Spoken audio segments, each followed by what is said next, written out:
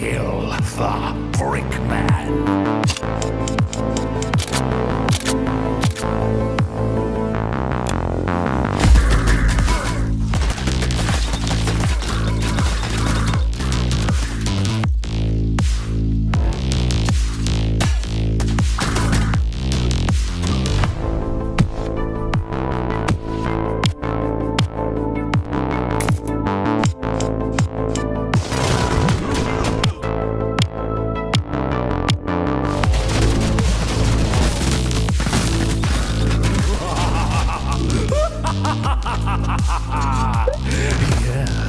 Yes.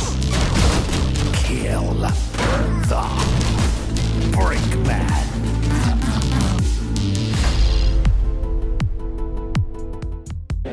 Only 1 minute into the day, and we've already dropped an Xbox Play Anywhere title, a world premiere, and you can go play it today. I'd call that a pretty solid start if you ask me.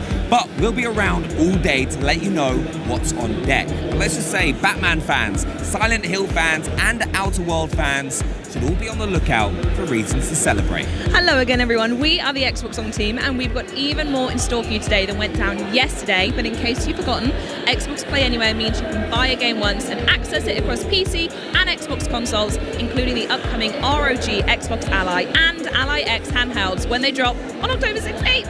Even better, your progress travels with you, so you can pick up right where you left off, bringing along your saves, your add-ons, your friends, and your achievements. Coming right up near the top of the broadcast, we're going to have a hands-on presentation of a new co-op game for the team behind Spiritfarer at Fate's End. Then it's going to get a bit weird because the guys from Squanch Games are going to bring the show home with the absolute madness of High on Life 2.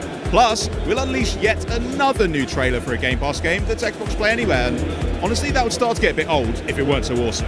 First things first though, guys, Ninja Gaiden 4 is roaring onto Xbox with a new playable character, new weapons and bosses, and some new gameplay mechanics to consider. Day 2, show us what you got, Gamescom. Bring it on.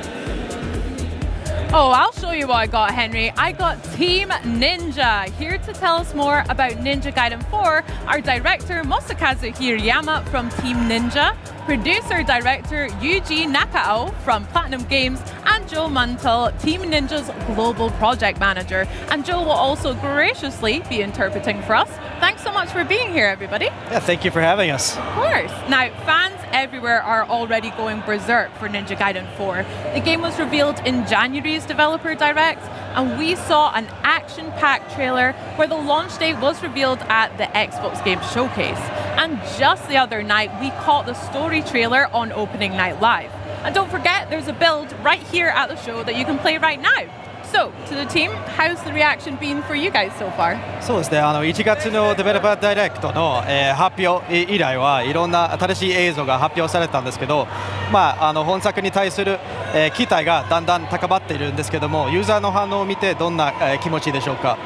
そうですね。まずこのようなですね、素晴らしいゲームショーの場でお話できるのが大変嬉しく思ってます。長く潜んで開発してきましたけれども、10月21日に発売できることをまず嬉しく思ってます。あとそして今回このゲームズコムの会場で私も直接使用しているプレイヤーの皆様の姿を拝見してすごく興奮しています。これからも発売に向けてしっかり仕上げていきたいと思いますので、これからも応援よろしくお願いします。Yeah, it's been great to see the fans and the players' reactions to everything that's been revealed up until now. We've been working on this game, in the shadows for a while, so it's been really great to finally reveal it, and ahead of its release on October 21st. And myself, I've been able to check out the show floor build, and see how players are engaging with the game and having fun, and it's been really great. And we'll be continuing to polish the game ahead of its release on October 21st. Amazing, not long to go. Now, I know fans and myself are very excited that Platinum Games are actually co-developing alongside Team Ninja. So can you tell me a little bit more about that collaboration, how it started, and also what each partner has brought to the table? そうですね、今回本作が、チームニンジャとプラチナゲームズのコラボ開発、になっていますけども、まずその開発の経緯について教えていただきつつ、どのようにお互いの強みを生かせたか、について、教えていただけますでしょうか。そうですね、開発としては我々チーム忍者としてもこの忍者ガイデンというタイトルはすごく大切にしてきたタイトルではあったので、いつかナンバリングタイトルチャレンジしたいという気持ちでずっと取り組んできました。その中で弊社の、小沼社長と、プラチナゲーム社の稲葉社長の方が、同世代ということで交流がありまして、何か一緒に協力して作れないかといったところで検討が進みました。でそんな中マイクロソフトのフィル・スペンサー氏の方から後押ししていただきまして、3社でタッグを組んで忍者ガイデン4といったのを開発するといったところが経緯となっています。プラチナゲームズさんの方のですねダイナミックでケレン味のあるアクションといったところも我々のチーム忍者としても大変尊敬しているところですし、そういった魅力をですねしっかり取り入れながら忍者ガイデンだし体験に落とし込むというところをしっかり力を入れながら本作一緒に協力しながら開発していっています。So at Team Ninja, Ninja Gaiden is a very important series for us, and we had wanted to make a new mainline entry for a long time. And when that opportunity started to present itself, there was actually a conversation that took place between the president of Koei Tecmo, Koinuma, and the president of Platinum Games, Inaba, who are actually friends. And they were having a conversation about, wouldn't it be great if we could work on something together? And that's when the idea of working on a new mainline Ninja Gaiden came up. And Phil Spencer from Xbox actually caught wind of this idea and threw his backing behind the project, and that's what allowed it to get off the ground. In terms of how we've been able to leverage both of our strengths, we at Team Ninja really respect Platinum Games and the accomplishments they've established with games like Bayonetta and Nier, and we had this synergy where we were able to incorporate their take on action games, their really expressive, dynamic action approach, and incorporate it into the foundations of Ninja Gaiden to evolve the series forward, and it's been a really great experience. Love that. A collaboration of friendship beginnings. Love that. Now, at Developer Direct as well, speaking of friendships, we learned about our new protagonist, Yakumo, joining us for Ninja Gaiden 4 alongside Ryu Hayabusa, of course. And then also a new character, Sayori, was recently introduced and featured in the Gamescom trailer that we saw recently. Can you tell us a little bit more about both of our new characters joining us? そうですね、本作は新しい主人公、ヤクモ、が登場するんですけども、あと、セオリっていうキャラクターも、ショーケースの、トレーラーで、発表されたんですけども、ヤクモとセオリと、リュウハヤブスとの、関係性について教えていただけますか？そうですね、今作ですね、新しい主人公であるヤクモが、とある任務の途中で、セオリと出会うことになります。でセオリは黒龍の巫女と呼ばれておりまして、そうですね、なぜかヤクモの出自だったりとかどういう一族なのかっていう、秘密を知っている、謎の女性として出会うことになります。でそのセオリと、セオリからの提案で、黒龍を倒すという任務をヤクモと一緒に行うことになっていくんですが、この黒龍を倒すときに一度復活させなければいけないっていう、ジレンマがありまして、その際に、封印を守る龍神党という組織、それから、シリーズおなじみの龍ハヤブサと、目的が異なることによって対立していくことになるという物語になっております。So the game starts out with our new protagonist Yakumo, and he's on a mission. And on the course of this mission, he encounters this mysterious character, Seori. And Seori is a dark dragon priestess, very mysterious character, and she somehow knows about Yakumo, about the clan, the Raven clan that he belongs to. And through a series of events, they set out on a mission together to cleanse the world of the Dark Dragon. So the Dark Dragon has been sealed away because of its threatening nature.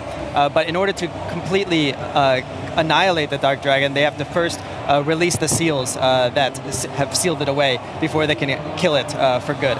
And this is where the clash with Ryu Hayabusa, as well as the Divine Dragon Order, which is kind of the antagonist organization in the game. Their objective is to keep the Dark Dragon sealed away. So Yakumo and Seori setting out to revive the Dark Dragon and release those seals versus Ryu and the Divine Dragon Order, who want to keep the Dark Dragon sealed away. And this is how the clash between these characters play out. Got you, I see. So a little bit of conflict at the start. We'll see how that plays out. I've got to say, I do love Yakumo's hair. I think it looks very cool and stylish, so that's great. Can't wait to see more from them. But speaking of new characters too, we got a couple of them introduced to us during the Gamescom trailer as well. So could you tell me a little bit more about Kagachi and Achilles as well? そうですね、オープニングナイトライブで、新しいキャラクターも登場、してたんですけども、カガチとアキレス、について教えていただけますでしょうか。はい、まずカガチに関してはですね、先ほどお話した龍神島の、偉い立場の、将軍となっております。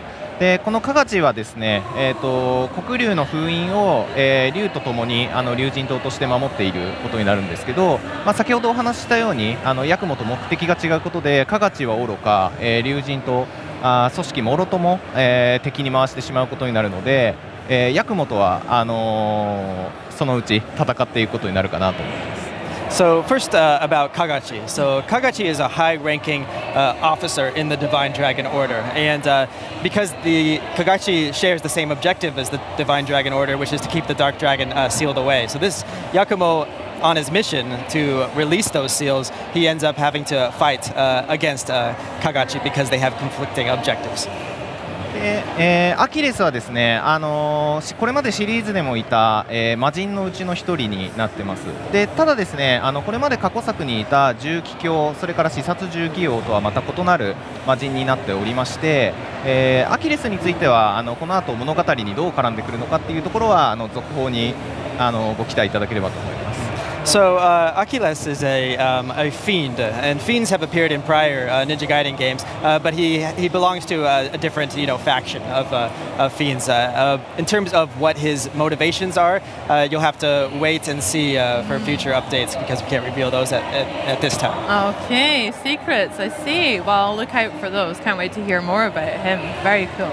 Now, in addition to the fantastic story trailer that we just saw revealed recently, I hear that you've actually got some exclusive gameplay footage for us to take a look at today, and maybe you can talk me through some of that as well. そうですね、今日は、新しいインゲーム映像を用意していただいたと聞いていますけども、それを見せながらちょっと解説、していただければと思います。Yeah, let's take a look. So I hear we're in a little bit of a new setting here as well. Could you tell me a little bit about that, where we're at first? まずこのステージについて教えていただければと思います。そうですね、こちらですね、物語の中盤になっておりまして、先ほどお話ししてた龍神島の、基地に潜入するというパートになっています。Yeah, so this stage is a little bit after the halfway point of the game, and Yakumo is infiltrating the headquarters of the Divine Dragon Order. 潜入って言っても思いっきり見つかっちゃってるんですけど見つかっちゃって戦ってるんですけど Yeah, he's supposed to be infiltrating it. Of course, he's going in with a bang. As is the Ninja Gaiden way. Very good. であとですね、今ちょっと装いがヤクモの衣装がちょっと違うと思うんですけど、こちら予約特典になっている黒龍の末裔という衣装になってます。で普段の衣装と違って結構白基調の衣装になっているので、返り血とかが結構派手に目立つかっこいい衣装になっているかなと思います。So you might have noticed that Yakumo is sporting a different outfit than what you see usually, and this is actually the pre-order bonus for Yakumo, and it's the costume he's wearing is called the Dark Dragon Descendant outfit, and because it's white, the way the blood splatters on his outfit, it's really striking and very cool. で今お見せしていたのが、これが今回新しいトレーラーで公開された暗記の武器になっておりまして、一つの武器にはなってるんですけど、手裏剣だったりとか近接武器だったりとかっていうさまざまな武器を切り替えながら戦っていく結構トリッキーな武器になっています。And the weapon that we're showcasing right now, this is the Assassin's Tools weapon, which was revealed in the opening night live trailer. And this it is one weapon, but within this weapon, this one weapon contains a wide arsenal. So there's long-range options in the form of these large shurikens, as well as a large arsenal of close-range melee weapons. はい、でヌエの方ですね、ヤクモのパワーアップした状態になると背中からでかい腕が生えて普段よりもさらにでかい武器を使って戦うことができます。And when you go into Blood Raven form with the Assassin's tools, these large mechanical arms will come out of Yakumo's back.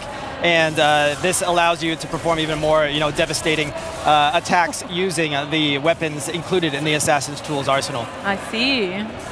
あと本作ですね、これまでの発表とかでもお話はしていたんですけど、武器がリアルタイムに切り替えられるようになってまして、先ほどのからも映像でコンだったりとか暗記だったりとかっていう武器に結構素早く切り替えて戦ってると思うんですけど、もうこれぐらいリアルタイムで常に戦闘でいろんな武器を使いながら戦うことができます。And you might have noticed in the footage that Yakumo is seamlessly switching between weapons. So in the fight that happened previously and what's happening right now, you'll see Yakumo switching seamlessly between the staff and Blood Raven hammer and the Assassin's tools weapon. Yeah, I like that.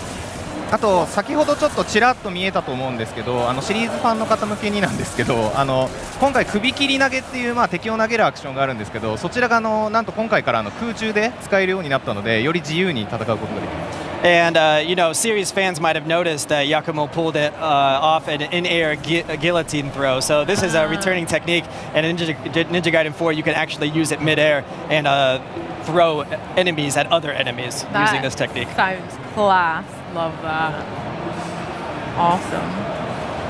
でここでまた敵が出てきて戦う。こちらがツイストソードですね。突進力を生かした武器で、結構移動が多いんですけど、単体に対してはすごく強い武器になっています。And right now we see Yakumo using the rapier weapon, which transforms into a drill in Blood Raven form, and this is really effective in one-on-one encounters. でこちらがおなじみのイズナ落としですね。And of course we see the Izuna drop. The classic. Oh, very good. 今回結構武器がヌエの方とカラスの方っていう、形態に分かれているので、それぞれでいろんな滅却の殺しのパターンっていうのが見れるので、かなり見てるだけでも気持ちのいいものになってるってことが分かるかなと思います。Yeah, so the obliteration techniques, which are these flashy, finishers, they combine both the base form and the Blood Raven form varieties of these weapons. So very flashy and very cool. ここは爆弾を使って一気にイズナ落としで敵を倒していきました。So we saw Yakumo use bombs and then connect that into an Izuna drop. Nice. でここはスイッチをしてレーザーを止めながら戦っていくっていうパートになります。Yeah, so in this room we have those danger lasers, and you can deactivate them by hitting that generator. Okay. A little bit of environmental as well as having to deal with these enemies. Wow. 今のような感じで打ち上げた後に、タッチの武器で空中に行ってそのままコンボを続けるみたいな、結構コアな遊びっていうのもできるので、そういう自由度も皆さん楽しんでいただければなと思います。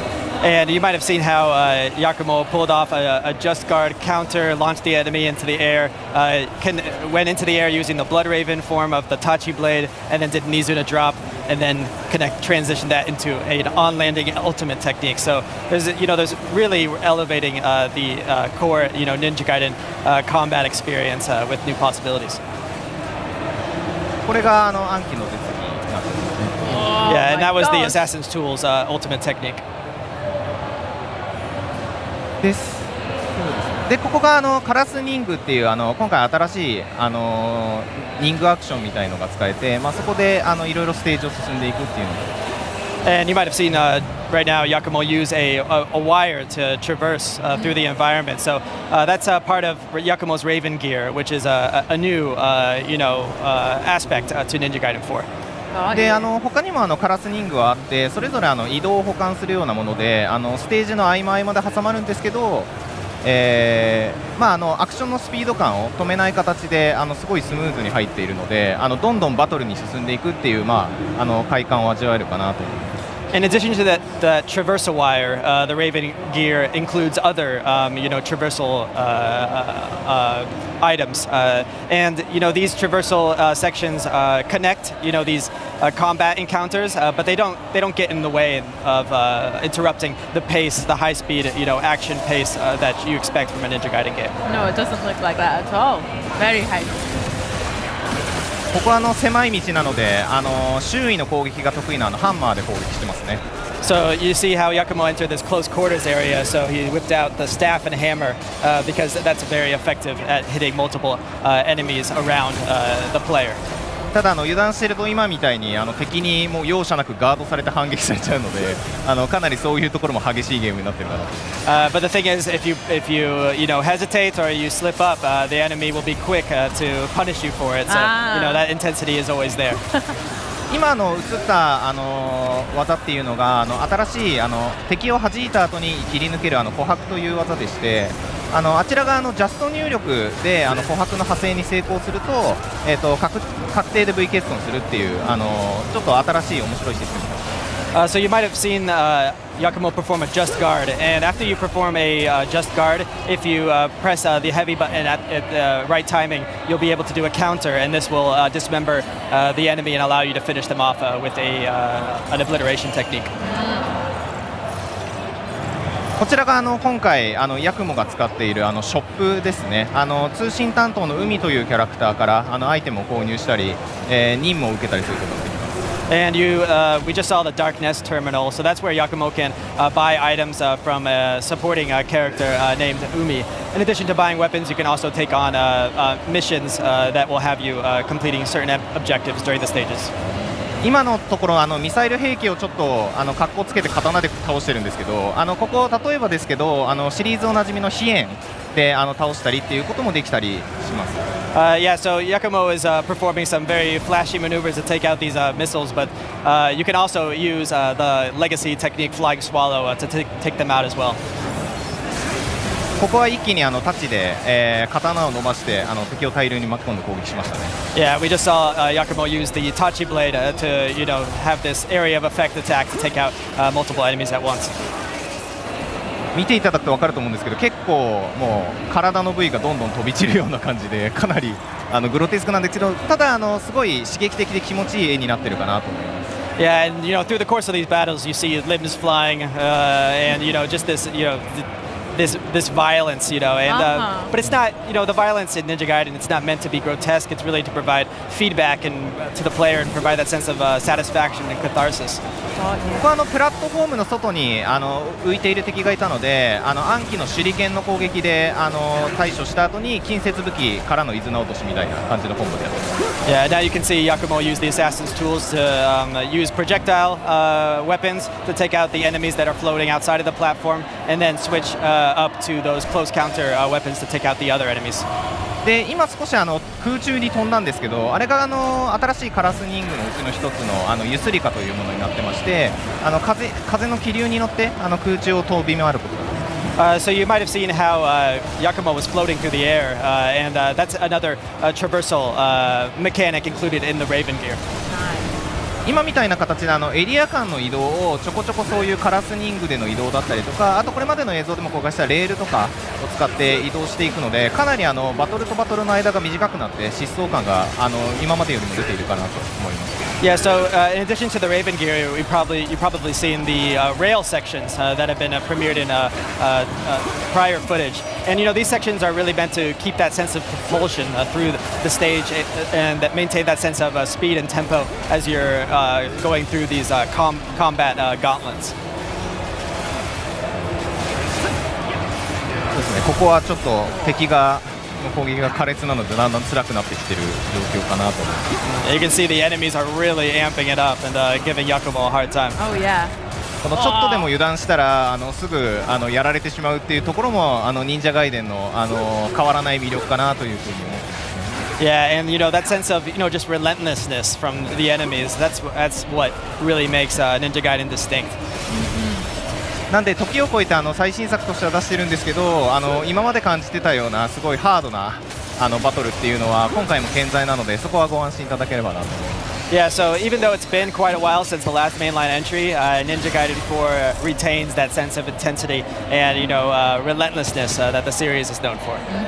あとちょっと紹介が遅れちゃったんですけど、さっき左下に出ていたゲージが乱殺ゲージというゲージでして、こちらがマックスの状態になるとさっきフィルターが出て思いっきり敵をズバッと切っていたような傑殺っていう必殺技が使えるようになります。Yeah, you might have seen that there was this circular gauge on the bottom left-hand screen, and when that filled up, you can enter Berserk state. And when you're in Berserk state, you can unleash Bloodbath kills, and that's when the screen, turns red and you just like completely devastate an enemy with a devastating strike. Yeah. It looks sick. I really enjoy the visuals on the Berserker attack. こいつは重装型の敵で結構手強い敵なんですけど、慣れてるせいかあっさり倒してますね。Yeah, and these enemies are usually pretty tough, but the person playing this game is really skillful, so I was able to take them out. I bet. でどんどん基地の奥に進んでいきます。Yeah, so you keep on going deeper and deeper into the Divine Dragon Order base. Amazing. Well, thank you so much for sharing that look at halfway through the game. I can't wait to check out some more. I have a couple of questions about what we've just seen, and maybe we can dig a little bit deeper into some of the Bloodbind mechanics and stuff like that, if that's okay. かっこいい映像を見せていただいてありがとうございます。これからちょっと時間残っていますので、もしよろしければ、ヌエの方とか、本作の要素、について、詳しく、教えていただければと思っています。本作の要素について、はいですね。はい。そうですね。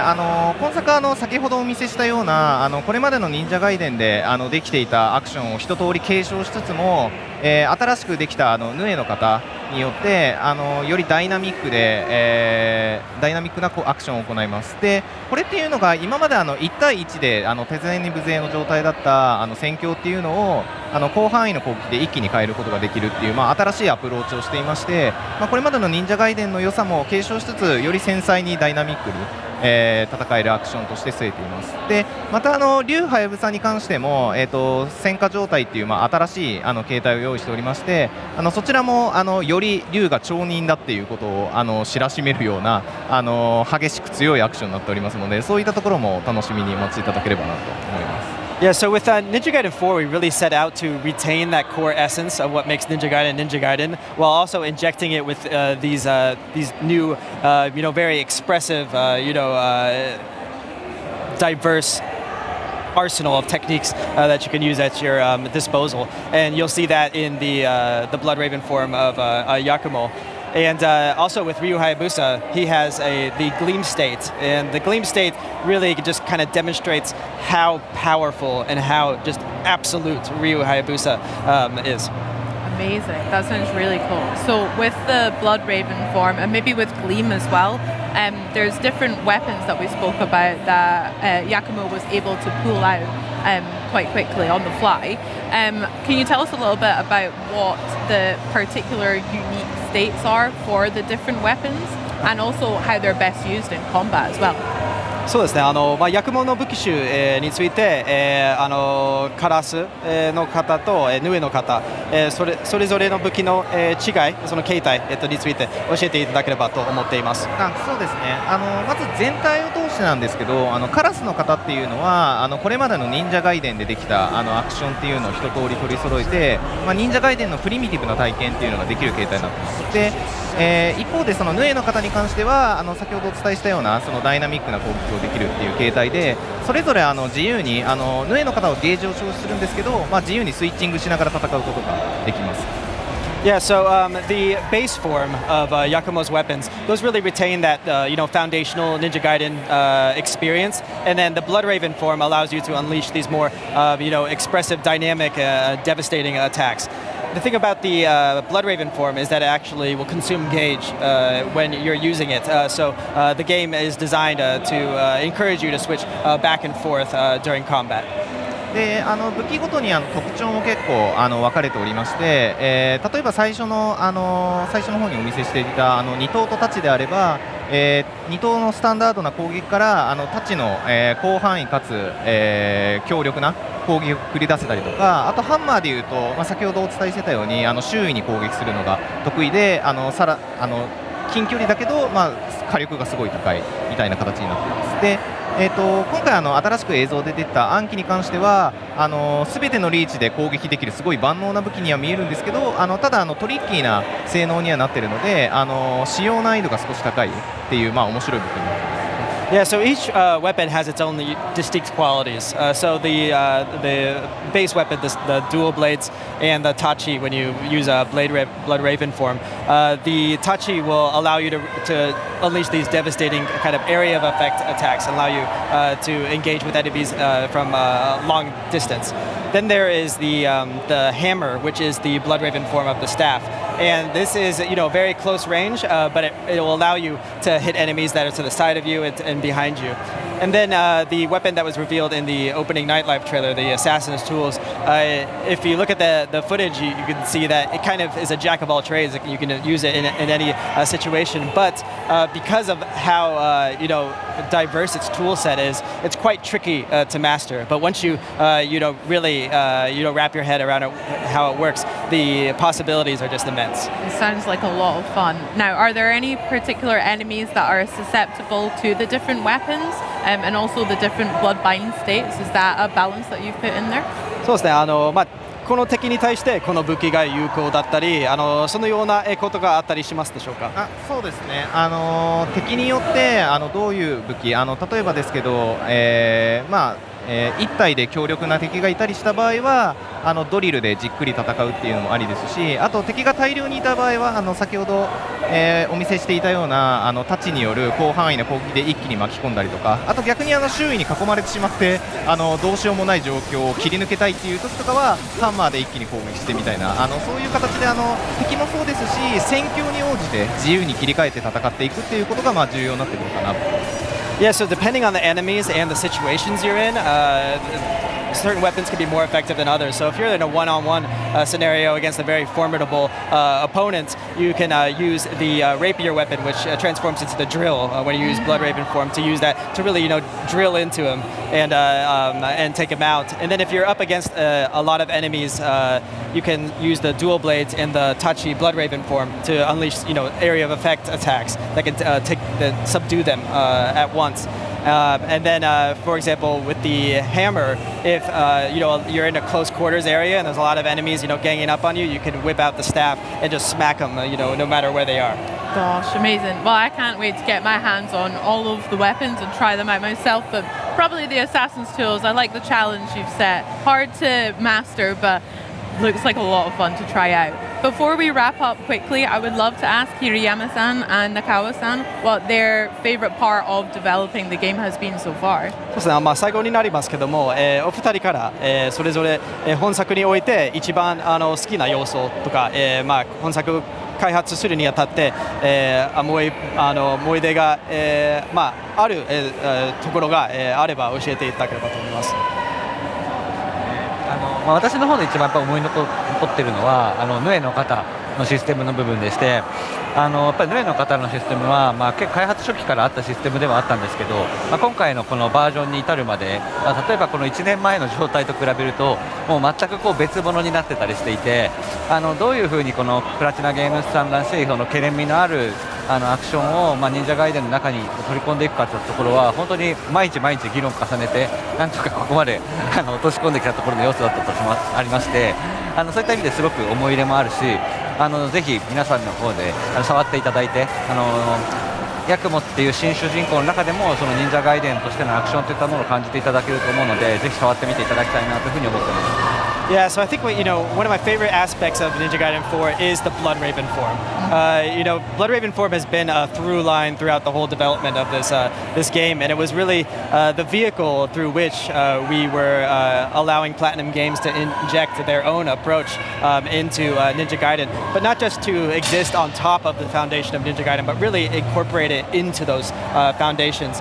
I think when players pick up the controller and they start playing as Yakumo, they'll understand that Yakumo is a new protagonist, but he really retains that quintessential Ninja Gaiden experience, and we're really looking forward to the day we can deliver the game to players on October 21st. Absolutely, not long at all. I can't wait to play, and thank you so much Team Ninja and Platinum Games for showing us the look at all that very bloody but very good fun. That was great. And don't forget, you guys at home, you can pre-order Ninja Gaiden 4 today to receive that 6th skin that we saw Yakumo in, the Dark Dragon Descendant Yakumo skin at launch.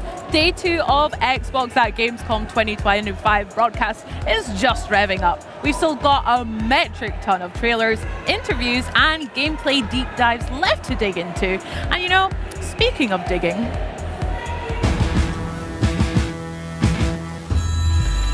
Time to get at it. There's beasties to shoot and work to be done. You can do this alone.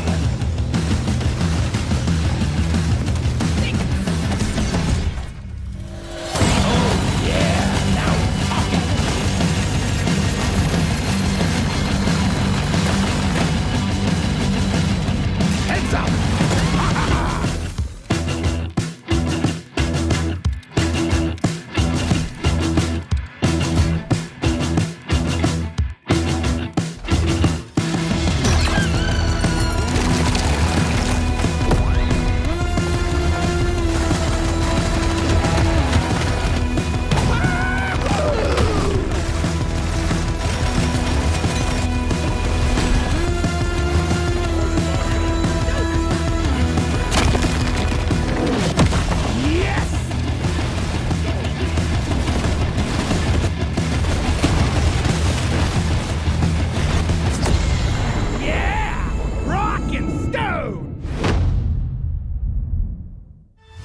And now, a trailer for the part of the game you'll remember more than the ending. The Companions. Let's skip the diplomacy. Chemically enhancing your statistically unsafe lifestyle. This might sting. A lot. Ooh, an enemy. Son of a spread.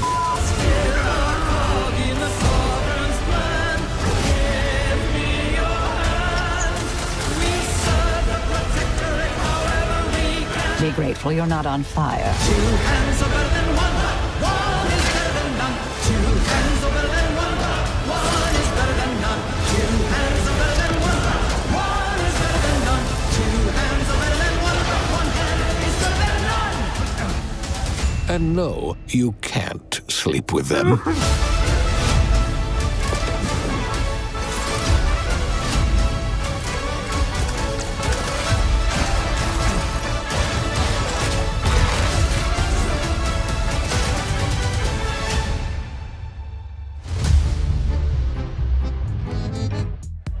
Well, if you ask me, trailers, they're all well and good, but part of the joy of Gamescom is getting to go deeper than the trailer, which we're about to do with a game that I'm just absolutely obsessing over, the latest from Thunder Lotus. Now, in 2020, Thunder Lotus captured gamers' imagination with the almost nostalgic feeling of shepherding spirits to their eternal rest aboard an ever-growing houseboat in Spiritfarer. The new game, At Fate's End, looks to tug at some of the same heartstrings, albeit maybe in a bit of a brand new way. That's right, Charlie, and today we are privileged to be joined by creative director Nick Guerin to learn even more. Welcome to the broadcast, Nick. Thank you so much. It's so cool to be here. I cannot wait for people to see the game and to put my hands on this and to have this rolling. That's going to be great. And thank you guys for having me today. Thank you for joining us. This is going to be great. I mean, you guys first revealed At Fate's End at the Xbox Game Showcase, and it was very much in that typical Thunder Lotus style where everyone saw from the people that made Spiritfarer and knew, it was like, I'm in. Take my money. But how's the general fan reception been since then? It's been awesome. We do have the best community. If you guys want to join our community, do it. We have the best people, and actually, it was absolutely awesome. So we had a great time, and seeing the reception was just so enthralling for us. So again, absolutely great. Amazing. So we're all super excited to see more and hear more about At Fate's End and its entrancing story of estranged siblings, whatever the hell that means. So what have you brought to show us today?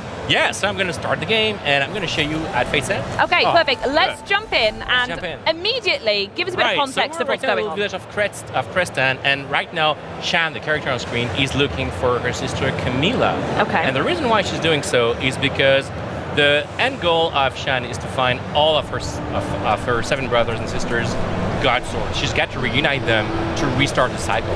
And she's being told, basically by her sword Aziz, that something is afoot with Camila. Okay, so I'm opening a little mind palace. These menus. I know. Nick, Thank you so much. this is gorgeous. So Aziz, your sword, kind of has an insight, and he sees that through tarot cards. And basically, Aziz detected something in Camilla's behavior that makes you think that she's not as good as she pretends she is. Okay. So her sword Tyrannus is the god of sky and thunder, and she basically did a terrible job at doing anything. So the weather is out of control. There is, as you can see, it's lush and green there, but some areas are pretty dry. Okay. Yeah. So basically, right now we are on the track of trying to find why Camilla did lie to us. So we have to do two things right now. We have to meet her in the chapel. Yep. We have to go in the chapel to find clues about what happened to people around her. Yep. And then we also have to meet her at the tavern at night, which is what we want to do. So and we picked those up. That was a quest log, right? Yes, the thing we were looking at before. It's like a detective quest log. Exactly. Wow, But if I just now so want cool. to interact with the world, with a simple button press, I can actually stop time at any moment. Oh, wow. That's how I can actually interact with things. And that guy, little guy over there could tell me that, hey, you know what? Come back here at night. So we have to find a way to make night happen here in the village. Okay, and I'm sure you know exactly how to do that. I mean, in most I games, kind of have a hunch on how to do it. Yeah. But right now, let's get to the chapel that we saw over Okay, there. Maybe sure. something is gone in on that little tavern. Trip over there. But Whoa! No. yeah, I know. We can go back in the layers. Do it again. So it's like it's not real. No, I don't want to puke. I don't want to say that. Okay, Just do that for the whole demo. That's great. So in the chapel, we know that there's some stuff that we can gather, some intelligence, some clues about why people are afraid and distrustful of Camilla. So that guy here is talking to another person of that group that feels like a cult, and it's a pretty toxic masculinity cult that is linked to her brother Roman. Okay, sure. I won't say more about that because I don't want to give credit to anyone. Great family by the sounds of it so far as well. And you see the bubble right now is kind of weird and flaky because this is a pretty specific inside the sword is selecting for you.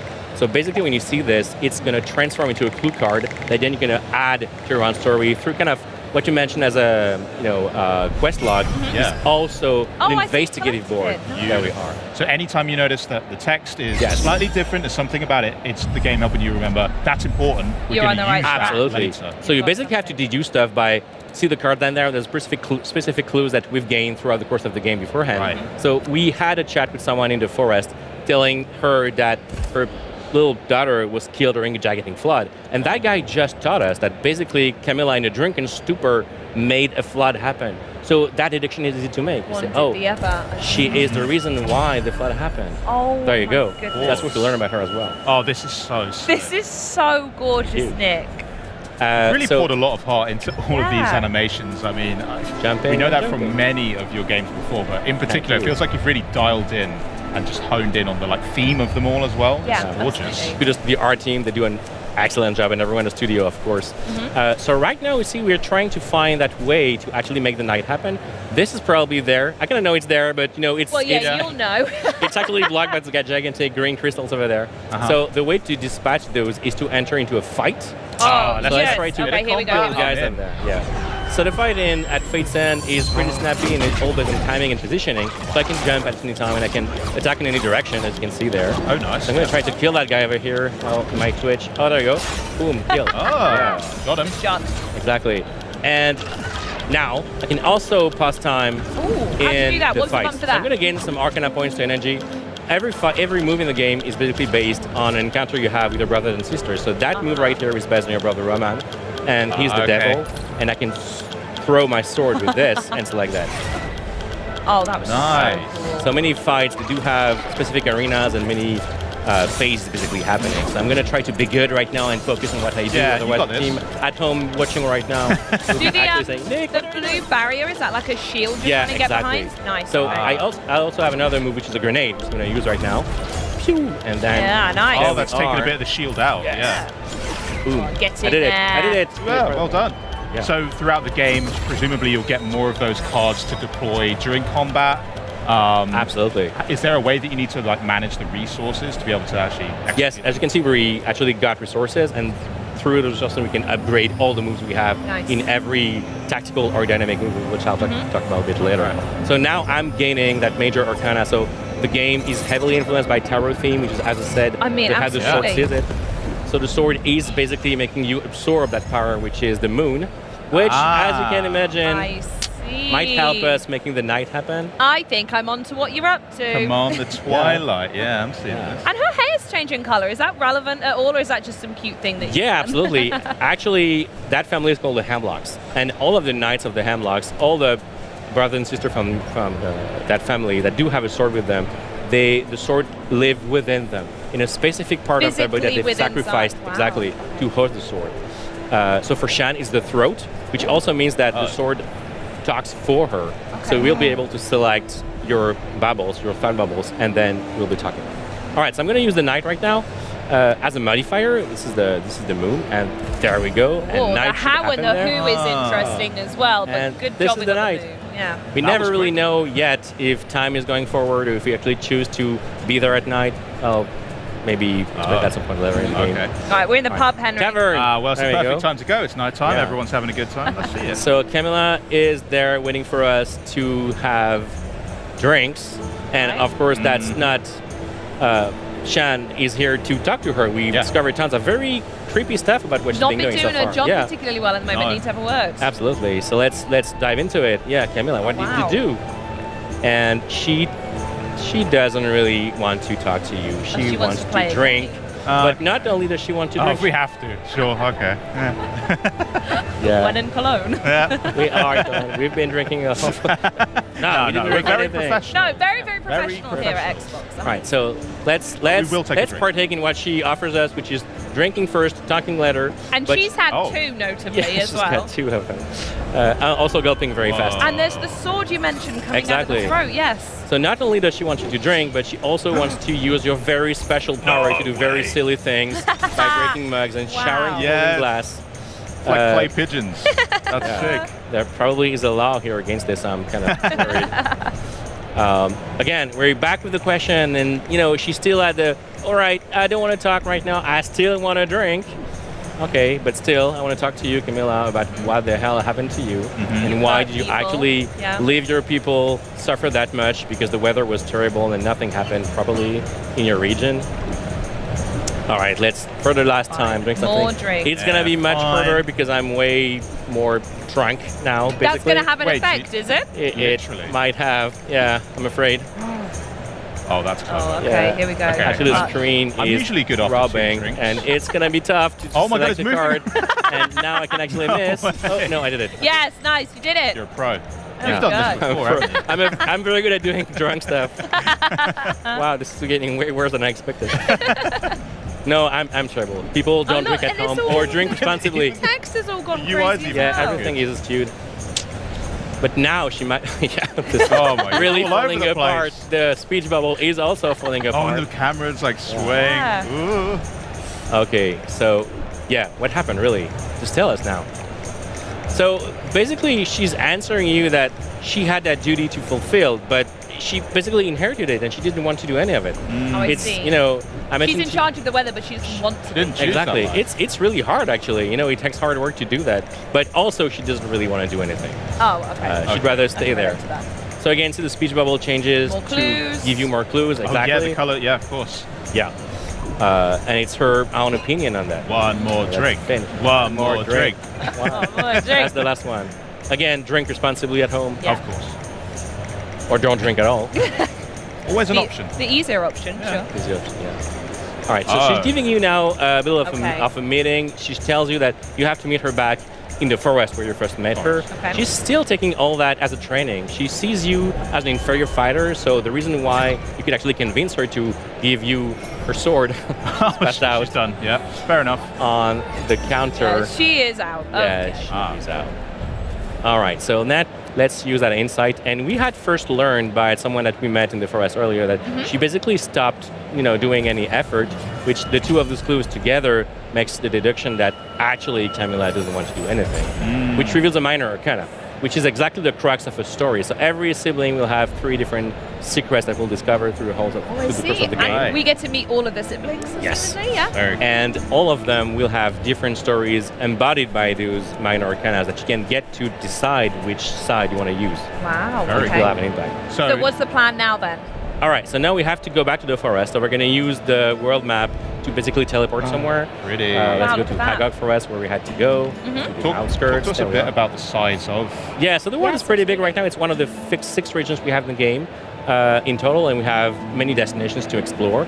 All of them are pretty open. We have to meet her during the day because she's still pretty hangover right now. She actually passed out on the counter. Fair enough, yeah. Actually have to go back to the day, so let's get rid of the moon card there. Oh, and you just take it out when it's back let's to take the it out, day. Oh, and days easy, happening. easy, okay. All right, so another very big theme of Fate's End are secrets. So you might notice something, but the game also tries you to look at things differently. So I'm gonna use the reveal mechanic right now to see. Oh, in the branches there were that weird esoteric symbol. It's actually a cancer symbol, and the cancer symbol is associated with Camilla, which will allow me to then to teleport much faster to her. I don't have to go through the whole forest again. I'm going to need to brush up on my symbols then. Oh yeah. I play this. I'm a Capricorn and I've had no idea what I'd be looking for. It is a challenge. All right, so let's have that tough conversation. We know everything we need to know. Now it's time to actually tell her, you know what? Why the hell did you lie to me? Why did you do a crappy job at what you're supposed to be doing? And I have a feeling this isn't going to be a normal conversation. No, those guys, they talk with swords out. And also, basically, you're kind of threatening her with truth. Oh, how inconvenient. So she's going to get the sword out of her arm. Terran is the sword of, again, Sky and Thunder. Whoa. Like, animations are so on point. Thank you. And then Camilla gets aces out of her throat. Wow. Aces symbolized by 3 cranes and the bull with 3 horns. It's just beautiful. And now that's where that demo is gonna, go sideways, and I'm gonna lose that fight and skip it. Nah. She's a super tough fighter. Whoa, okay, here we go. My money's on you, don't worry. Yeah. I'm gonna, no, that's not, no. Okay. It's okay, you need to take 1 hit just to show her how tough the fight is. I'm gonna try to defend first. No, still, no dice. All right. Did you just have like a rose symbol around you there? Absolutely. She's the fool as a Terror Arcana. So I have to hit her in the back, actually. That's the way I do it. Oh, of course, because the shields, Exactly. Nice. Double jump her.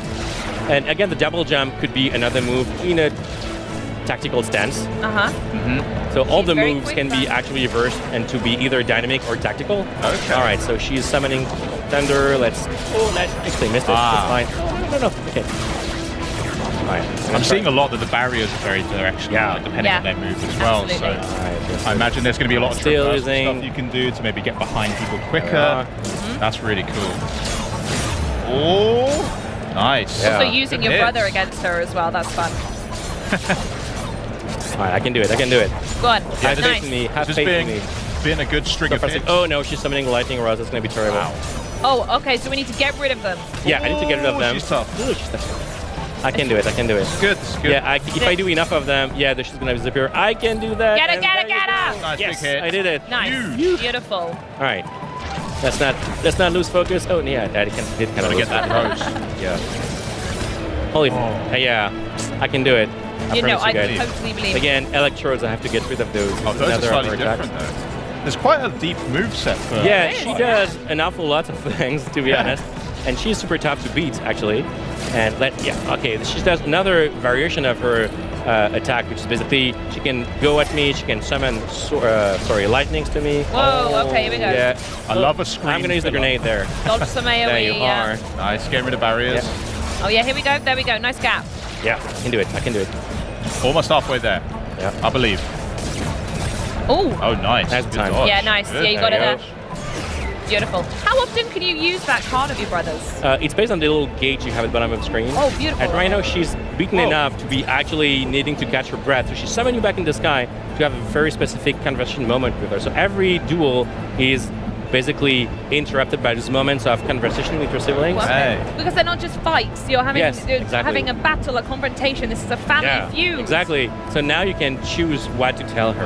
And depending on what you actually choose now, this will have consequences in the fight. Wow. So because we know Camilla, you know her for 15 minutes now, but I've been knowing her for a long time. Yeah, sure. I know that if I actually take care of what I say to her, which is, you didn't do that exactly on purpose, did you? She might be actually taking a step back and saying, oh, okay, you're right. So see, she's losing a hard diamond there. So because you were empathetic to her. Exactly. That was the right choice in that conversation. Does that mean that there's a flip side where if you there is aggravate a complete flip side. If you don't say the right thing to your brother and sister, they might, just get angry and be harder to beat. Exactly like in real life. I don't think I've seen a mechanic like that in a game really before. cool. I'm definitely going to mess up all the conversations. Are you going to go with that down the angry route? I probably will. You definitely will, if I know anything about you. So she's admitting it. She messed up and she knows that she's sorry. And so we basically got to her by saying this. Yeah. So her life is not only her life, it's also her mental stamina in a way. blast. But she's going to be tougher in phase 2, summoning the two sphinxes of her chariot because she's symbolized by the chariot's major arcana. Even the arena's like totally changed now. You can see like You've got more clouds cut on off. the top. Yeah. Whoa, these attacks are intense. Nice. Oh, that's a there's good a opening. great There's gap. nothing Good to opening. right there. Yes, have it, I Camilla. did it. Oh, good dodge. Okay, Okay, I'm that's gonna it. wait Now for we're her gonna to jump attack over. me. Get ready. She might get her there. summon the black sphinx over my head. So if you see something, a dark cloud, just tell me. You know, like in Okay. these kids, you know, Ice shows like field. there is someone behind you. Oh, like that. I can do it. No, Up there, that was up there, actually up there. a trick attack. Careful. Oh, there we Oh, go. I Nice. don't know where she's going. Alright. Oh yeah, no, the She's electric- so mobile. The lightning rods again. Yeah, she teleports over. All those, the Hemlock Knights, they are super mobile and they move so quickly. And the But fight is just a whole arena as well. Yeah, it's not absolutely. just back and forth. doing that again. Yeah, well, she's There distracted. you go. Oh no, it's not. No, I did. Okay, I can do it. Got it. Almost there, guys. You are So See the black close. sphinx Yeah. over my head is gonna basically pump up lightnings at me. I have a feeling you're making this look Yeah. easy. Yeah. And even saying that, this looks really difficult. Well, when we play it, we'll be the judges. Oh, 100%. I'm going to be all over this. Oh, that was a big one. We're in the red, Nick. That was black. Oh yeah, it's fine. I'm gonna do something. Okay, I'm gonna. Oh no. There's a lot of lightning rods. there's a lot I'm of getting the hammered chariots right as now. well. Getting hammered. Okay, I'm gonna wait for my grenade to fill up. So Okay. grenade there, and then I will actually Cards. attack her. Yes. It should Beautiful. do something. Yeah, it worked. Okay, great. We're almost there. Nice. Two more left. Two more left. Yeah, two more. Oh, whoa. I'm That's a actually lot of sturdier than it lightning. looks. And grenade again, and then attack again. None I of can do it. I cards. can do it. Nice. Beautiful. Oh, Yeah, one Okay. left. It One worked. HP. So she's gonna be completely hammered now, and that's the final moment of conversation that people will stalemate. Oh, So this okay. is the choice we have to make, So you this guys. is it now. This Yeah. is it. The choice. Okay. So basically, you can try to be empathetic towards her, and I understand that this is a duty you should never had, or yeah, you should never had it, but at the same time you had a job and people died because of you. That's What do also you wanna true. choose? It's not great. Balance. What Are you going to go for, Nick? I say let's be truthful with her. Let's say Yeah, that I people think died that's because of you, fair. right? You had one job, didn't do it. Yeah. All right, let's Okay, go with it. I'm agreed. Yeah. It's already heartbreaking, Charlie. So cool. She is still taking that pretty bad, which we understand basically. Yeah. But see, she brushes that up, saying that but we are gods. Come on, what happens if people die? You know, which is not exactly the answer we were expecting of her. No. Yeah. I would have liked to have seen some remorse, maybe. Or, Yeah, you know. true. No. I tell you what, I'm going to be taking so many screenshots of this game. This is a Stunning. mid-boss fight conversation, and it is gorgeous. That's what I'm saying. We are Hemlock, and that's it. They are Hemlock. Wow. I I want to am know what speechless. happens. I'm speechless. You will have to play the game in 2026.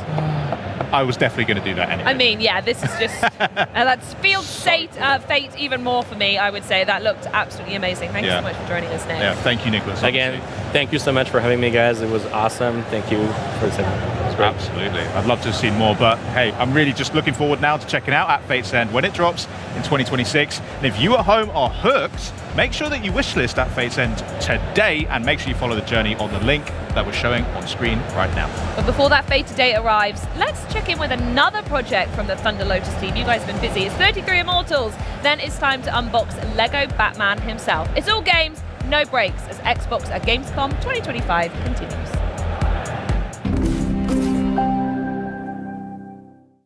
Hey everyone, Med here to welcome you to the 33 Immortals Update 3 overview. Today, I'll be walking you through all the new content coming with this next update, from a new monster type, to new daily events, to new loot. There's a lot to cover, so let's dive in. Say hello to Unique Elites. Once per run, a unique rendition of the elites you've come to love and slay will spring to life and roam the map, looking for victims. When a unique elite is discovered, an alert will be sent to all rebels to invite them to join the battle. These monsters are not for the faint of heart. They'll pack a punch and won't go down easy. Face them at your risk and peril. Emphasis on the peril. Defeating them will net you 2 relics and a chance at many more rewards. Speaking of rewards, we're introducing a brand new way to collect extra loot after each run, named Call to Arms. Every day, at a specific time, Beatrice will invite all rebels to join forces and tackle a temporary challenge in the Beyond. Challenges can change from day to day, so make sure to check the schedule. Joining a Call to Arms will give you a temporary buff and reward you with extra Eternal Shards. These shards will allow you to upgrade your perks and weapons a lot faster, while the temporary buff will increase your odds of success when facing 33 Immortals' dangerous enemies.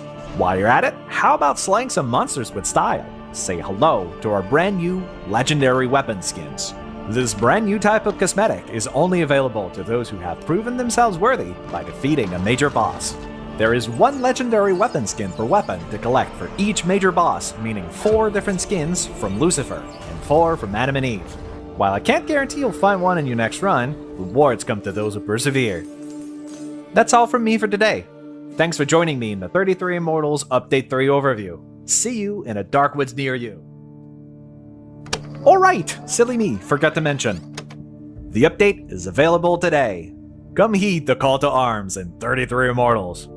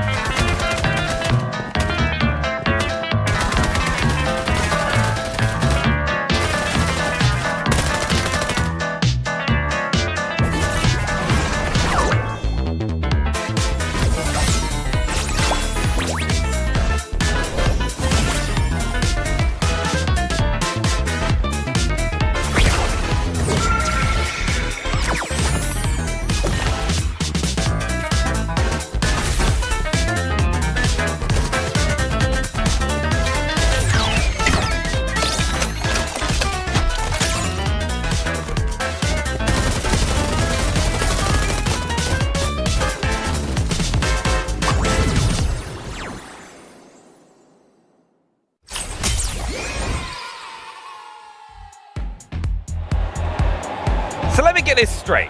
Toys come alive when you don't look at them, but they kill each other. Okay, I think that cancels itself out. That's good. Feel safer. Of course, if your toys ever get too rowdy, or God forbid, go on a full-on crime spree, you're going to need a Batman to step in. Some sort of toy-based Batman. And here to help me find one is Jonathan Smith, head of the development team on Lego Batman, Legacy of the Dark Knight, Batman's first AAA title in over a decade. Jonathan, thanks so much for joining us. It's a huge pleasure. Thank you for having me. Now, you obviously had the reveal trailer on opening night live. Yep. How has the reception been? Because it was one of my favorite trailers from the show. Thank you so much. We were so thrilled to reveal that game, and the reception has been overwhelming. Everyone on the whole team has been hanging on every tweet, every comment, and we've been absolutely delighted with the response. Now, there's been 3 Lego Batman games in the past. What's been your approach for Legacy of the Dark Knight? Simple. Take everything to the next level. Go deeper and further than we've ever gone before. Make the game richer, make it more immersive, and tell, for the first time ever, this whole story from young Bruce Wayne, year by year, to becoming, as a player, as Bruce, as Batman, the Dark Knight. I can't. Liam Neeson's just hiding away somewhere. Also, we saw Batman flying over Gotham City throughout that. It's an open world. Sure, well, the whole of Gotham is a playground. You'll start right at the bottom in Tri-Corner Island. That's one of the areas of the demo that we've got here to play on the show floor. but as the story progresses, you'll move further up the island and reveal all those famous locations. You can explore every rooftop, every alleyway, down and high, and it's full of secrets and surprises. See, I can't go wrong with secrets and surprises, especially in a Lego game as well. And talking secrets and surprises, there's a load of new features with Lego Batman. What are they? So we wanted to make the combat system richer than we've ever had before. So you have a lot more tactical choice, you've got stealth, you've got great gadgets, you've got now fluid combos, takedowns, counters. We've got some footage here. You can see, so you start with training to be a ninja in Nanda Parbat with the League of Shadows.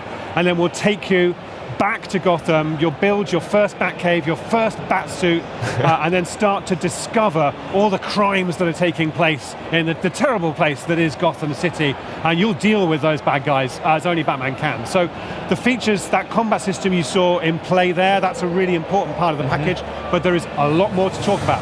Yeah, we've got tons, because the trailer throughout has so many little Easter eggs as well.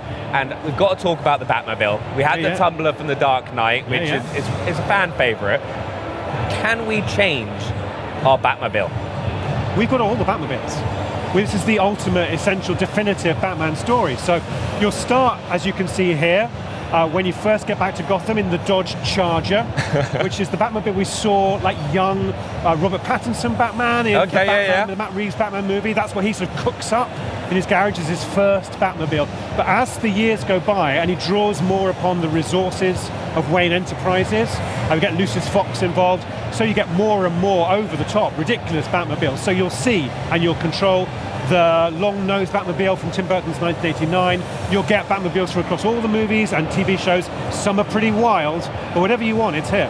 How are we going to? Can you give us a little hint about how we're going to get hold of those different Batmobiles? Or yeah, so as the story progresses, we'll put you in situations where you're given a new Batmobile. Like the Tumbler, for example, comes to you at a key point in this story where the villains that Bruce and Batman are coming up against require like a new level of response, and there are iconic sequences from certain films you may know that we really want to make sure players live out through our story. That's gonna be so cool. Others you'll just collect and you'll be able to purchase with Lego studs. Oh, amazing! Yeah, that's what I was gonna ask. That I was like, Lego studs are such an important part of any Lego game from TT Games, right? What else are we gonna be able to spend those studs on? Oh, so suits as well. We've got 100 different suits for you to collect over the course of the game, and then we've got Batmite running shops in City that will give you both suits. You can get the new vehicles with studs as well. You'll be able to get upgrades for your gadgets and your customizable Batcave. Now, we're not showing that in the demo today. We're showing a bit of the open world and one of the story missions, but we'll be able to show more of the Batcave expanding and growing and becoming just your dream of the ultimate place to display everything you've collected and all your achievements over the course of what's a really substantial game. I actually really can't wait to hop into doing that.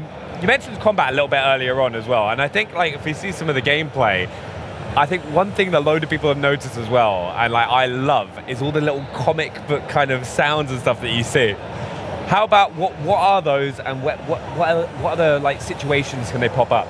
Oh, so if you do a powerful finishing strike or a takedown, we really wanted to amp up the feeling that you get.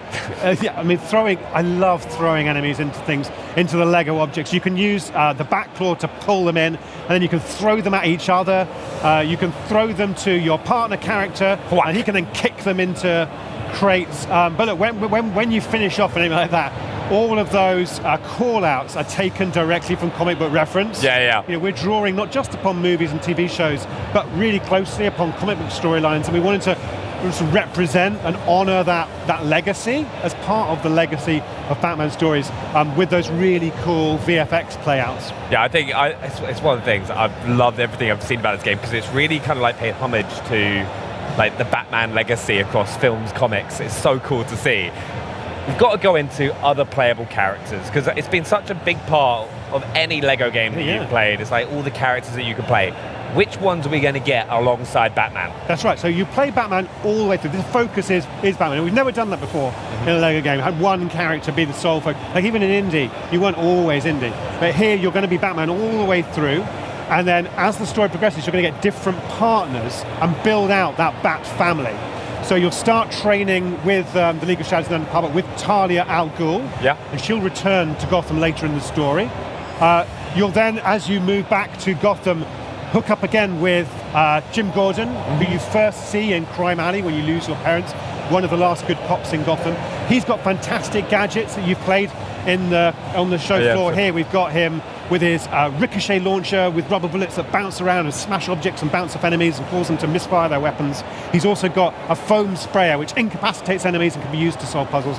So all of these different characters in combination with Batman and his cool gadgets as well give you all new kinds of different tactical choices in your combat. After Gordon, you'll get Selina Kyle as Catwoman with her whip and her other gadget that we'll talk about later on. We've also we'll see as Batman gets older, he'll go to the circus with Selina Kyle, and that's where we'll go to see the Flying Graysons and young Dick Grayson, and another tragedy will befall yet another child in the world of Gotham. That's what happens. But Dick Grayson will become Robin as another partner character with really cool gadgets, and we will see Robin progress to Nightwing, and Jim will actually get a daughter of his own as well. As Batgirl will join as Barbara Gordon. So loads of different characters, and we've really gone deep onto each of those characters, given them their own distinctive styles, lots of different suits, the gadgets, upgrades as well. So there's a lot more, I think, personality to each of them than we've ever had before. You've actually got everything, which is incredible. That's what I promised on Tuesday night. This game's got it all. Yeah, we've got to say as well, like one of the big things of Lego games, right, it's hopping in with a friend, right? Are you going to be able to do co-op? Absolutely. So by having Batman and a partner, as a single player, you can switch between the two of them. When there's a second player, you're playing them both. One's Batman, the other's the partner character. Right, we've talked about the other playable characters, we've got co-op, but there's no use unless there's some big villains to go up against. What villains have we got? Well, one of the great, fantastic aspects of the Batman story is that we have an amazing rogues gallery of the greatest villains in comic book history, and we want them all on the streets of Gotham over the course of this. We've got a character who grows in to become the Joker. We've got Catwoman there, who actually will join as an ally, as a sort of anti-hero. This is so cool. The Penguin, channeling there both Danny DeVito's sort of representation of that character in Batman Returns, but also there's there's Colin Farrell. We've got references to the Batman movie there. Bane, a highlight from the trailer, voiced by the inimitable Matt Berry. An amazing take on that cool character. I loved the reception I got when that played out at opening night live. It just got everyone. It was amazing to see. And I will say, many more. Right, more to discover throughout the story. We've also got to go into gadgets, right? Because in the trailer, we saw the explosive gel. Yeah. What other gadgets are we going to be getting our hands on? Of course, all batarangs, very, very important. You can use them to stun enemies, hit targets, and you can upgrade them. We've got the Bat Claw is really powerful. Not only can it pull enemies in, so you can deliver a powerful finishing move, you can then throw them around, throw them off buildings, throw them into the toxic goo of Ace Chemicals, and that's upgradable as well. That's for Batman. All the other characters have got their own gear.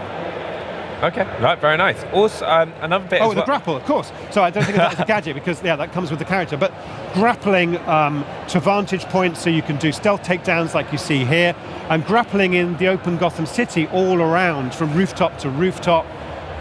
Gliding when the Bat Glider over the streets, that's all part of Batman's arsenal. The other characters have similarly cool traversal systems as well. No, I can't wait to use them all as well. But one of my favorite things I used to do in Batman games, like the Arkham series, is like solving puzzles, solving the riddles.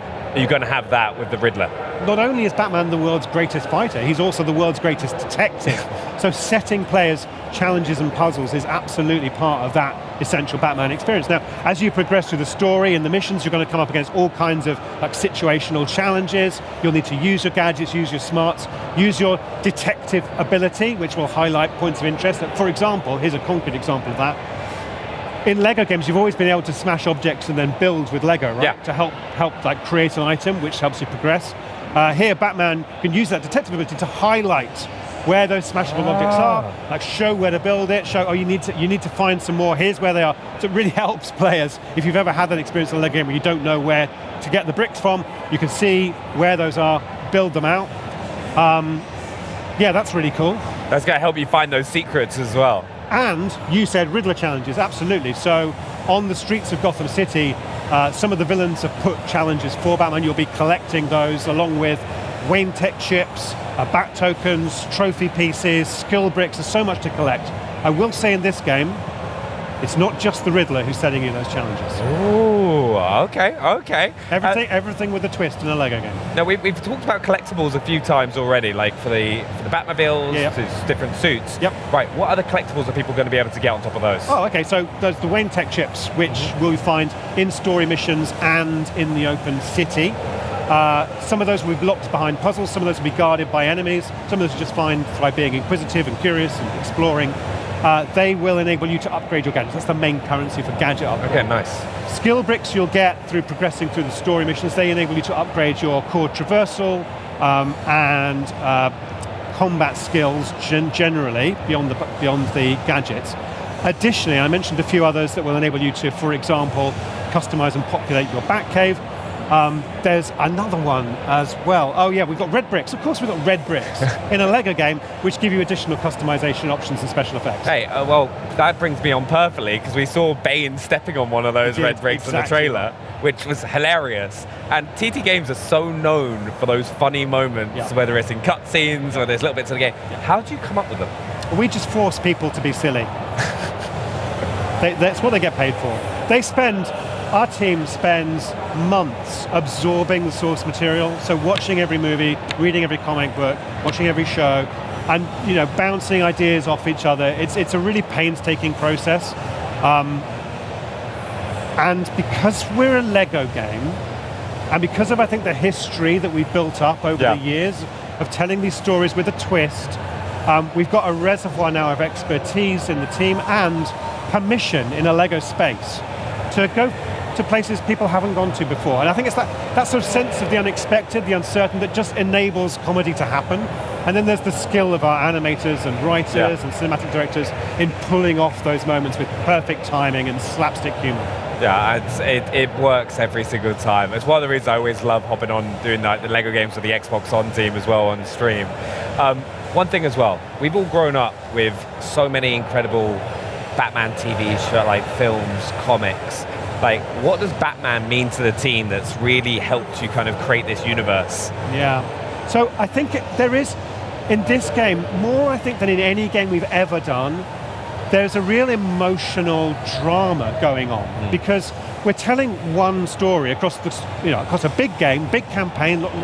We're really connecting into this character, into their history, where they come from, and they come from a place of darkness. They lose their parents. They're surrounded by fears. All these bats are around them. We represent. I think there's a moment in the trailer where young Bruce Wayne falls down the well, and the bats are around him. How do we see this character turn that trauma and that fear into something positive, to use it to bring good to Gotham? And again, Gotham's a dark place, ridden with corruption and crime.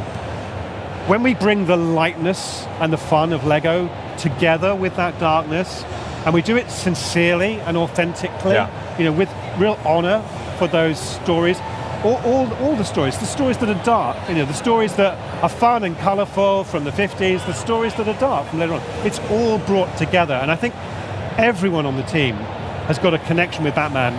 They've read those stories, they've seen those films, and now this game activates all those feelings. Everything's gone into you over the years from Batman, we can now bring to this. So I think it's the combination of darkness and light and a real emotional power in the character. That's why he's lasted so long. Yeah. Now, it's an incredible story. Now, for those watching at home, right, who are chomping at the bit to play, is there anything that they should know? Well, let's take the bit. Fine, let's leave the bit. What else do they need to know? They need to know that the game's coming next year.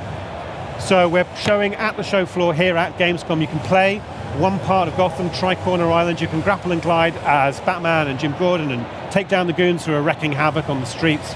We're also showing some people a whole story mission. So creators are there, they're recording their footage, so you'll be able to see people play through the Ace Chemicals mission. Famously, a character is going to have a terrible accident which is going to change them into something even more deadly. So they should check it out. They should watch and learn what we're able to show at the moment and watch for more. It's on all game platforms, and we're so excited and thrilled with the reception we've had so far. Yeah, and if anyone comes down to Gamescom, they can play it on the show floor Exactly as well. right. But Jonathan, thank you so much. No, it's a huge pleasure. Thanks. I really appreciate you taking us through it. But Lego Batman is set to grapple onto your Xbox Series X or S next year. Although if you were keen to craft a deadly trap, even the Caped Crusader might find daunting, we've got another great game for you, Jurassic World Evolution 3. Take a peek at the new park, and day 2 of the Xbox at Gamescom broadcast continues with Onimusha, Way of the Swords. Hello park managers, and welcome to this exclusive first look at one of the new features coming to Jurassic World Evolution 3, the Cretaceous Cruise. I'm Sandy, a principal designer on the game, and in this demo, I'm going to show you how to build this attraction through several enclosures, including the T-Rex. Hopefully everything goes to plan. Let's dive right in. I'm going to be building in our lovely Hawaii map. You can see we already have a lot going on here with a mix of enclosures. We've got some lagoons, aviaries and land enclosures, but also a number of new attractions. Floating in the background, you may have noticed a hot air balloon. And over here we have our new dinosaur encounter, where guests can pet your dinosaurs. These attractions are great, but what if you want something to go through an enclosure? Veterans of the game will be familiar with our gyrospheres, which will be making a return. However, the Cretaceous Cruise lets your guests view dinosaur families whilst cruising along rivers and water bodies, opening up all sorts of interesting ways to construct your enclosures with this attraction in mind. Like all our attractions, I'm going to need an entrance. We have our building already placed down. Jurassic World Evolution 3 now features modular building, meaning you can customize buildings like this to your heart's content. We have 3 enclosures we want this ride to pass through, so our guests get to see a wide variety of dinosaurs, including that T-Rex we mentioned. I've placed a couple of security cameras around. We should be safe if things get a little chaotic. Let's start adding a track. It's incredibly easy. Clicking here, I can simply lay down the route I want, adjusting the path to be curved or straight as needed. And while this is a great starting point, our new scenery pieces mean we can make these spaces even more interesting. Let's make the ride feel more dynamic by adding a rock arch. If we go into the scenery panel, we have a wide variety of rocks to choose from. Very easily, we're able to create something unique for our ride. And then I think we want another type of structure over the path. Over here, we have a structure we've turned into a blueprint. There we go, that looks great. Now we've reached the end of the enclosure, we need some more water in order to continue the ride. Let's place that down and add a track through this fence.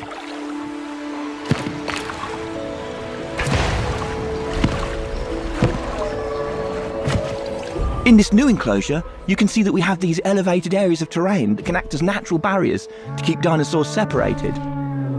You no longer need to rely purely on fences to house your dinosaurs. I'm also moving into deep water now. Deep water is a new feature and a need for some of our dinosaurs. Certain species will be able to navigate through the water or swim. We can see in this enclosure we have some brachiosaurs. They're able to wade through deep water. On the banks of the river, you can also see foliage we've laid down to create a canopy around this area. Let's use one of the compound brushes to finish off a section over here. The scenery brushes make detailing your spaces super simple. We now have our ride complete. Let's open it and head down to guest level. There's multiple perspectives you can choose from when interacting with the kayak. You can observe from third person, first person, or even take control of the ride. In this perspective, you will take control, allowing you to move the kayak freely both along the track ride or outside it. From this vantage point, you can get up close to the dinosaurs. Let's take a look at our Parasaurolophus.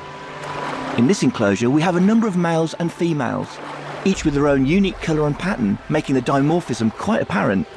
Dinosaur traits will be able to pass down from generation to generation, with certain features being worth more to your overall park rating. Over here, we can see the juveniles as they play in their enclosure. They'll interact with each other as well as adults, so keep an eye out.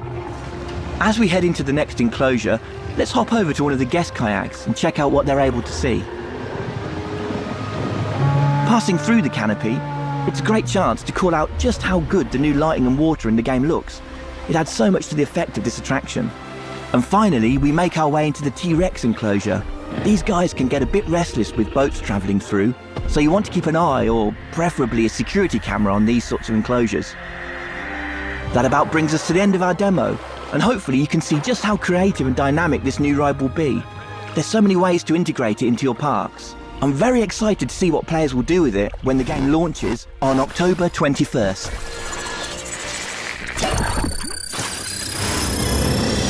We have detected a law for safety. Please proceed to your nearest shelter.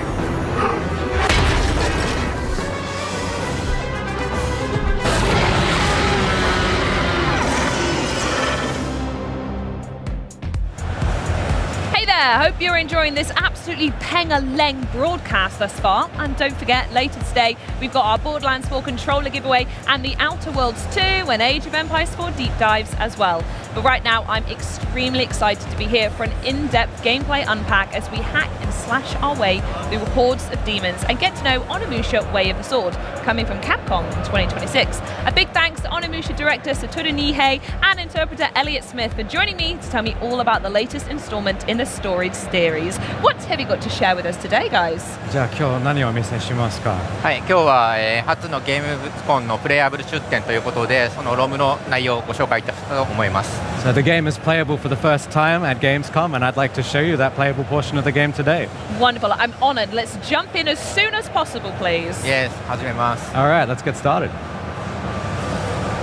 And now we're starting to look at this now. Can you give us a little bit of context on where we are and most importantly, who we are in Onimusha Way of the Sword? じゃあ開始しましたが、ここはどこでしょうか。そしてこの人は誰でしょうか。はい、ここは、京都清水寺という場所になります。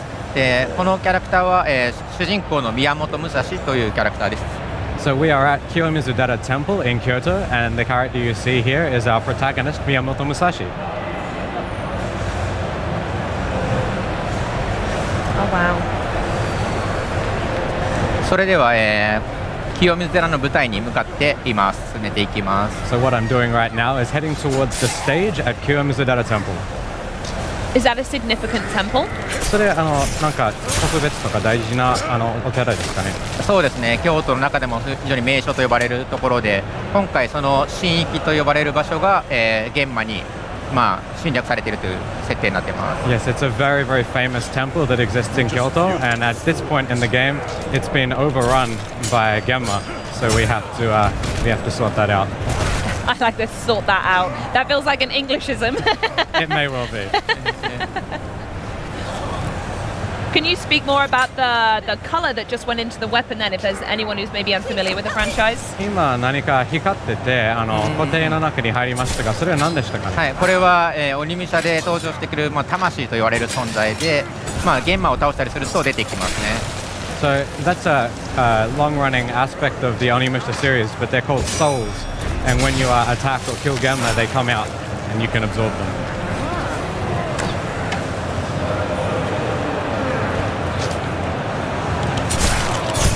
Sneaky. Nice. 今の賢いかったですね。ありがとうございます。Thank you very much. Can you speak more about the combat style? Is there a preference that you like to play Nihei-san, or are there loads of options you can do here? アクションですが、ニヘイさんの好みとかいろいろ選択があるんですが、ちょっとそれについて語っていただけますか。そうですね。僕の好みはまず敵がどんな行動をしてくるかっていうのを見るところからスタートして、そこからは気持ちよく動くっていうところが、自分で攻めるっていうところが好きですね。So personally, I like to wait and see what the enemy is going to do, and then once I figured out the way that they move, I like to then move in on them and attack take the advantage and attack. And I noticed there's some deflection to this as well. So is that the only ranged attack that you can do? Is that patience and deflecting it, or are there other things that unlock later on in the game? 今はね、飛び道具をちょっと弾き返したと思うんですが、それ以外の自分から出せる飛び道具ありますでしょうかね。そうですね。今武蔵のこの初期状態はそういうのはないんですけど、成長することで、そういう飛び道具が使えるようになることもあります。At this point in the game, the only way that you can really use projectiles is to knock the enemy's projectiles back at them. Okay, yeah. But as you progress through the game, Musashi gets some projectiles of his own. 今ちょっとお見せしたのが一戦と呼ばれるもので、敵の攻撃に合わせてうまく、攻撃ボタンを押すと発生する、各作にもあったような気持ちよさを演じているものですね。 So what I just did there to take down that enemy was what's called Isen. It's essentially something that you can achieve by very carefully timing your inputs along with the enemy's attack, and it's very, very satisfying to pull off. So what you're saying is Nihei-san just did something really technically impressive and wants everyone to know about it. ということはめっちゃ難しいことを今やり遂げて自慢してるんですね。そうですね。Definitely bragging. 攻撃に合わせて攻撃ボタンを押す、敵の攻撃に合わせて攻撃ボタンを押すっていうことはリスクがあるので、非常にこう難しいけどできたら気持ちいいというアクションですね。Because the button that's used to do that is the attack button, and the enemy's attack is coming in at the time that you do it. It's a very risky thing to do because if you mistime it, obviously their attack is still coming. And this feels significant. What's happening here? 何か展開ありましたね。これは何でしょうか。そうですね。ここのシーンは初めて武蔵がこの黒魂と呼ばれる新しい、今回登場してくる魂を吸うと、目の力が覚醒して、過去に起きた光景というものを見ることができます。 So there's right now what Musashi did is he absorbed what's called a dark mass, which is a new aspect of the series in this game. And when he absorbed that, he's gained the power of Oni vision, and it's allowed him to see things that happened in this area in the past. Oh, okay. So that's what's happening in this cutscene here. ということは今のカットシーンは、清水寺の舞台へ何か人が行列をなして運んでいるというシーンになっていますね。 So what we can see in this vision of the past in this cutscene is that there are a group of people who are carrying something towards the stage at Kiyomizudera Temple. まだなんでそこに向かっているのかというのは謎に包まれています。 Of course, at this point in the game, we don't exactly know what it is or why they're carrying it. And I'm sure you're not going to tell me why they're doing it either. それ教えてくれませんね。このロムではまたさらに次に進むと新たな展開があるので、そこで見ることができると思います。 As we work our way through this playable section of the game, you'll learn a little bit more about that. So please be patient for now. Okay, absolutely, I will. I gotta say as well, I love how dark and thematic. And am I right in saying there's like horror elements to this inspiration of art design as well? 結構暗くて不気味ですが、なんかホラーの要素もあるんでしょうか。そうですね。今回ホラーを意識しているというよりかはこのおどろおどろしいその不気味さというところ、そこはダークファンタジーのニムシャ特有のらしさというところもあるので、そこを意識して作ってます。 So we're not really trying to make a horror game. Horror is not something we focused on, but we definitely want to make things eerie and creepy. We consider this to be a dark fantasy game, and that's something we've kept in mind while developing it. 今ちょうどこの目隠せを使うことで、封鎖されていた道が開けるというような、ところがやっています。 When we absorbed the dark mass earlier, as I said, we got that Oni vision power, and using that, we were just able to see a way to unlock a blocked door. Yeah, it was that creepy hand-looking thing, and you said this wasn't a horror game. なんか手から作られたような化け物があったんですが、本当にホラーじゃないんですか？ホラーじゃないです。It's really not a horror game. 先ほどみたいにこの武蔵が鬼の力を使って、謎を解きながら進むという要素もありますね。 What I wanted to show you with that Oni vision trick, though, is that the power of the Oni that Musashi has access to via his gauntlet can be used to solve puzzles and mysteries to get through the levels. このように受け流すと敵を壁にぶつけてダメージを与えるということができるので、受け流しのユニークさというところですかね。そういうところも、環境を使って遊べるというアクションもあります。 Just now, I was able to parry that enemy and using his own momentum, slam him into the wall, which caused damage. It's one of the unique aspects of the parry system, is being able to use the environment to your advantage. Absolutely.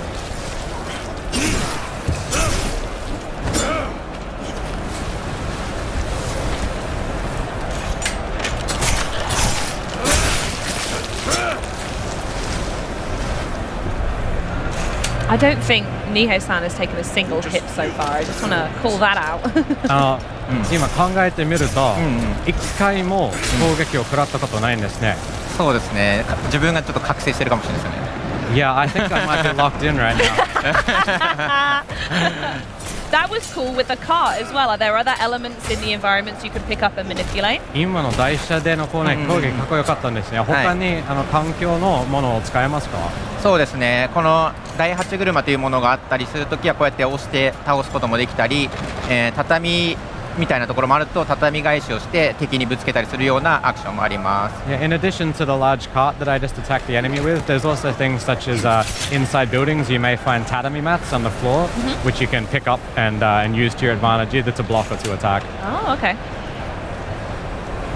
それではまた新しいところに黒魂があったので、ここで次の展開がまた見ることができます。So we've moved ahead here and found another dark mass, and this is going to give us a little bit more of the story.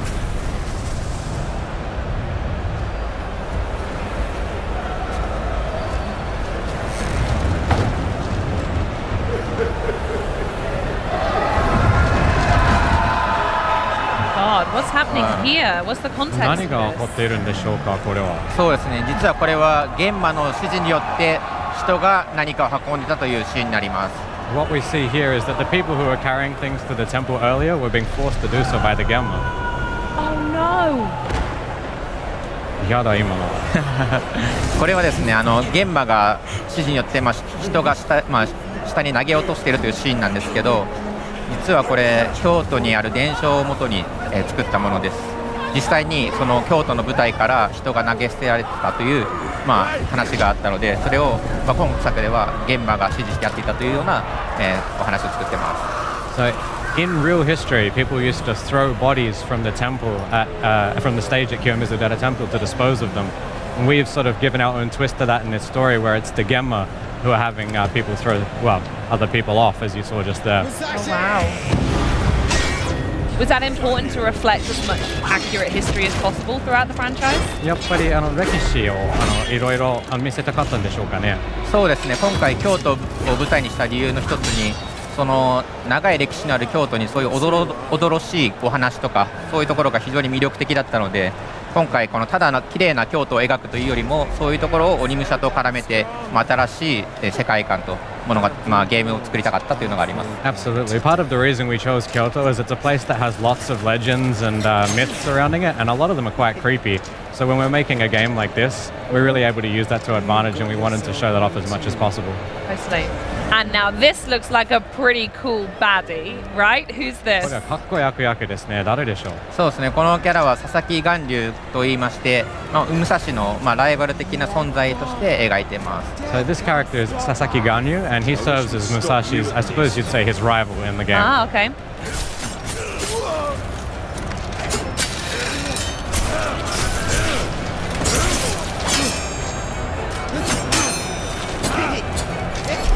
Great blocking there.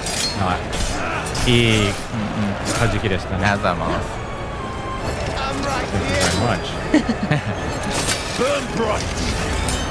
これ今敵の攻撃を受け流し続けると起炎状態となりまして、刀が強化されて、青魂が出やすくなるという特徴があります。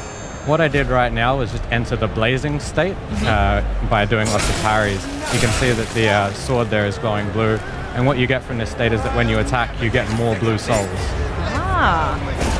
で今ゲージを体力ゲージの下のゲージを削ってこの V が選択できるようになったんですけど、これも新しい要素として崩し視線と呼ばれるものです。Just now, by depleting his stamina gauge entirely, you saw a little scene where we're able to pick a part of Ganyu to attack, and when doing that, obviously you can get certain advantages. That's a new system in this game.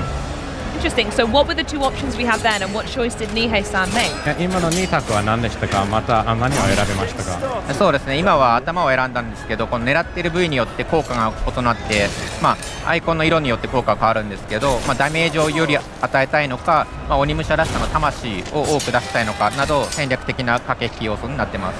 So what I did just then was chose to hit his head, and generally speaking, the options are whether you would like to do more damage or to receive more souls from the attack, which you could then absorb. I like the choice of just I chose to hit his head. I think I would do the same. やっぱ頭を攻撃するのはベストですね。自分もします。本当ですか？そうですね。僕もまず頭を削ってダメージを取ろうとしてました。Yeah, I definitely want to focus on hitting his head first, doing a bit more damage. Nice. ありがとうございます。 You make it look so easy, Nihei-san. 簡単に倒せるように見えますな。いやいや、いくつかダメージ食らったんでちょっとドキドキしながら戦いました。I'm not sure actually. I took a few hits there and I was worried for a moment. No, you were absolutely fantastic. That was such a good demo. I really enjoyed seeing more about it. I was wondering if there's anything else you want to share about the game before we say goodbye. すごく上手でしたね。ありがとうございます楽しかったんですよ。他にお伝えしたいこととかありますでしょうか。そうですね、先日新しい PV も出しましたので、そちらをぜひご覧いただければなと思うのと、ぜひウィッシュリストに登録してもらえたら嬉しいです。Well, we actually released a new trailer yesterday, so we'd love it if you would all go and have a watch of that. And also, if you would please add us to your wish list. 100%. Consider it done. Thank you so much for joining me today and having a look at that stunning look at Onimusha Wave the Sword, which you can wishlist today. From cutting down demons to raging against Ragnarok, stay with us for the latest from the mythic world of Mistfall Hunter, including new heroines, paths, and quest lines. We've got a trailer and a gameplay sneaky peeky coming up, followed by a closer look at World of Tanks Heat and a celebration of Rare's 40th anniversary later in the day. But first, I have just got given some major breaking news. Team Cherry has announced that Silk Song, the long-awaited sequel to Hollow Knight, it finally has a release date. Hollow Knight Silk Song will officially release on September 4th. That's pretty soon. I feel like I've just reported on the moon landing a little bit, if I'm honest. I would remind you to wishlist it, but statistically speaking, most of you probably already have. So to celebrate this historic moment, what say we check out the Silk Song release date announcement trailer right now. Silk Song, let's go! "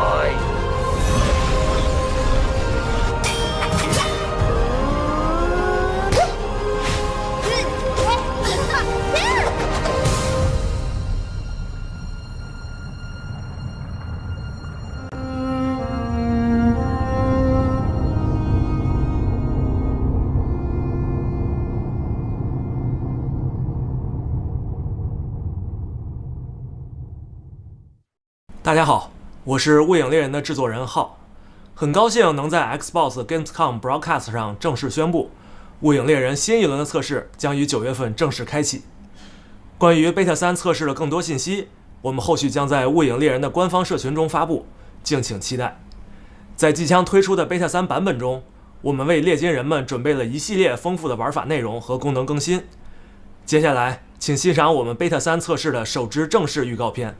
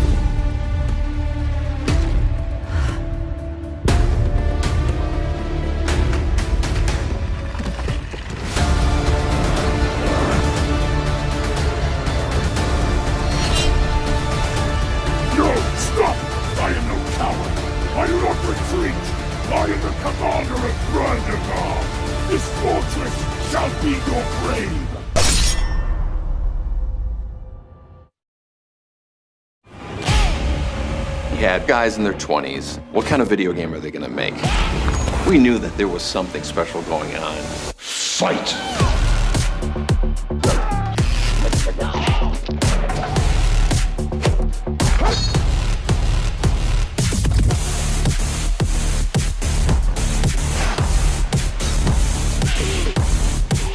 Fatality.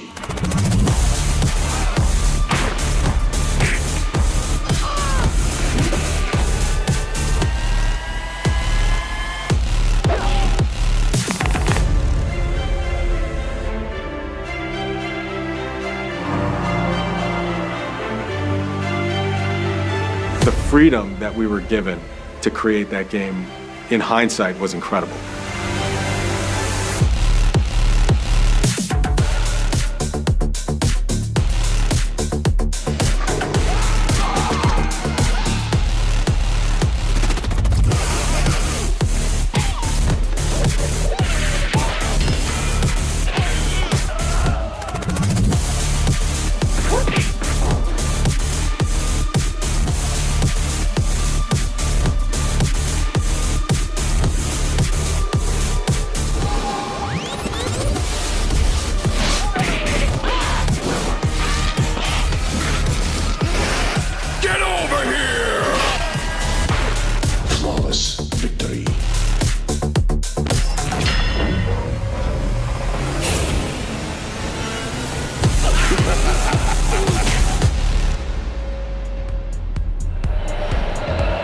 World of Tanks Heat.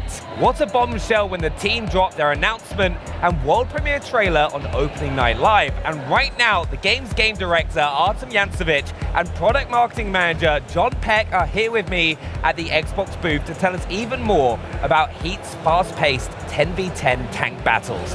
Thanks for sitting in, guys. All right, I appreciate you joining us. How's your Gamescom going so far?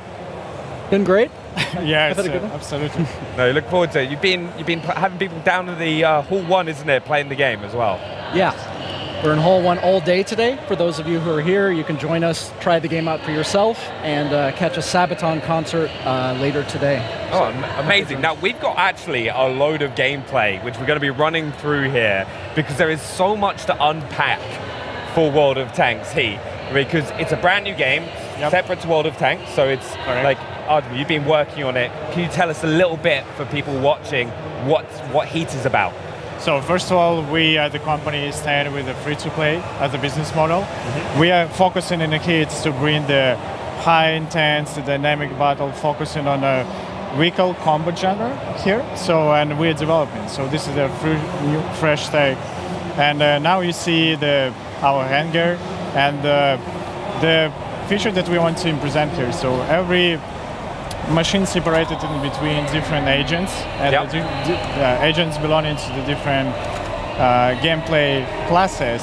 So and the agents and vehicle, they hard bonded in between to achieve the feelings that actually they have a connection, have a specific ability that can highlight the unique play style of each one. Inside the vehicle, we have a system of pick 6. So I, as the player, can adjust the play style of this vehicle that we see and modify some abilities that the vehicle have. And of course, we are focusing on providing opportunity to personalize somehow the vehicle. We are focused on the military, and we're experimenting with something else that actually shooter players familiar with. Some charms, for example, or additional decal or stickers. Of course, we don't want to go crazy about it, but definitely we know that. But that's for somebody, it's really important to personalize it. I'm definitely going to be rocking the gold tank. It's got to be done. It has to be done. Just example that actually we experimented with a lot of stuff. And as you see, we still pay attention to the main DNA of the company, how the vehicle against the shell or armor against the shell works. So Armor Inspector is here. The internal model is here as well. It's really important for fans of this genre as well. Okay, let's see what will happen in the battle. Oh wow! Okay, right. This is example of completely different gameplay. This tank is heavy, so it's based on the modification version of Abrams, and the agent's called Chopper. So this is Defender. The main responsibility, let's say, of this agent is just keep the opponent busy on key points of the map. And you see here the few different examples of ability, like coaxial weapon, like Gatling gun right now, so it's pretty suitable to immobilize him. Yeah, and there is a really importance to introduce here. So we have a number of error correction, tactical error correction features like respawn, for example, or repair kit or another. And we definitely want to provide opportunity to shooter players to play on this game. As you see, some features like armor thickness is highlighted here and already in the battle. And of course, the abilities like airstrike or different more cinematic one can add some species, let's say, or salt to these dishes as well. It seems so chaotic with all the stuff going on. It's pretty cool to play because I'm also noticing there's like so many cues on screen for you to like avoid and kind of like strategize. Can you tell us a little bit more about those as well? So definitely it depends on the agent and the tanks selected, but if you are playing as a brawler, the game can provide this opportunity, and of course we see the number of on the screen right now, the number of different mechanics that we highlight, the status effects. So, and I am as a player have a lot of tactical depth, play together with friends of mine. And right now this is an example of absolutely different gameplay. So the character called the Reaper play more aggressively and be on the front line of the battlefield and just trying to eliminate the targets, the really weak targets on the battlefield. Just dishing out as much damage out as possible. Yes, run as fast as I can and deal the burst damage as much as possible. I feel like that's what I would go for. Now, one thing with World of Tanks Heat as well is you've built a new engine for it, right? Yeah, correct. So not just in the tank. So because it's really important to bring this game to all platforms that we know. So this is a cross-platform application from scratch, and we really want to bring the great experience on PC and consoles as well, and handheld format, and provide opportunity to play in this game in any, let's say, environment that is comfortable with. Yeah. And it's really important to highlight that actually we add the cross-progression features to this game as well. So, for example, I can start playing this game on Steam Deck in the morning and continue on Xbox in the evening. So, and all my tanks, all my models will be there. All that progression going across as well. I've got to talk about the visuals of the game as well, because not only does it look amazing in the approach, I'd love to know how you've approached it. There's so much helpful information on screen as well. Yeah, we're trying to keep the information as less as possible, but enough for newcomers and windbreakers. But of course, we have a lot of different mechanics we want to highlight and provide more necessary information, and in a way how the more mass audience, shooter audience, familiar with. Yeah. What we've seen a couple modes throughout this gameplay. What modes are players going to have in Heat? Yeah, right now we are focusing to bring the great experience with the classical conquest, domination, kill confirm mods, and as well as experimenting with more round-based without respawns like Plant versus Defuse. Nice. And what would you advise for someone hopping on? Because World of Tanks it's free to play, right? It's something that people can hop on, play. What would you kind of advise someone hopping on for the first time? Just wish list on our page and start playing. I mean, and invite the friends. I think this game is more fun when you play together with friends of mine, or you can focus and select just character and the vehicle that you like, just mastering it. So this game can provide a lot of opportunity to master the skills, to understand better, and enough depth, to play one more time. Yeah. What kind of tank's this? Because like it's modification. It was modification version of M60, and right now this is a HS-TVL, more light version. And for example, the Kent with this machine can play more aggressively, more mobile, and find the weak spots in a enemy defense, for example. It's so much faster than the other tanks. Yeah, it's much. I was going to say that kind of helps to suit to different play styles, right? Depending on how you want to approach. You're absolutely right here. So we are focusing to bring the wide roster of more unique machines with different play styles. Not only tanks, but light machines, for example, as SHTVL right now on the screen, and wheel-based, and even we highlighted in our announcement trail the railgun. So we try to be grounded as possible in 70%, but we add some alternative history elements here, so for 30%, and fantasize what if during this period of time this number of experiments in tech and engineering was in the battlefield. And for anyone also wondering, right, where is Heat set? Like, what's the setting? So this is, as I said, this is alternative reality post Second World War, and this is a world when humanity decided to invest a lot of effort and resources in tech and science, and we provide opportunity to player be a leader of a rapid response team, and assemble the agents with the unique machines and develop their skills. Yeah, no, honestly, thank you so much for coming and like showing us the gameplay. But John, like you said earlier as well, there's people who can come and play it here at Gamescom. That's right. So we're in Hall 1 today, the big events hall. We're opening live took place. It's our whole Play Big day. So you can come down, check out the game, play it for yourself, and check out the Sabaton concert. A few hours here. Yeah. Thank you. And for those of you who are not at Gamescom, and for all of you, we hope you'll wish list it on Xbox soon. And check out the game when it comes out.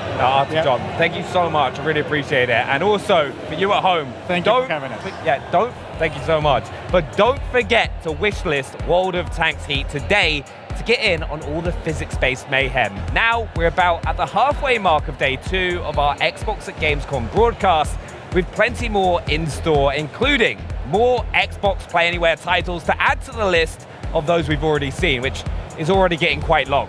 But up next, the scoop on our Borderlands 4 giveaway. Take it away, Bex. So things are certainly heating up here at Gamescom, and the temperature isn't dropping at any time soon. But for now, we have another exciting controller giveaway that I just can't wait to share with you. The Power A wireless controller for Xbox Series X and S Borderlands Special Edition features everything an FPS gamer is seeking, including Hall effect sensors for smooth precision and reduced drift, advanced gaming buttons to optimize your playstyle, and it's compatible with Windows 11. It's not only legendary, but limited. When they are gone, they're gone. But lucky for you, if you're watching on Twitch, all you have to do is follow the directions you see on screen to enter for your chance to win one of these bad boys. They're available September 2nd, so don't miss your window, Vault Hunters. The giveaway closes at the end of the show, and winners will be contacted on Twitch. Up next, we've got a look at the 10th anniversary celebration of FanFest that took place last night here in Cologne. FanFest is in many ways the heart of Gamescom, and we popped down to catch some of the magic at a special event celebrating this major milestone. Then the broadcast continues with a celebration of Rare, updates on Overwatch 2 and Silent Hill F, and so much more.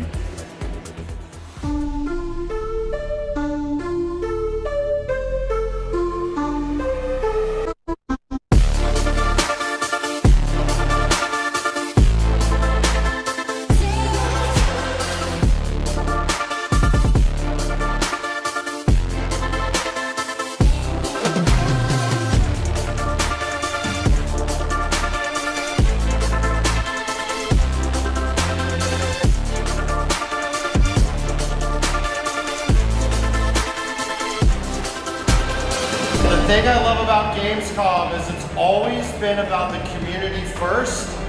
And so this is why we are here today, celebrating with you 10-year anniversary of Xbox FanFest. Xbox is all about community, all about our players. 10 years of FanFest has just been absolutely amazing with this amazing community. I really love about FanFest, the community come together every year. It's our 8th FanFest. It's awesome here. This is something special, yeah, for us.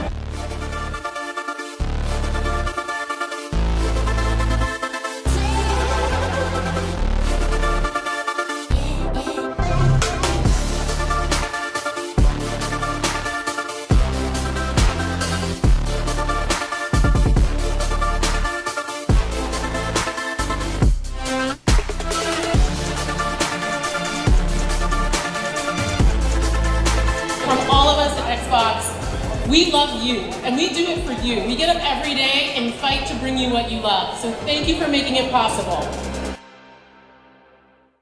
This is the tale of Belinda. I don't even know what that means. Please do make your mind up. Gregory. Gregory the snail. Hello, Gregory.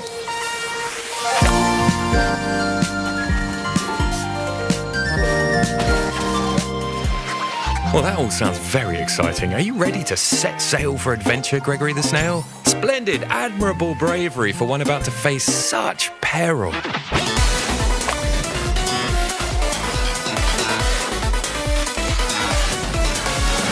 Oh dear, Gregory, rather you than me. I can't help but feel you'd be slightly less doomed if you had some friends. You do have friends, don't you, Gregory? Ah yes, success is virtually guaranteed.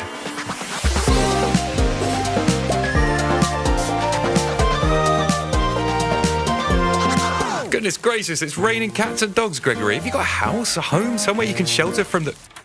Oh, I love what you've done with the place.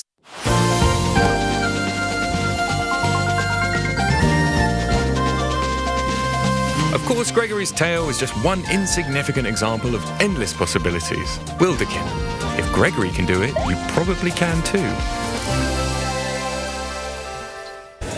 What's up, everyone? Hope Gamescom 2025 is treating you well. Personally, I'm having a great time, and I'm very happy to be here celebrating 4 decades of great games from Rare. From pixelated beginnings in the 1980s to shaping the future of social gaming, Rare has left an indelible mark on video game history. And to help us honor this amazing legacy, we're joined by Rare's own Adam Park. Thanks for being here, Adam. Hello, thank you. Lovely to be here. Very well. I mean, you know, so far, it's absolutely wonderful. Yeah, in that Gamescom way. Better than the British weather so far. I think we can both agree on that. I mean, it is humid.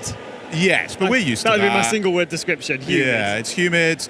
It can get on the swampy side, but I'm living life. I like swampy, yeah. Let's swampy go with is swampy. Good stuff. I mean, 40 years, congratulations, Thank obviously. you very much. It's an extraordinary achievement in gaming. But why don't we take it back a bit, all the way to those sort of 8-bit beginnings and to the journey that you've had towards this much more connected social world of gaming. Can you just talk a bit about Rare's journey through that? So I think, obviously, what I love about Rare, and I've been there for 18 years, so I can't claim to have been there since the start, but I've been there for nearly half of its time. It's a good innings. It is a good innings, but I think, like, obviously Rare started out with passion. Like, it was two brothers above their parents, newsagents, making games for the Spectrum back in the 80s, and I think that's the kind of through line for everything. And I don't want to sound kind of too emotional or corporate about it, but I think this is your time to do so, man. Thank you, Go for it. This is it. Do it. Have Snow Patrol swelling in the background right now. But no, I think that kind of passion is that through line. So whether you're playing something like Ataka Jetpack, the passion that was poured into that is the same passion that's poured into games now. And I think Rare has survived that 40 years because of that passion. And I think if the passion wasn't there, and if it was just a case of, well, let's make another game, what shall we make? Well, let's look at some trends and see what looks good. I don't think Rare would have survived 40 years. So, the connectivity and bringing fans along on that journey is all about that passion. It's amazing. I mean, 40 years, normally you get gifted a ruby for that, and I'm a bit light on rubies, but apparently you guys did something a little bit different as well? Oh, that's right. So, and I assume you're alluding to our blue plaque. Yeah. So, for those in the UK or those who visited the UK, blue plaques are peppered across the country, and they're awarded by local authorities for sites of historic significance. So someone famous could have been born there, something could have been created there, there could have been a big event happened there. But we were given one for Rare's 40th anniversary. That's so cool. So honestly. In Ashby-de-la-Zouch, which is a little market town right in the middle of the UK, about 20 minutes from Rare. It's kind of now based in Twycross, but about 20 minutes away, they've erected a blue plaque to celebrate where we're from. And I think it's just it's a wonderful thing. The fact that video games now are being recognised in the same way that Shakespeare was, or William Caxton, or a battle, or it's it just as somebody who grew up with video games, I never thought that would be a thing. So I find it absolutely wonderful. That's so cool. And how can fans get involved in the 40th anniversary celebration? Because there's so much love for Rare, and just people just love connecting around your games. How can they get involved in it? So I mean, there's tons of stuff to do. We've released a load of Rare product. I put it like that. So we've got this wonderful like new vinyl record from IM8-bit. We've got a new controller. We've got some fantastic like apparel from Fangamer. But obviously, a lot of our 40th is focused on Sea of Thieves, and Sea of Thieves has been a massive part of our history. Like if you take into account like the development time, Sea of Thieves is what, a quarter of Rare's history. Yeah. Sea of Thieves Good has maths. been there. I think that. That's about that. You We'll go with frowned. You made me doubt myself then. And I mean, it's I'm been going to believe you. I mean, it's been out 7 years. Yeah. So time before that. Yeah. So about so 10 years easily. So we focused a lot of that anniversary celebration on that because that's where our players are. So there's login bonuses. We've got always fun end of the month community weekend in Sea of Thieves. There's a lot of Rare themed kind of shenanigans going on there. So I'd encourage anyone to get involved, and things like MS rewards, Game Pass perks. There's a huge amount of Rare love across the whole line of Xbox ecosystem. So come on in. I've got to say, Rare always has this signature style to it. Would you say that there's a secret sauce behind making a Rare game? I don't know if there's a secret sauce. That's a really good question. I think what it is that we've never taken ourselves seriously, but equally we take ourselves seriously at the same time. So I think it's that ability to go from kind of these huge kind of vistas and epic moments, like even melancholy and just like the thrill of an adventure. The next thing you know, you're kind of fiving yourself out of a cannon, or it goes very Monty Python all of a sudden. And I think that's like looking at this wall behind us that one of our kind of super fans illustrated for us. A guy called Dustin, and it's just like this beautiful piece. But you can see like even in our kind of most serious games, there's those moments of levity, and I think that's Rare's special sauce. Is like it's quintessentially British, I suppose. True, it's hard to replicate that. To be fair, so if you're taking notes, any future devs, go with some quintessential British stuff. It always wins. So let's fast forward a bit back to today, and we see Sea of Thieves continues to bring in players all across the globe. Looking back, what have been some of your favourite community moments from Sea of Thieves specifically? Oh, within Sea of Thieves? Yeah. Well, I think, and there's people around us right now, Sea of Thieves Fest. So, every year, the fans have organised this event, which takes place, and they come from all over the world, meet, cosplay, make stuff, share stories, and I think that ability to kind of have a game that's made people want to do that themselves. I can think of nothing greater as a game dev and for a community to want to come together. And I'd say that's a pinnacle. That's such a wonderful, wonderful moment. But obviously throughout the game, there's Easter eggs galore to significant community moments, which I won't spoil, but things that have happened throughout the, before, when we were in early access, first person to fall off a cliff, things like that. They're all kind of marked out within the game as well. So I think community is the heart of Sea of Thieves. It doesn't exist without its community. And I know a lot of games can say that, but I think for Sea of Thieves, that's more true than anything. So, yeah, I think that would be it. The Sea of Thieves Fest is such a wonderful thing. I always keep track of the Sea of Thieves Fest hashtag on Twitter because the photos from it are so heartwarming. It's so lovely to see people rallying there together, seeing friends that they normally only get this one chance to meet each other online. So it's lovely. You've got 40 years in the bag now. What excites you the most about Rare's future? I think Rare's future, that's a really great question. I think just the ability to continue doing what we're doing. And for me, I think Rare's, it goes a bit back to what you asked earlier with the secret sauce. I think one of the things Rare's always done well is create kind of fairy tales, ultimately. Whether that's a pirate fairy tale or whether that's a racing one, whatever it is, you're kind of the ability to create a fairy tale and go into it, I think is wonderful. And Rare doesn't always reinvent the wheel. It's there's been pirate games before. Before we did Banjo-Kazooie, there'd been 3D platformers, RC Pro Am, there'd been racing games. But I think it's Rare's ability to go in and go, how can we make this our own and what makes this different? And I think that's what excites me. The same thing that excited me when I started all those years ago on Viva Pinata. It's it's just the kind of the crazy creative energy that is in that building is wonderful. Maybe you can use some crazy creative energy to explain to me, how can a monkey be a donkey? Come on, it's been 40 years. Explain that one for me. I think I know the answer to that, but I don't know if I'm allowed to say. Oh, okay. Well, I'll ask you off camera then. Don't worry. I do know the answer though. Yeah. Okay. Next up though, we're going to play a little game. We're going to do some quick fire questions. Right. Don't think too hard on it. Just go with your gut. So it's just nice and easy. All right. Ready to go? I'm okay. as I ever am. Yeah. All right. What's been the wildest Rare pitch? The wildest Rare pitch. Well, I would say actually a lot of the wildest Rare pitches actually make it. Viva Pinata, that's a... Yeah, that is a weird one, yeah. Make a garden. Yeah. Have populated with pinatas. Who were just off to get battered, That's it, then there's some kind of maniacal teacher arrives now and again to steal them from you. Imagine that on paper. Oh, no, yeah. Well done for getting it through the game. Well, yeah. Who would be a better pair? Some Battletoads or Conker?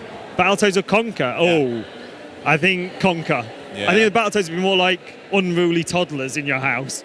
At least Conker, I think I could at least put him in the garden and be like, true, just recover out there, yeah? I think he's generally quite ambivalent, I think is the right word. I'd definitely go for Conker there, I think. Good shout. Okay, would you rather have a Sea of Thieves grog or some Viva Pinata candy?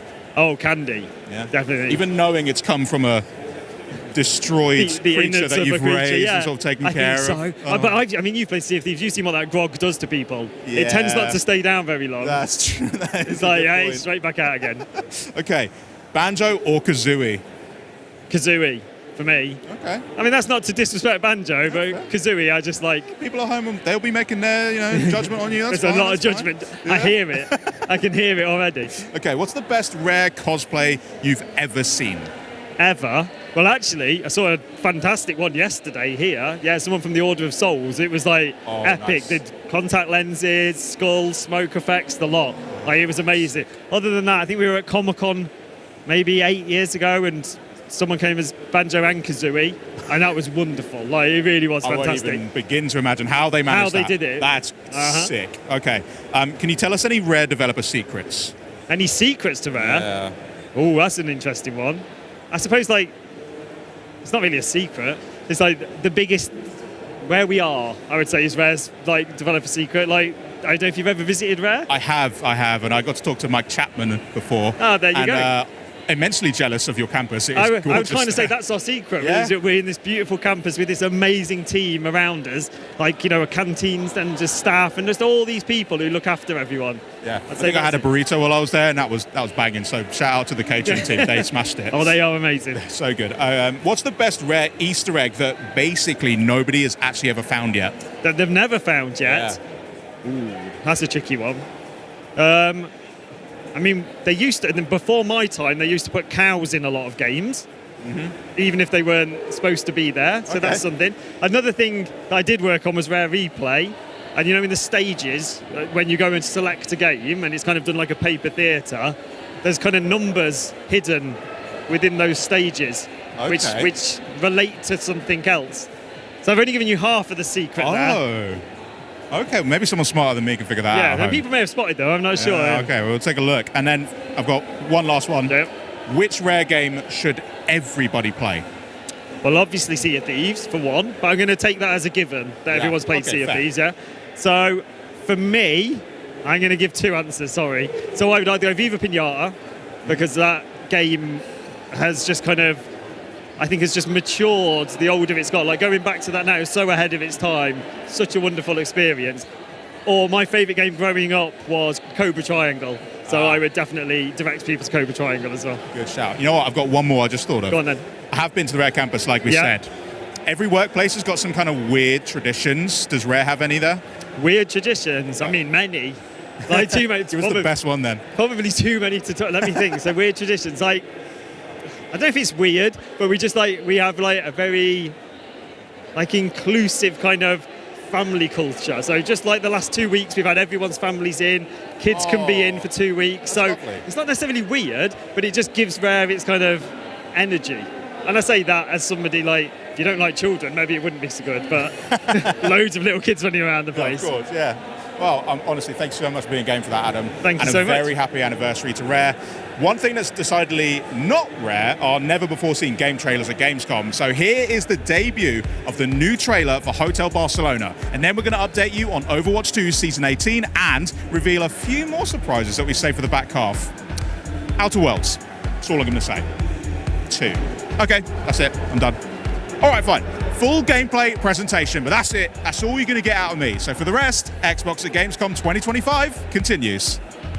Now, entering West Virginia. Hey, is that GPS broken or something? No, it's working properly. Now, entering Pennsylvania. What? I thought we just went back into West Virginia. Now, entering... All those who obstruct the transmission of justice will be banished, even if it's a goddamn GPS. How am I supposed to know where to go now? Keep your eyes on the road!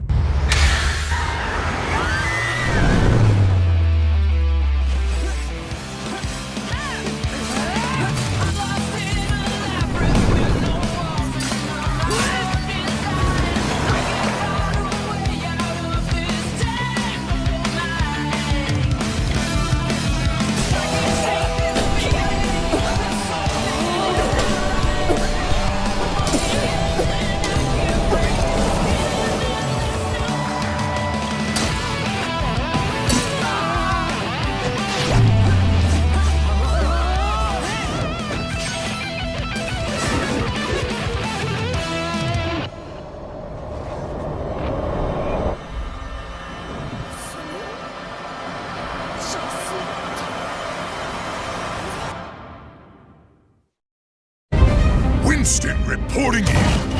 My research shows big changes coming to Stadium. Woohoo! I've been waiting for this. Okay, team, let's jump in.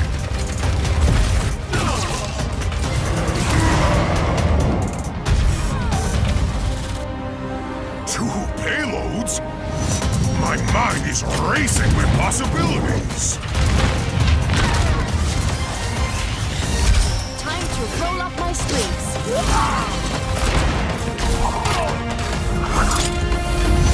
Winston! Tracer, glad you could make it. Just in time! Think you can keep up with me? Such confidence. Shall we go another round? Wow, they're making waves. One day, that'll be me. Until then, time to dive back into training.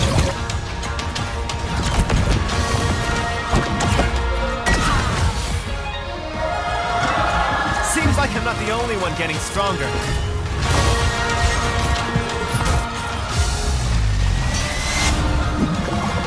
Here we go!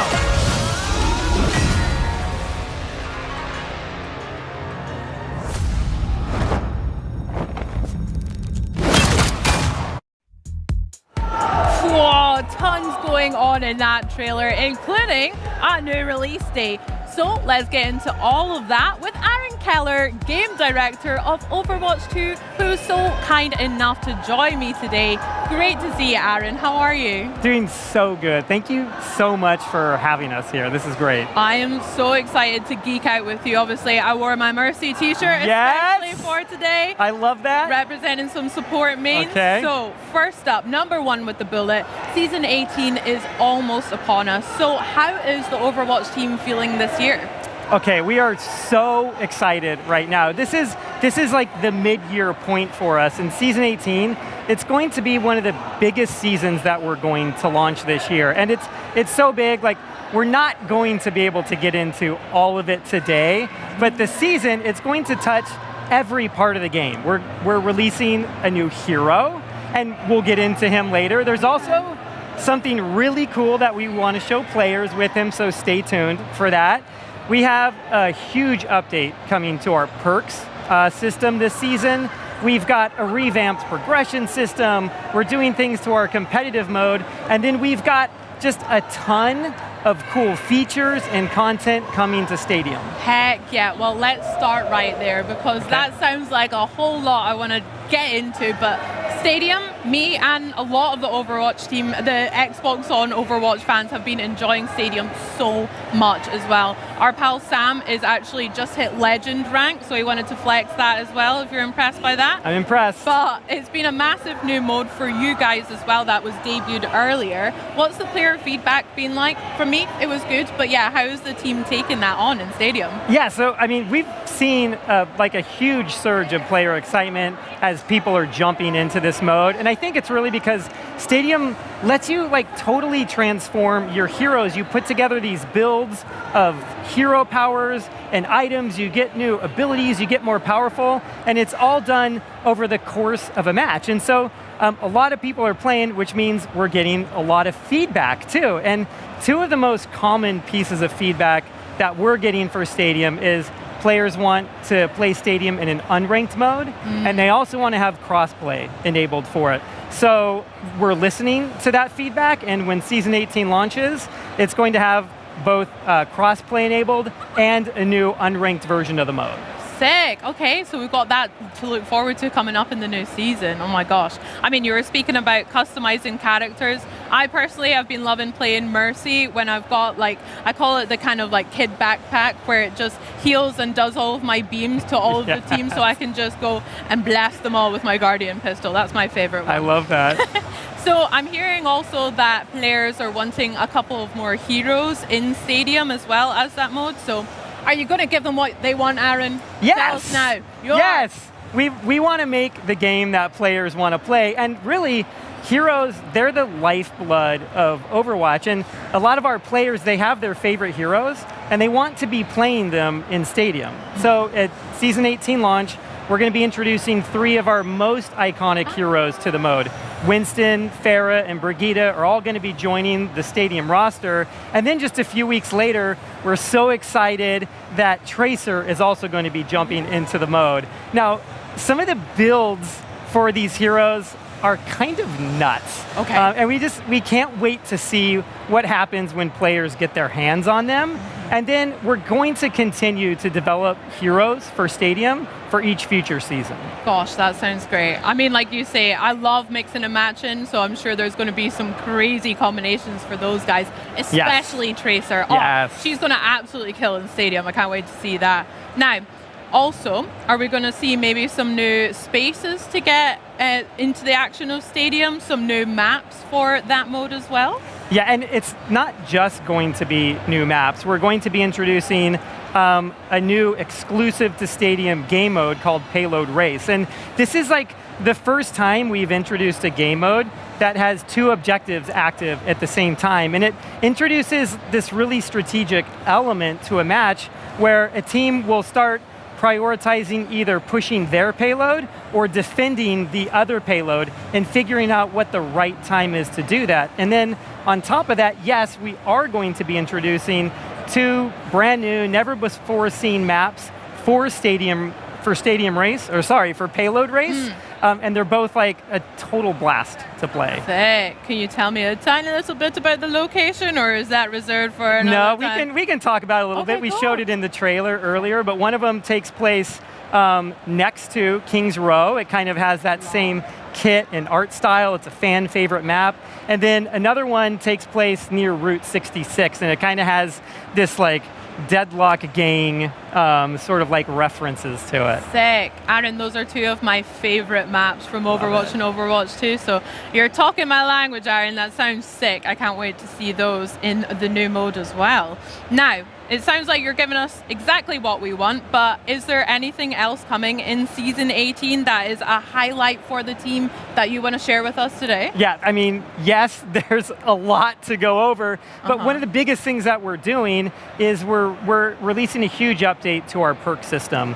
Perks went live earlier this year. It was a really big hit with players because it allows them to kind of like change their heroes' capabilities over the course of a match. And in Season 18, we're going to be introducing over 60 new perks to the system. In fact, like every player is going to get at least 1 new perk that's going to allow like sort of like these fresh choices to help make each match maybe feel a little bit different. And the cool thing about these is that some of them are like really, really impressive. And I'm hoping that we can go over like a few examples right now. Yeah, let's do it. Absolutely. I want to hear some examples. Okay, so let's jump into maybe the first one. It's for our hero, Juno. Okay. Now, normally Juno has her primary fire. It's just a short round burst.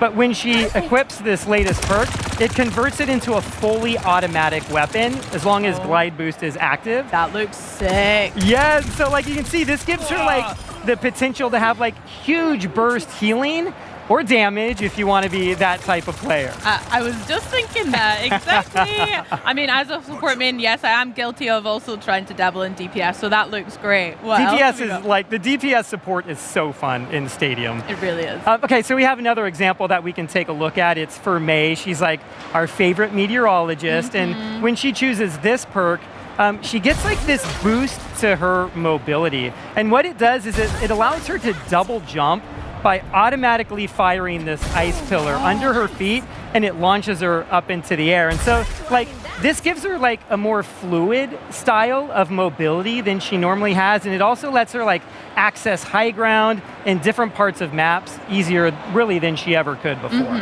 That makes sense. I mean, it feels like an evolution already on May's wall that you can already use to boost yourself or the team upwards, but I love that you can just do it automatically, because I'm so guilty for just clicking everywhere and looking down at my feet too much and then being like, no, please, I'm already dead. That sounds great. And now you can do both of these back to back, so you can really start getting into new places. We're climbing. That's sick. Yeah. Any other examples that you want to share just now, or we'll leave that there's for some later? really fun Moira perks that are coming. Like there's this one where you can send the orb out, and then when you activate it again, it returns to you.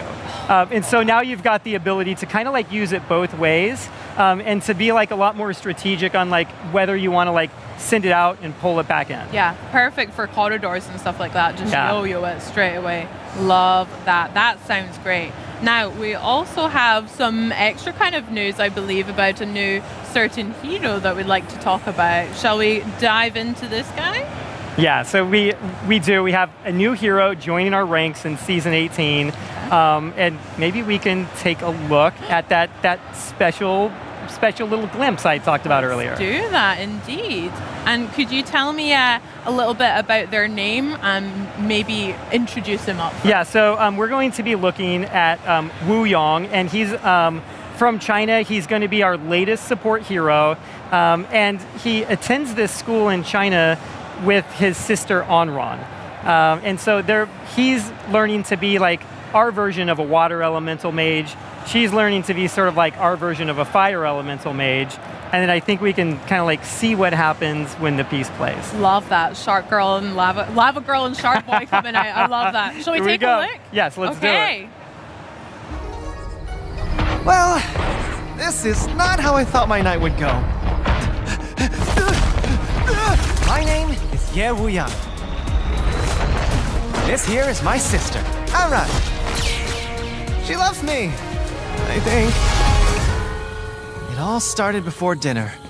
Someone slipped this under my dorm room door. Overwatch wants me? Really? I could be a hero! How cool is that? Oh wait, aren't they still outlaws? I'd be a criminal. But I'll be so famous!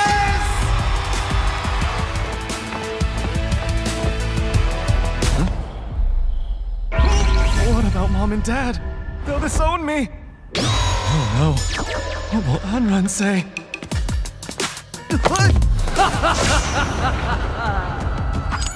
Oh! Anran! Overwatch, huh? Cool.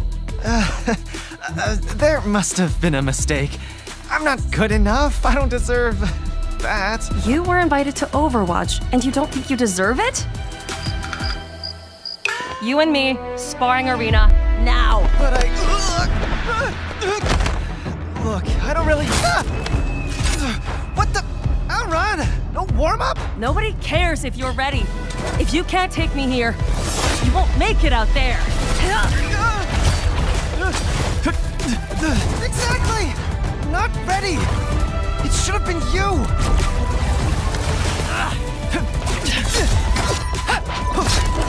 You're right. I've been carrying you for too long. What? I made things too easy for you. Seriously? I work harder than everyone! Yup. Sure you do. Hey! I'm just trying to prove I can be as good as you! So prove it!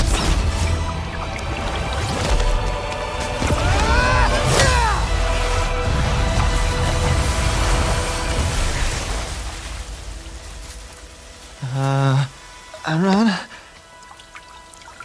You okay? I'm so proud of you. I never want to hear you say you're not good enough again. Because I will literally fight you if you don't go. We literally just fought. I'm gonna miss you, though. Well, maybe not. What? They invited you too? Put me through that! You kidding me? You could have burned me! You know how dangerous fire is! Stop laughing. Oh, Aaron, that was sick! Oh my gosh, I love that. A new sibling dynamic that we get to check out. And Wu Yang, he looks like such a sweetie as well. That was such a cool little insight into a tiny bit of his backlore. But can you tell me a bit more about him as a character, his story, his lore, and maybe a bit about his sister and his family, what we can expect? Yeah, and thank you. I love that piece too. Like, I'm not supposed to do this on camera, but I'm like tearing up a little bit. You know, okay. It's like such a cool sentimental moment between those two siblings. But yeah, so like I mentioned earlier, like Wu Yang, he's sort of like our archetypical like water mage, you know, and Onran is that fire mage, and you can almost see inspiration in their kits from even a game like World of Warcraft. You know, it's just like there's some similar visual elements there, and they both attend this school in China, and they're kind of like both really formidable fighters. And even just recently, they managed to repel a null sector attack in China. And this is really why Overwatch wants to recruit them now. And since Overwatch is recruiting them, I have a feeling we'll probably see more of them in future stories. And Wu Yang also, he's going to be our newest support hero. So most of his abilities, they're all based off of water. And I have to make a call out. He has this really over-the-top personality. It's so unique, and a lot of it is based off of or the benefit of like an absolutely incredible voice actor, Howard Wong, who's turned in an incredible performance here.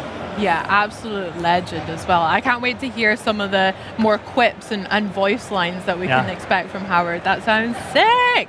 Now, can we talk a little bit more? He's a support character. Can't wait to try that out. What's going to be his gameplay like? We saw a tiny glimpse there, but can you break it down for me a little? Yeah, definitely. So like I said, a lot of his abilities are based off of water. And so since he is a support hero, he is one of his primary roles is healing. And the way he heals is he sends out like a channeled beam to teammates, and that will heal them. But what's cool about it is when he turns his attention elsewhere, that aura will stay on that teammate, and it will continue to passively heal them as they're moving around doing other things. He also has this really cool ability where he puts like this torrent of water on his feet and uses it as like this mobility in order to be able to get around a map easier. It gives him a speed boost, and it also like really expands the distance that he can jump, so he can start crossing gaps in maps, or he can use it to get out of a tough situation or to get to an ally to try to save them. He can use his staff, he'll like slam it into the ground to create this wave of water. You saw like a giant version of it in the hero trailer right there, but what that does is it'll knock back enemies, it'll start amplifying healing on all the teammates that you hit with it. And so it's one of those really cool abilities that has multiple purposes, and it gives you a lot of strategy over how you're going to use it and when you're going to use it. Nice. And then, okay, let's talk about his ult a little bit, because his ult is really, really cool. Like, what he does with the ult is he'll place like almost like a ticking time bomb style mechanic on a teammate or even himself if he wants to. And what it does is after a few seconds, it's going to detonate. And when it does, it knocks down any enemies within range, and it also gives the person that was holding it a really big healing boost. And so the cool part about that is because you have that healing boost, you can have the confidence to be kind of aggressive when this is on you. You'll dive into an enemy team knowing that that's going to keep you up, and hopefully you're able to make like that really big play with that ability. And then I think maybe like the most unique part of Wu Yang's kit is his primary fire. You saw a little bit of it in the hero trailer, but what he does is he shoots out orbs of water. Now, once those orbs are out, he can take control of them and start guiding them around the map. And you can steer them into enemies, and when you get good at it, you can even start bending them around corners. So if there's like an enemy that ducks behind cover or something like that, you can bend it around that corner and hit them. And there's like nothing maybe like as satisfying as like seeing an enemy trying to disengage at low health, run into a building, and you curve that orb into it and take them out. It's like, it's pretty amazing. No getting away, that's class. No, there's like no getting away. And then, you know, we talked about perks earlier. Wu Yang is getting a complete set of perks when he releases at Season 18. I think my favorite one is rather than just shooting one orb at a time, he'll shoot 3 orbs out simultaneously, and you'll be able to continue to control those. Control all of them? That sounds so good. I love the sound of his movement mechanics because, again, as a Mercy main, I'm so used to sometimes that little hop back from spawn and just hoping one of my teammates will come back and pick me up. So his movement abilities sound so sick for that. They're so fun. I go back and give Mercy a ride. You know, that's the right thing to do. Thank you. And that's why you're game director. Thank you, Aaron. I appreciate that. So I wanted to ask a little bit about his ultimate there. Now, you said about this ticking time bomb that can attach to himself. Could that also be then put on other characters on your team to kind of like send them into the fray as this way to blast other enemies down, almost like a diversion or something like that? Yeah, and that's what's so cool about it. So when you activate the ult, you have the ability to choose, like, do you want to place it on yourself, or are you going to place it on like the teammate that you're targeting right there? And when you hit them, he does his big ult voice line. They get it. It's very obvious that they have it on them with VFX. They know it's on them. And then it's a little bit like getting nano boosted, you know? It's like, now's your time to go and do the thing that you're supposed to do because you have this on you. There's a little bit of pressure, but you also have the opportunity to make a pretty big play for your team. Okay, that sounds good. Always the pressure of getting nano boosted by Nana. Yeah, oh my gosh, the amount of times. That sounds so good. I can't wait to try that out. Do you have a personal favorite ult voice line, by the way? Mine is obviously High Noon, Cassidy Cole by the wonderful Matt Mercer. I have to go with that one. But do you have a favorite ult voice my God, line? that's such a good question. I kind of go back to some of the original heroes because it was just like, it was such a formative time for the game. And so there's a few there that I really love. There's something about Reinhardt's where like that character is so over the top and the way he delivers everything, and even with his animations, and because there's so much counterplay with that ult, just kind of like hearing it, especially if you're a Ryan facing off with him and you start to see that little wind up on the animation, it's like, I don't know, I think that one is really, really cool. Sick, I love that. Aaron, I am absolutely gutted that is all the time we have to talk about Overwatch 2 and Season 18, but you and me, we're going to talk more after this, for sure. I can't wait. Thank you so much for having us today and coming on and speaking about that. And you guys at home, be sure to jump in and experience Overwatch 2 Season 18 yourself next Tuesday, August 26th. Let's go. I'll see you in the lobby. Today, we've still got more to share though. Something silly, something scary, something shooty, and right now, something out of this world. In 2019, the Outer Worlds introduced players to a brand new and hilariously corporized universe dripping with that wit in action that Obsidian are known for. Now, the stellar action RPG is back with new companions, new adventures, and new tough calls to make, many of which I'm sure will come back to bite you on the butt. But to learn more, let's head to the theater for an awesome presentation from the Outer Worlds 2 game director Brandon Adler and design director Matthew Singh. Hello, my name is Brandon Adler. I am the game director on the Outer Worlds 2, and with me today I have... I'm Matt Singh. I'm the design director on the Outer Worlds 2. And we're really excited. Today we're actually at the Outer Worlds 2 Theater at Gamescom, and we're here to take you on a demo of the Tomb of the Matriarch. So why don't we just jump right in? Cool. All right, let's do it. All right, I'm going to set the table real quickly before we really jump into things. So first off, let's go take a look at our companions. So our first companion is Niles. He's an Earth Directorate agent, so he's an agent just like you. He's really handy with a wrench, so he's got great engineering skills, and also he's got great ranged capabilities, so he's really good with ranged damage and whatnot. So we're going to use him like that in this demo. We also have Tristan. So Tristan is a part of the Protectorate. He's an Arbiter. You can kind of think of him like a Judge Dredd type character. We're going to use him as a tank. You can see he's got big heavy armor, he's got a big hammer that he uses, and again, he's gonna be great as a melee tank for us. Before we actually go ahead and get started, why don't we take a look at our character real quickly? All right, so yeah, let's just take a look at our skills really fast. So yeah, you can see here, so we've got pretty good guns, we have decent sneak, so we're gonna be using that in a few different places. Also, we've got lockpick. This is gonna be very important because we're gonna get into a lot of different areas. Engineering, hack, also great things for using interactions inside of the tomb. And maybe the most important thing is observation, and I'll explain why in a bit. So why don't we head over and look at our inventory real fast. All right, so the first piece you have is the Scrutinizer's eyepiece. This one comes with a grenade bandolier that gives you an extra grenade slot, but the cool thing about this is that strong enemies get weak sooner, so it basically gets them into the weak state much faster. And that also scales with your observation skill, important from what we showed you a little bit earlier as well.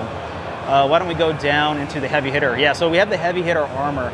This is just good all-around armor that has a lot of damage resistance. It's gonna be very useful in the combats that we have ahead. Let's go to our weapons. Heavy revolver. This is just a normal heavy revolver, but we've modded it with a silencer. Again, really good for sneak attacks, for sneaking around and stealth. We also put a prism sight on it, which increases weak spot damage. So if Matt hits the headshots, which we'll see if that actually happens, that should actually do a good amount of damage. Let's jump over to the assault rifle. So we have a compact assault rifle. This one has a reflex sight. Again, this is great for critical hits, so it adds critical hit chance. Also reduces recoil, so really good for actual ranged combat. And then lastly, we've got the antimatter plasma sniper. So this one just does a ton of damage per shot. We've added the advanced energy modulator onto it, which reduces ammo cost. That's just gonna give us more shots that we can use. So yeah, why don't we go ahead and jump on into the demo. So real quickly, we're going to be heading into the Tomb of the Matriarch. So the reason you're going into the Tomb of the Matriarch is you're actually trying to get into a high security facility elsewhere on Praetor, the world that you're on right now. There's a secret entrance in the Tomb of the Matriarch itself, so we're heading into the tomb. The tomb is a pretty interesting place. Not only is it the resting place for the Matriarch, kind of like a god figure for the Protectorate, but it's also kind of almost like a museum. You get a lot of really cool lore elements in there as well, so we're going to see a lot of that as we play through. Yep, so you can see there it's guarded pretty heavily. Matt's going to have to go ahead and take these guys out. Now I'm going to use this stealth grass to get kind of a strike of opportunity. I'm hidden in the shadows right now, and one thing I'm going to do is I'm actually going to equip my tactical time dilation gadget. So in the Outer Worlds 2, you have a number of different gadgets you can play with. This is actually a returning favorite from the first game where you can slow down time. I'm going to do a stealth attack on this guy, and then I'm going to go to town. Oh, well, he's missing his head. All right. Let's see if we can get in there. One of Matt's favorites. Are you going to be able to shoot it? All right. You had to slow down time to shoot it, though, folks. That's what it's there for. And you can see Tristan's jumping right in there as well. You can take on that melee guy. Okay. Yeah, well, you missed that. Let's take this guy out. Right. Give Niles a little bit of help. Yeah. You might want to take out some of the cover too. So something here is we have destructible cover. Taking this stuff out and destroying it means that enemies cannot use that as cover spots. Take this guy's out. Yeah, so there you go. So you can see right there, nice. you're able to knock him out of cover. Just get some free shots on him that way. One guy over here. All right. And that's all cleaned up. Let's go loot the bodies and we'll head inside the tomb. Gotta get that loot. Gotta get the loot. Truly got to get the loot. Oh, yeah. All right, let's head on in. All right, so here's the Tomb of the Matriarch. Beautiful. You can see here the first thing we see is the Golden Shroud. So the Golden Shroud is a piece of armor that the Sovereigns wear in the Arcadia colony. So this one's under lock and key. But it looks like if we can find the Golden Shroud key, display key, excuse me, we can go and pick that up. So we'll go look for that as we head around the facility looking for the entrance to the other high security facility. Whoa, to have the matriarch taken from us before her time. Actually, the matriarch passed at the impressive and venerable age of 90, establishing Arcadia's precedent for longevity. 90? So young! Imagine what glorious inventions she could have conceived of with only a handful more years. All right, so there we can see we have a docent, we have a sentinel that's mourning the matriarch. Looks like we have a panel over there. Why don't we put on our N-ray scanner and take a look through the walls real quick? Oh yeah, that's another really cool gadget we've got. Yeah, so the N-ray scanner is pretty cool. Yeah, so you can see through the wall, so you can actually see some of the wiring that's going on. It makes it really nice when you want to see how everything is connected. So there you can see that panel looks like it's controlling the security system for the tomb room. So I bet you if we interact with that, we can maybe interact with the security system. Yeah, so unfortunately, the way to actually interact with it right now, Hack 9, is a little too high for us. But we do have Hack 5. But to use that, we're also going to need the Good Subjects Guide to Electrical System. So again, I'm sure that's somewhere in the facility. So why don't we go take a look for that, and then we can head back over here and activate it and see how that works out. Let's see if we can find it. Yeah, I'm sure we can. See, there's plenty of loot. All right, make sure you loot it though. Be a good RPG player. All right, so here you can see again some of those more lore-based museum elements. You see some of the murals. You see some vignettes that are set up. Why don't we actually take a look at one of those vignettes? For my next gift, I bestow upon you the pinnacle of automechanical design, far superior to all automechanicals that came before. The time once spent in numbing manual labor may now be spent in harmonious community with your neighbor and in humble service to the Protectorate. May art and science flourish in these many hours, which I have returned to you. Warning, power at 13%. Power cell has been partially depleted due to inaction. All right, very cool. Why don't we take a look into the next room though? There's some windows over there we should be able to see inside. Yeah, let's see what's over here. Yep, just like I suspected, there's some automechanicals. I don't know if we want to fight those just yet. Why don't we find a way to distract them? Oh, yeah, as you can see right there, we have a cable leading to the back. Maybe there's something there we can use to distract them. Let's take a look. Yep, there we go. Not only do we find loot, but we have engineering panel that we can use. Yeah, so it looks like that will disengage the locks on the automechanical, and we'll see what that does for us. Who knew all you had to do to be an engineer was turn a few knobs? Warning, power at 13%. All right. Power cell error. All right, let's see where this guy's going. Has been partially depleted due to inertia. This presentation will continue until audience. Yeah, it looks like he's recognition actually heading is into that room received. with the automechanicals. Maybe we can use him like a good distraction there. Gloria Arcadia. Gloria Arcadia. Gloria Arcadia. Pathing obstructed. Rerouting. Error. Reroute. This area is not. Yeah, so it looks like we're distracting all the automechanicals right now. So while that's happening, why don't we head off to the side?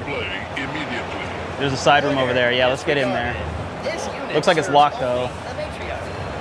You must be. But fortunately, we have enough lockpick and we have the magnets. Let's get in. The matriarch perfected automechanical design. Therefore, it is impossible for this automechanical to. All right, so now we're in. And you can see we have some foil. That's good for crafting. What else do we got? Oh, we have the Good Subjects Guide to Electrical Systems. Let's pick that up and let's head back to the front. Let's activate that security system. Wow, that seemed like the short way to go, I guess.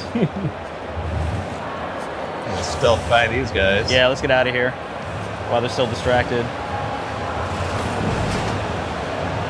All right, and we'll head back to the main room. Picking that up as well, obviously. All right, so as a reminder, we've got some grieving folks in there. Why don't we take a look at that panel and activate it? Yeah, and as you can see, we have Hack 5 and we have the Good Subject's Guide to Electrical Systems. Let's go ahead and activate that.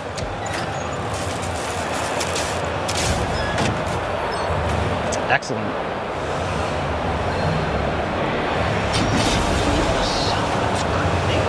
Security system's been activated. Run! Do not push me. What is that buzzing noise?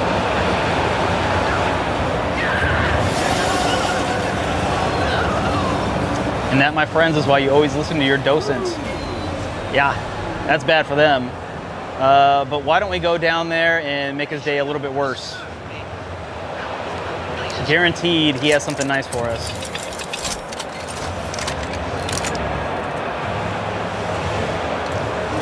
Looks like they're still distracted. Let's head through. All right, Matt. Let's go ahead. This guy out. Oh wow, that was a pretty nasty headshot. All right, what do we got here? What do we got here? Oh, see, we got the Golden Shroud display key. That's exactly what we were looking for. Nice. And she had some armor. Why don't we take a look at this tomb though? This is the actual casket of the matriarch, so an extremely important figure. Lucky for us, I think we already activated the security system, so I think we can just open it right up. Nice. And there you go, we have the remains of the matriarch. Why don't we defile the honor of the matriarch, the most important person to the protectorate, folks? It looks like the remains are worth a lot. We're gonna definitely sell those. I don't know who's gonna buy them, but they're worth a lot. All right, let's go ahead and take a look around. Still looking for that secret entrance to the top secret facility. And just in case we get into combat, I'm actually gonna equip my shield gadget Yeah, here. that's a good idea. And sure enough, more automechs. Mm-hmm. Let's take them out. And you got to be careful with these guys, especially because they leak Zeranium, and Zeranium can actually empower automechanicals to walk through it. Yep, you can see he's overcharged. Yeah, and he took out. Yeah, he already took out Tristan really fast. He's taking you out as well. Did you get him? All right, cool. All right. Yeah, automechanicals get real nasty when they get into that Zeranium. Oh, yep. That's you see it's poisoning you. It's poisoning you right now. But why don't we take a look around? There's some good stuff to loot here. Oh, that looks sick. All right, so we unlocked that with lockpick. Yeah, now that's a pretty nice looking weapon. Let's use that later. We grabbed a helmet. Again, I'm sure a priceless protectorate artifact. It's over here. That looks like a pitchball card or a tossball card. Nice. So these are pretty cool. You can actually collect these, and if you collect enough of them, you get a cool reward later on if you find the quest. It looks like that one gave me some extra health too. Yeah, I think you're gonna need that. I've seen how you play. All right, why don't we go get that Golden Shroud though? All right. But looting, of course, first, obviously. I don't know why we didn't think of that. So yeah, here's the Golden Shroud, and we have the key. Let's open it up. All right. Now go ahead and loot it, and then let's take a look at that. Yeah, this one's actually really cool. It gives you damage resistance. That actually scales with your speech, but it'll cost you bits each time you take damage. So it's costly, but it can be really effective. Yeah? Pretty good for a Monarch. I think pretty good for a Monarch. They can afford it. All right, let's look for that secret exit. Right. Well, let's loot stuff first. More loot. Oh, look, right there. Oh, yeah. You see the observation eye. Yeah, so that little element there is telling you you have an observation check. There's something hidden. Because of your observation skill, you're able to find it. So that looks like the secret entrance to the top secret facility. Nice. All right. Where's this go? Yeah, there you go. It looks like that heads to the facility. Very cool.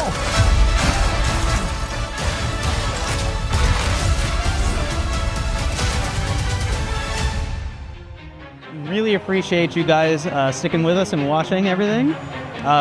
The Outer Worlds 2 actually comes out on October 29th. You can pre-order that right now. And have a great Gamescom, and thanks for being with us. Of all the amazing stuff happening at Gamescom this year. Obviously, a pretty big standout is the upcoming release of the ROG Xbox Ally and Ally X, Xbox's very first handhelds, dropping on October 16th. Yesterday, my best friend Henry got to sit down with some of the Ally team and get hands-on with it for the very first time. I know, I'm jealous as well, but let's check out that demo one more time. Show me how you turn on one of these things.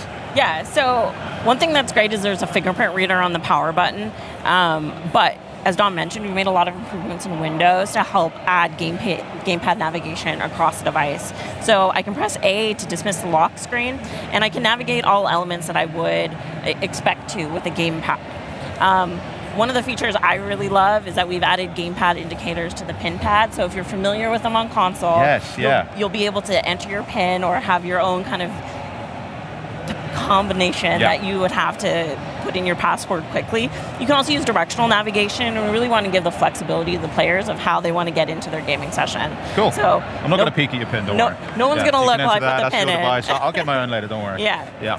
So I'm going to quickly put in a pin for this device, and you'll boot right into the Xbox app. Cool. And what's the first thing we're kind of seeing here? Yeah, this is that Xbox full screen experience that we've talked about. So it boots directly into this experience. It's really tailored for gamepad navigation, for the handheld screen, and again, it doesn't even load those processes that aren't required for gaming. In some of our initial estimates, this shows an estimated 2 gigabytes of savings in memory, which can all go back to your games, which means faster startup times and less idle power draw. Absolutely. I mean, that was super snappy just to get into that. I mean, super cool. And I've got to say, big compliments on the library that I can already see. Why don't you run us through a bit of this experience as well? One of the buttons that we've added on this device is a library button, so you can push that and it'll take you right to your library. Dom mentioned about the aggregated library. You'll see these new indicators across the thing. So, hey, these are my games from the Game Pass entitlement. These are the ones installed from other storefronts. And we really want to make sure that when people play a game in the library, they know what save they're doing it. You might be like me and you own the same game across multiple storefronts. Your save files are so important. Yeah, I'm very guilty of that. And so you want to make sure that when you launch your game, you know where it's coming from, and you're able to kind of get that jump back in where you expect. Amazing. Can you launch up a game for us? I'm going to let you choose. Yeah, so let's launch up Gears of War. Good pick. You can see that the bootloader that we have launches full screen. That really takes you to kind of that immersive experience, so you're not seeing those desktop elements that Dom mentioned previously. Very cool. Because there's something I use at home on my desktop, which is Game Bar. I use it to access my screenshots. I use it to access all of my friends lists, party chat. Yeah. We have a little look at that. How does that operate on the Ally? Yeah, so one of the main differences between the original Ally and the Xbox Ally is now there's an Xbox button on the device. And so by pressing it, you quickly bring up Game Bar. And this is the optimized view that we shipped last year called Compact Mode. That takes that same widget model that we have before that's completely extensible, but it puts it in a more streamlined, optimized form for these handheld devices. So it lets you quickly get access to device settings and most importantly, Command Center. Nice. So instead of having multiple overlays that you're juggling, it's all in one overlay and it's all in Game Bar, and so you can get access to some of those awesome AMD features as well as the ASUS features that you've been known for before, to be able to navigate those and adjust those kind of performance settings on the fly. As a person who is already a multi-device user, it does instantly feel quite familiar as well. Across my console or my PC, I'm kind of getting this very fluid and connected system. It's really nice. Yeah. So we could jump back into Gears of War, but we know this is a fully fledged Windows device. Yes. What else can you do with it? Are there other apps that you can use? Yeah, so one of my favorite features is we've added a new custom task switching view. So by long pressing on the Xbox button, you'll get this new experience where you can quickly bumper between existing applications as well as go to the Windows desktop if you need to kind of tweak something that you can't do easily. And it really kind of makes it feel fast and fluid. And so if you're using Discord or getting a little hint and edge, you can quickly bumper between them and then go back to your game really smoothly. So snappy. I absolutely love it. Oh, well, what do you think of that? Bet you want one now, hey? Well, we are just now closing in on the climactic final hour of the final day of the Xbox at Gamescom 2020 broadcast. And guys, there's no time to dally. After years lost in the fog, the Silent Hill series is back with a bold new direction. And joining me now to give us just a glimpse into the newest title coming September 25th, Silent Hill F, please welcome Silent Hill series producer at Konami, Motoi Okamoto, and game director at Neobards Entertainment, Al Yang. And interpreting for us today is Daiki Yamamoto, also from Konami Digital Entertainment. Thank you so much all for joining me, guys. Welcome. Thank you for having us. Okamoto-san, can you please just give us a quick introduction to Silent Hill F and why this new entry in particular is so special? はい、サイレントヒル F は日本で初めて舞台になるというところと、高名な竜騎士07さんがシナリオを書くというところが特徴になります。また、ホラーとアクションが融合したゲームプレイを体験できるのが特徴です。So, what makes Silent Hill F stand out is that this is the first ever game to take place in Japan, and we also have enlisted the help of Ryukishi07 as the scriptwriter for the game. Another important aspect is that the gameplay centers around a fusion of both horror and action. That's amazing. I mean, Mr. Yang, what does that unique setting really bring for the horror of the game? So something that Silent Hill series has always been about is that kind of feeling of tension and unfamiliarity. So with Silent Hill F setting in Japan and actually in Showa era Japan in 1960s gives us kind of two main points. The first one is, and I like to always use this phrase, which is it's foreign yet familiar. So using the school as an example, everyone culturally knows what a school is, but you might not know what a school in 1960s rural Japan might be. On top of the time period, which is the 1960s, where you might have seen like a rotary phone before or like an old style car, but you've never actually maybe experienced that before in real life. So it adds that kind of extra layer of unfamiliarity, so it feels a little bit foreign yet familiar to the players. That's so true, yeah. Anytime there's a sort of retro element, it somewhat feels a bit creepier to me at least instantly, so I really appreciate that. Okamoto-san, the new trailer, that debuted at Opening Night Live, and we did get to hear the English voice of the protagonist, Hinako. Can you tell who is playing her, and why is this casting so important? はい、スージー・ヤンさんという方がひなこ役を演じています。スージーさんは有名な日本のゲームやアニメなどで声優を務めています。本作は女性が抑圧されている状況でおいてその抑圧に抗う女性を描いているんですけれども、その過酷な役を華麗に演じてくださっています。So, Hinako in this game is voiced by Suzy Young, who is a very renowned actor who does many prominent voices in Japanese games and works. So, Hinako has to fight oppression, female oppression that she faces in the game, and we felt that Suzy was a great match. Amazing, that's beautiful. And also Okamoto-san, fans are really curious after seeing that trailer, so I'm going to ask some really important questions for them. First off, who is that mysterious guy wearing the fox mask? How does the Silent Hill F story connect to the rest of the Silent Hill universe? And also, what does Ryukishi07 bring as a narrative writer to the franchise? はい、キツネ面の男はですね、非常に重要なキャラクターで、ひなこの人生であったり物語の根幹に関わっています。ただネタバレになるので詳しくは言えないんですけど、ストーリーの根幹に関わっているキャラクターであるのは間違いありません。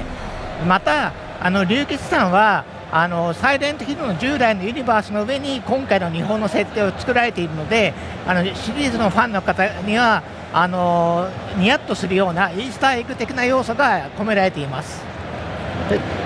So, the man in the fox mask is a very important person to both the plot and to Hinako's life in general. But we won't delve into too many details because we don't want to spoil everything for you. Yep. But also, Ryukishi07's involvement has placed the Japanese setting in the overall Silent Hill universe. So there are some nods and a couple of Easter eggs that the most intuitive players can find and enjoy for themselves. Amazing. So something there for you guys to check out then. Okamoto-san, let's talk a bit about the gameplay because that's a very important part of a horror game. You do have a new weapon to reveal that has a really big impact on the action. So what's that all about? 本作はソウルライクゲームではないかと言われているんですけれども、ソウルライクゲームではありません。ホラーとアクションが融合した新しいゲームプレイを体験できます。でまた従来のサイレントヒルシリーズを楽しんできたファンの方向けにはストーリーモードという難易度設定を用意していますので、その設定で遊んでいただくと従来のサイレントヒルに近い体験で楽しめると思います。So one thing we would like to make clear is that we've been hearing the term Souls-like getting thrown around, but this game is not a Souls-like. Good to know. Yes, and it's a fundamentally a horror-based, action-based gameplay experience that you can find. And for any long-time fans who have some concerns, there is this story mode difficulty which will replicate the authentic Silent Hill experience. Very cool. Yeah, amazing. Al, let's talk about the monsters in Silent Hill, because they've just been striking fear into us for decades. They are some of the most iconic characters to appear in all of horror as well. And I'm hearing that Silent Hill F is not going to be any exception. So why don't you tell us a little bit about some of those ghastly creatures that we can look forward to, or maybe not look forward to? Gotcha. So first off, I want to give a big thank you to our creature designer, Kara-san. She did a really good job taking kind of the themes that Rikishi-san basically wrote out, and then marrying that with a very, very distinctive art style, and then really putting that beauty and terror into the game. But in traditional Silent Hill fashion, as you know, that each monster in Silent Hill represents personal turmoil for the main character, and then in the case of Silent Hill F for Hinako, that's basically the same right there. So it's very interesting that we're seeing fans are already kind of talking about, based on the name of this monster, or based on what they look like, what does this represent for Hinako in her story? The second point I want to talk to is that for us, when we're designing monsters, each one is its own kind of puzzle, a combat puzzle, if you will. So we spend a lot of time making sure that the combat and the movement and the actions that these monsters could do matched very carefully with the lore and the meaning behind each of these monsters. That's so clever. It is really true to the fact that there is a personal journey that goes along with the horrors that you are seeing as well. It just makes for even more player satisfaction for me as well when I'm playing these types of games. Okamoto-san, the Silent Hill games are also very famous, not just for the monsters, but also for the sights and the sounds that we are also experiencing. So can Silent Hill F also give us that same classic Silent Hill experience? はい、山岡明さんというですね、シリーズを代表する音楽家の方が今回も音楽を作ってくださってますので、シリーズの本質的な音楽を楽しむことができます。でまた稲毛健介さんという方が日本の楽器を使ったガークというですね、日本古来の音楽を作っているので、ユーザーの方は日本の古来の音楽を楽しむことができます。So, of course, the renowned Silent Hill composer Akira Yamaoka will be returning, and he will be providing some music for this game. But it's not just him, but we will. So, of course, he will be providing the fundamental, the classic Silent Hill audio experience. But we will also be having Mr. Kensuke Inage, who will be providing some more Japanese-themed music in the form of gagaku, which is a more classical type of Japanese music that interweaves like native instruments and more classic elements. So you can expect a very diverse musical experience. That's incredible. I'm very excited for that sort of melding of a very authentic representation, but mixed with the classic Silent Hill that we all love. So that's all really exciting. Thank you so much, guys. Is there any last thoughts that you'd like to share with the audience before we check out our next segment? 最後にもし一言ファンに向けて何かありましたらお願いいたします。非常にですね、自信を持って送り出すシリーズですので、ぜひ楽しんでいただければと思います。コンバットに関していろいろご意見いただいておりますが、ストーリーモードで遊んでいただければ従来のサイレントヒルに近い体験で楽しめますので、よろしくお願いします。So we would like to say that we are going to deliver this game with the utmost confidence, and so we sincerely hope that all the fans get to enjoy the game. Of course, to any people who have some concerns about what the gameplay experience will be like, again, story mode will be providing the most authentic and quintessential Silent Hill experience. So please give it a try. Excellent stuff. Thank you so much, Okamoto-san. Thank you so much, Mr. Yang, and of course, thank you as well, Yamamoto-san.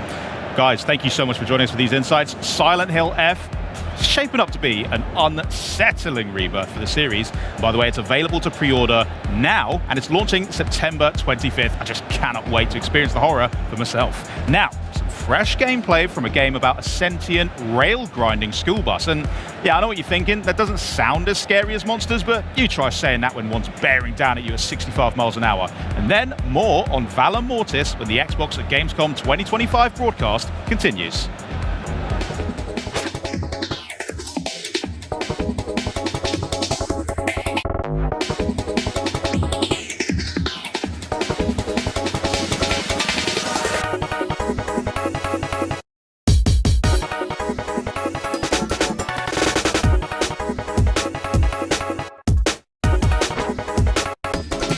Hello, we're Undercoders, and in the studio based in Barcelona. Recently, we've been focused on developing 3D platformers, but our studio is heavily influenced by arcade classics, Japanese culture, and extreme sports games. And Dense Attack is our dream project, a step forward for the studio combining everything we love.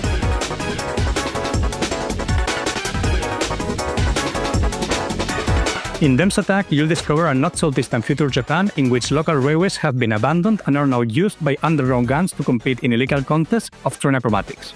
You'll have to rack up points by chaining tricks, explore huge levels, race against rival crews, and uncover a wild story as you travel through Japan taking the railways back. We are making a game that is not just about what you do, but how you do it. It's expressive, stylish, and totally up to you.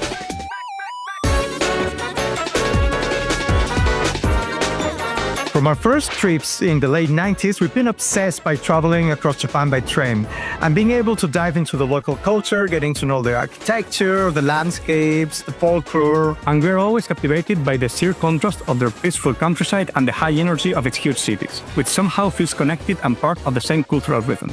It's a never-ending source of inspiration that has been fueling our creative energy throughout all the years and has now materialized in Dense Attack. On your adventure, you'll find a variety of challenges to move forward, from trip-pack arenas to compete for high scores, to objective-based exploration levels, and even racing circuits. The world is packed with a bunch of unique characters from different gangs and personalities that you will have to face on your journey through Japan. And with every new challenge, you will grow as a Dense Attacker and further add to the chaos. We've handcrafted every stage from the ground up, pulling from real-world locations to make every landscape different but recognizable. You will go really fast, but if you look closely, you'll catch references to every corner of Japanese culture. You'll be fighting wild boss battles against gang leaders, which will test everything that you've learned. These are always full of surprises. You'll never know what secret technique your rival hides, so you'll have to get creative to work content with your train. They're a mix of spectacle, personality, and challenge that one could expect for an anime-style showdown-made game.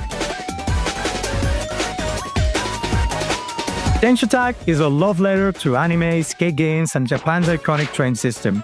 If you like Jet Set Radio, Tony Hawk, or Dense to Go, you can't miss this train. Pun intended. Wishlist now. We can't wait to show you more.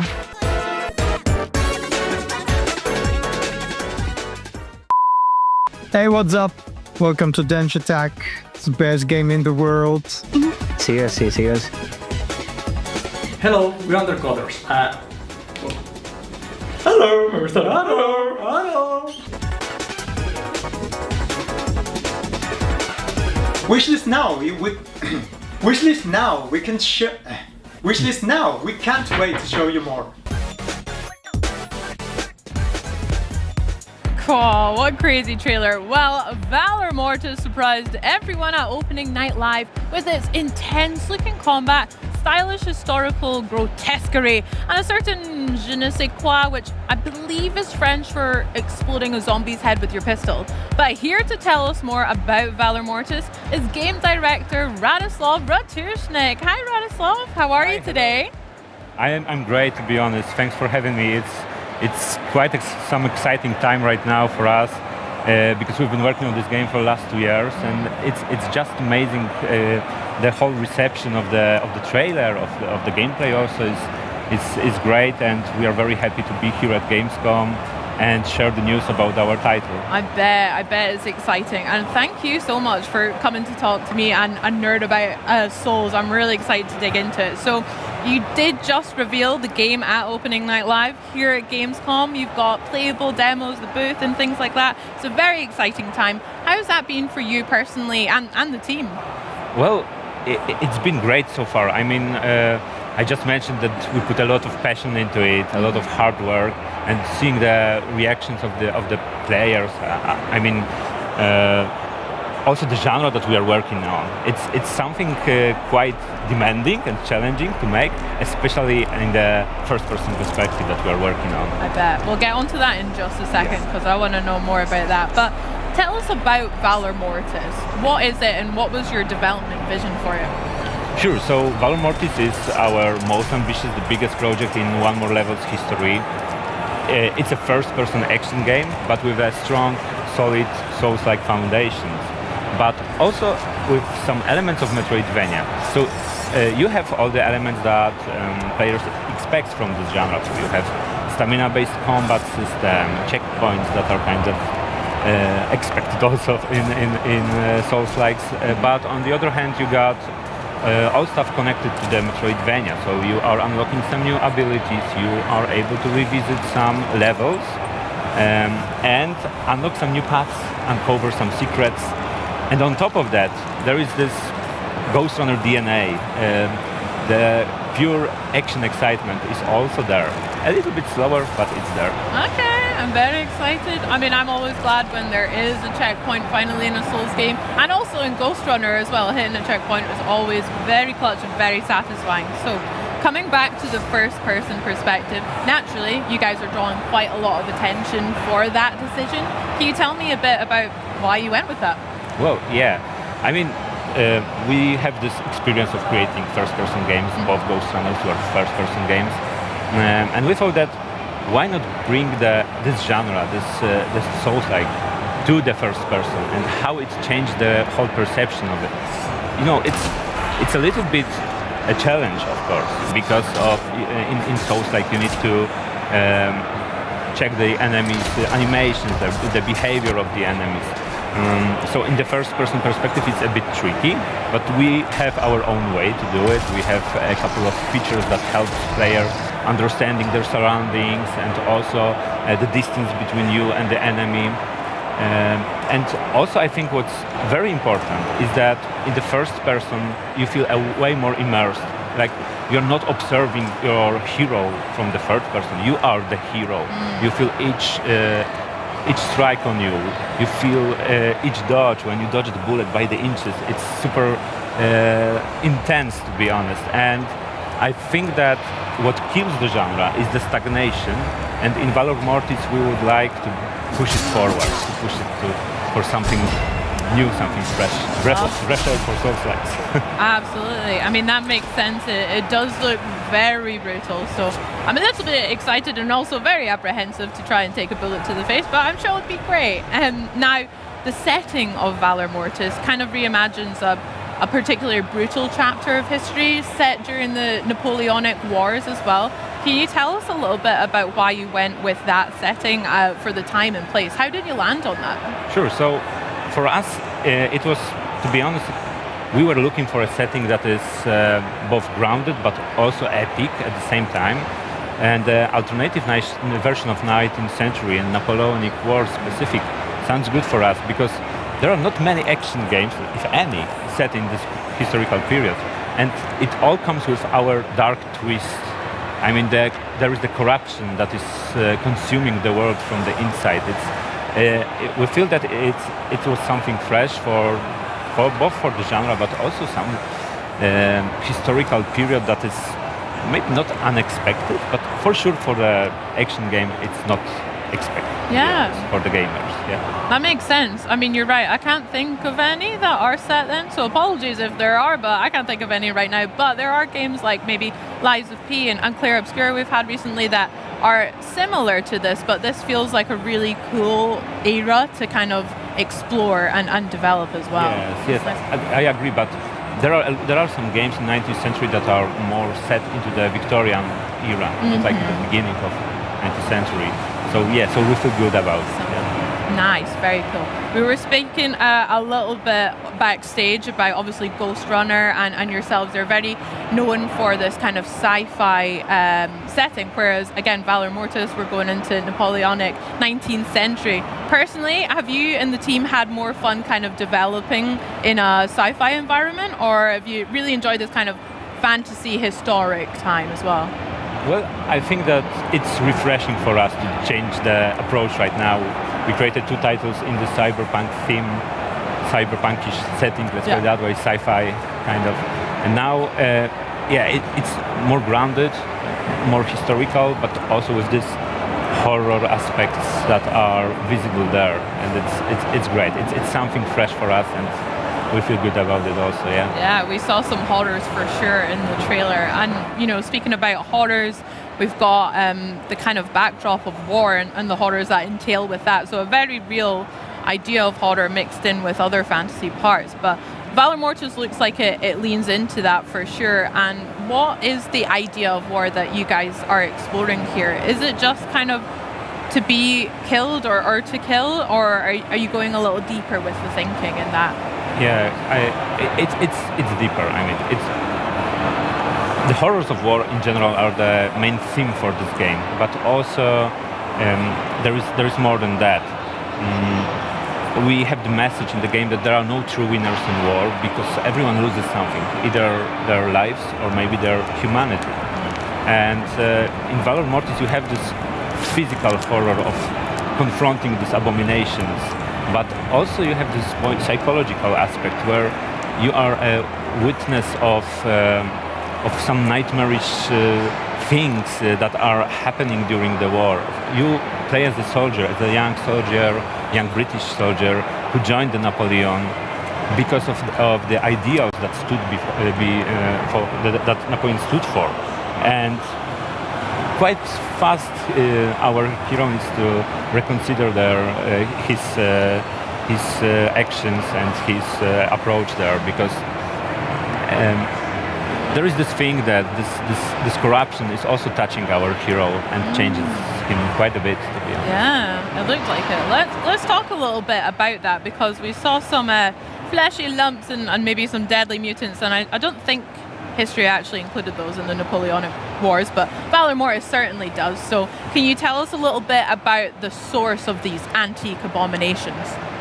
That's right. So the source of it is called neptoglobin. It's this enigmatic essence, almost living essence that is consuming the world from the inside. And Napoleonic forces encountered this essence when they were pushing east, basically.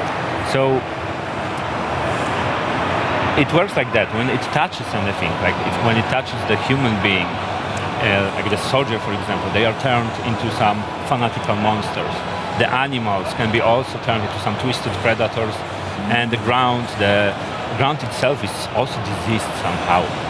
So you are fighting not only against the enemy, you are fighting against this force that is changing the world here. Got you. Within yourself and all around you as well. That's crazy. I mean, in some of the clips we've seen, I noticed that some of your own guys, it seemed, guys in the same uniform, are kind of turning on you as well. So is that kind of a battle that we'll have to deal with as well?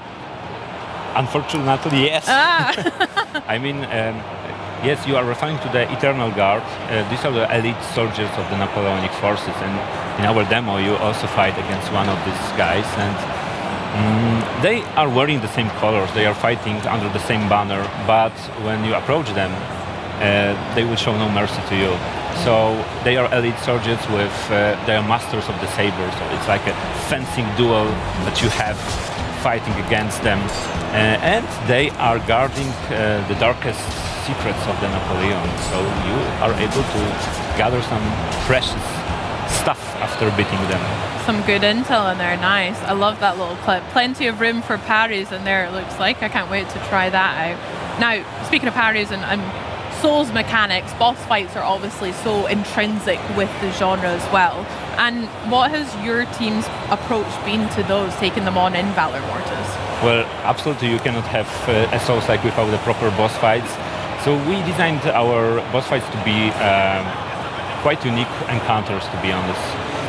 So players need to use all their tools they are gathering. So we have this our beloved saber, and on the left hand, because we have this dual wielding combat system, you can wield your gun or your power, let's call it that way, that we are calling transmutations. For example, you can set ablaze the enemy, and your goal is to combine all of these tools.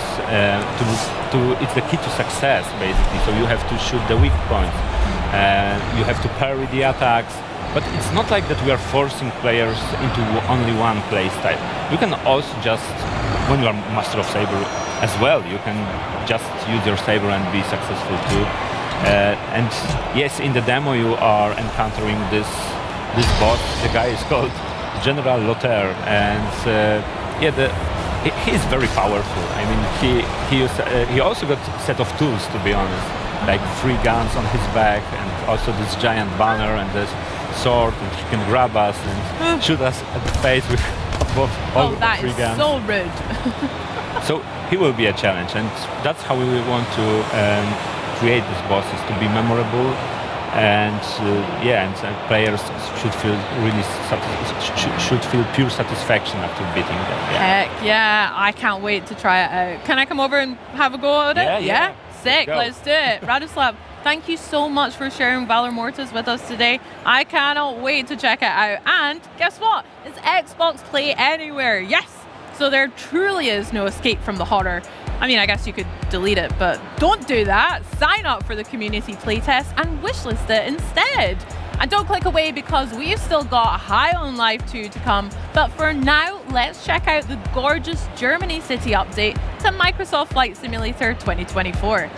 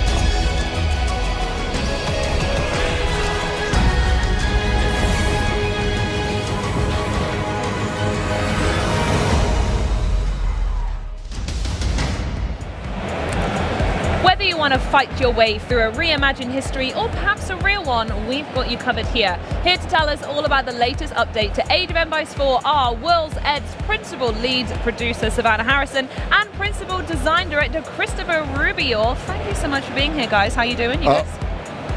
Yeah, we're doing great. Hi, Charlie.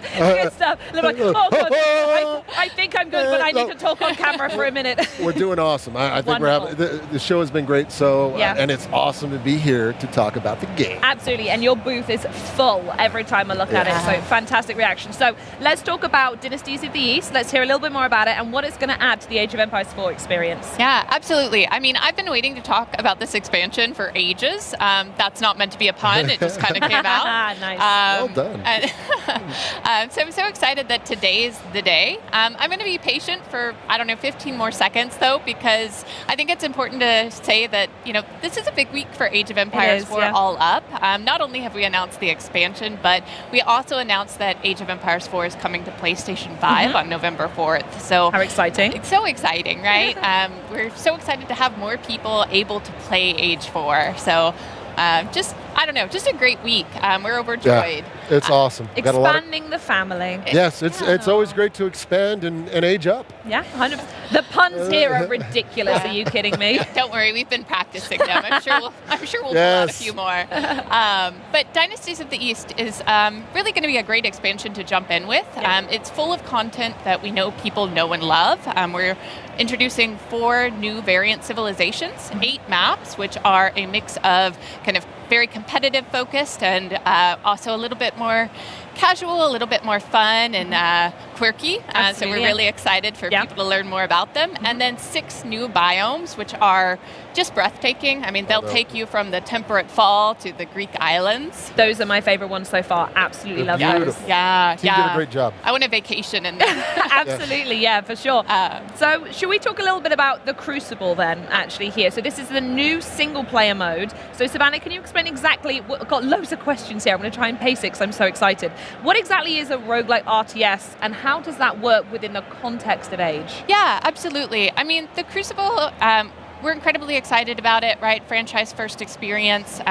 It's going to blend not just the classic RTS gameplay that we all love, but it's also including elements of roguelite in that there are randomized objectives. So every time you play, there's something new to do.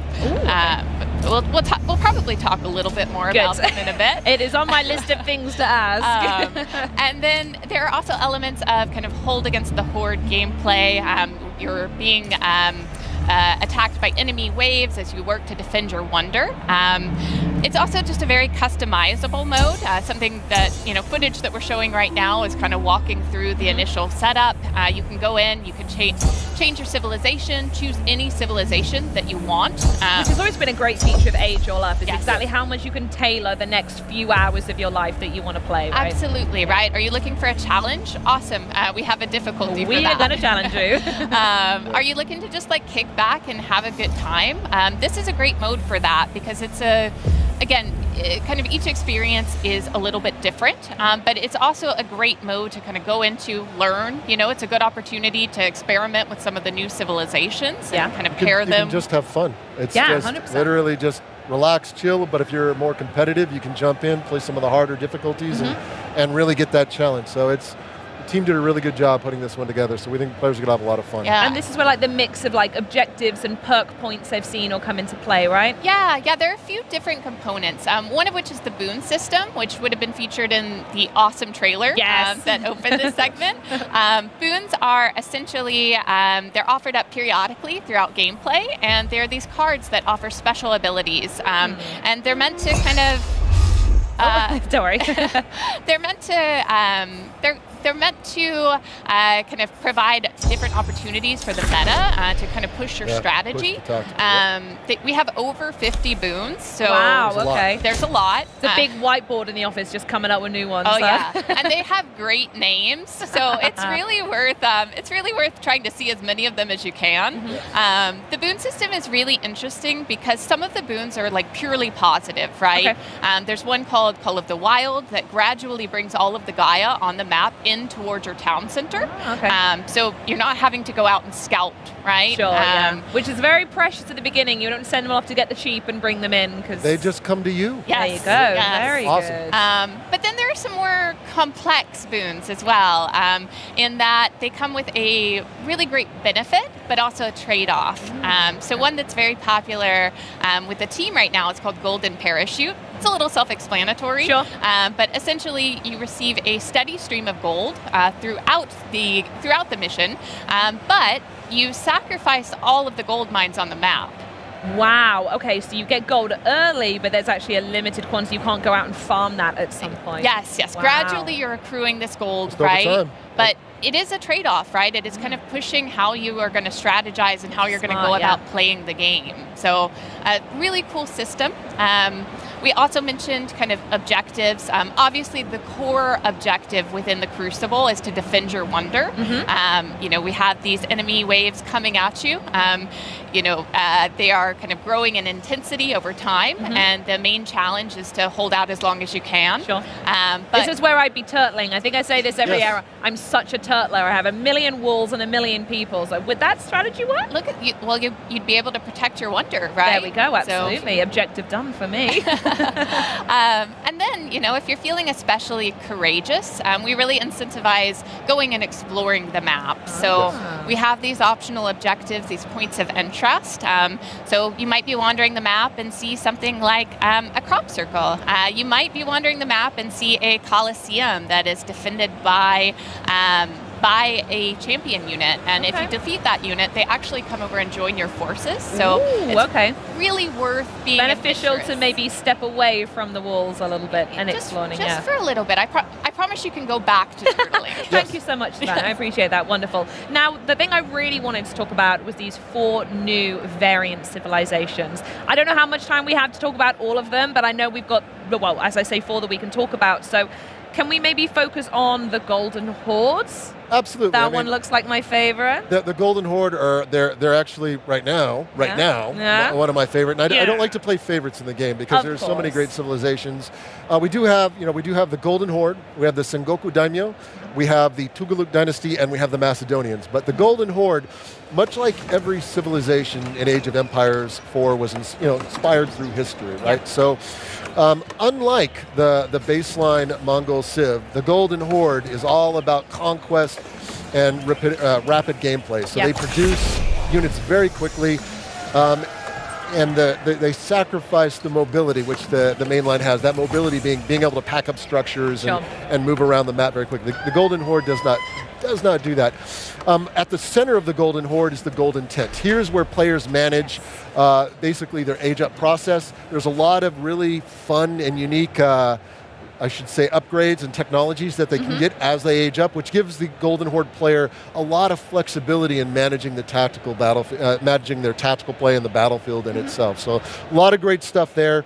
They also have all of our civs. I should say every variant civ has unique units, structures, and technologies. It's not and elephants. And there are elephants in the game, which we associate that. That's back to the Tugaluk Dynasty. But there's a lot of really cool things. One of the things that I love about the Golden Horde are the fact that they can build palisades onto the battlefield. Beautiful. The baseline Mongols cannot do that. In addition, they also have fortified outposts, some more powerful units. They also bring the mighty Batu Khan onto the battlefield. Again, and they have these Torgud units that are heavy melee or heavy cavalry that they bring on. There's a lot of really cool synergy between the units and how they play on the battlefield. So there's a lot of great stuff that players can take advantage of. And again, basically, it all comes back to one of our core pillars in Age 4, which is there's a lot of asymmetry in how the civilization's played. And our teams have done a fantastic job of maintaining that now that I think we'll be at 22 civs with the release of this DLC. So, and that's a lot to maintain. And as you say, have that different sort of play style.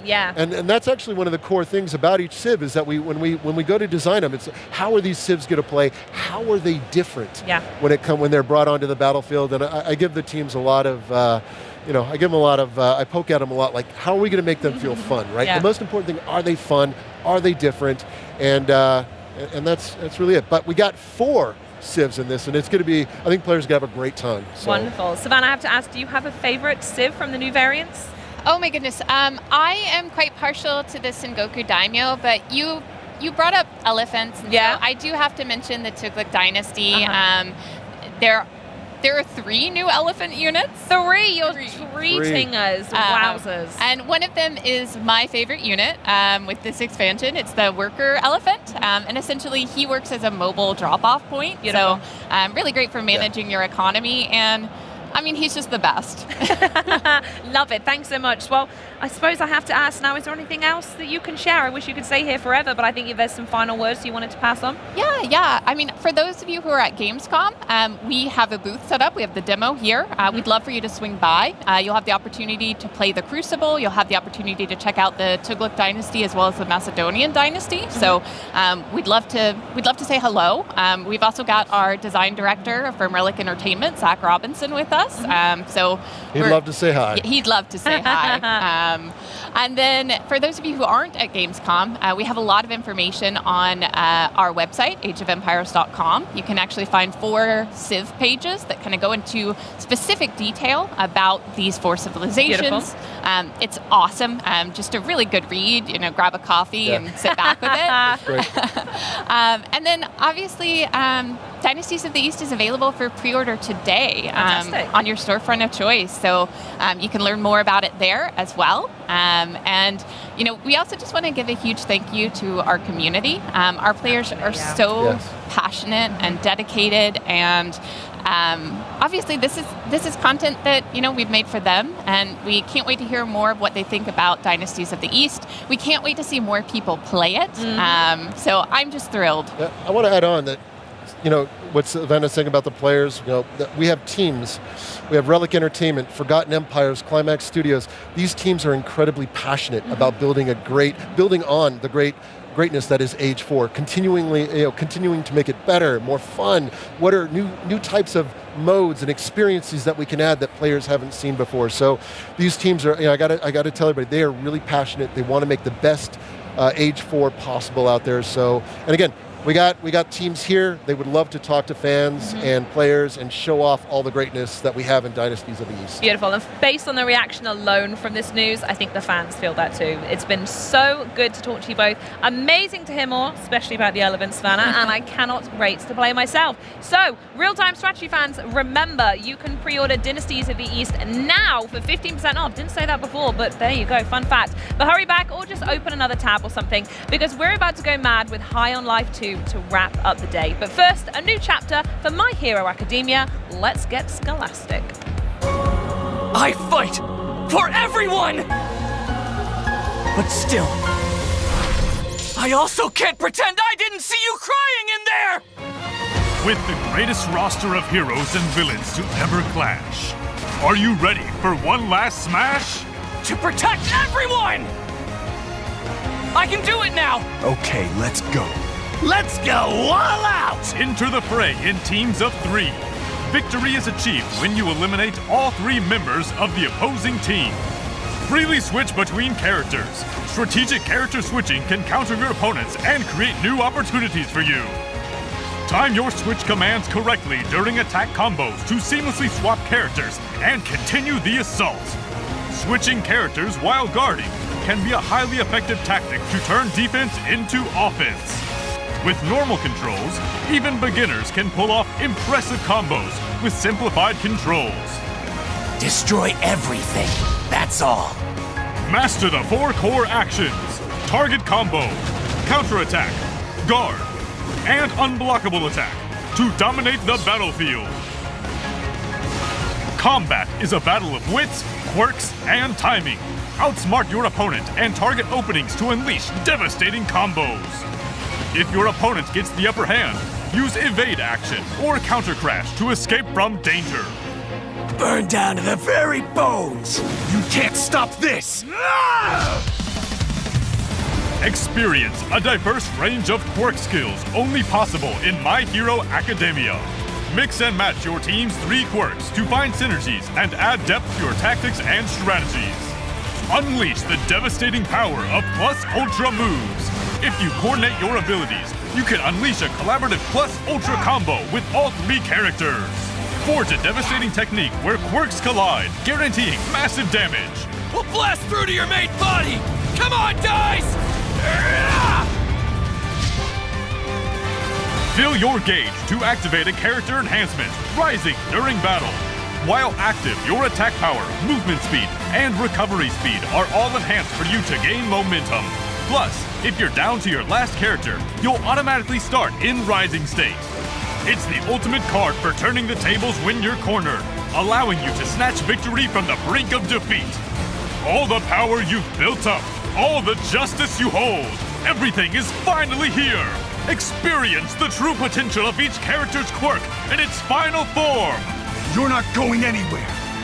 I'll fill you full of holes! Whatever it takes! I won't let anyone be hurt again! Smash!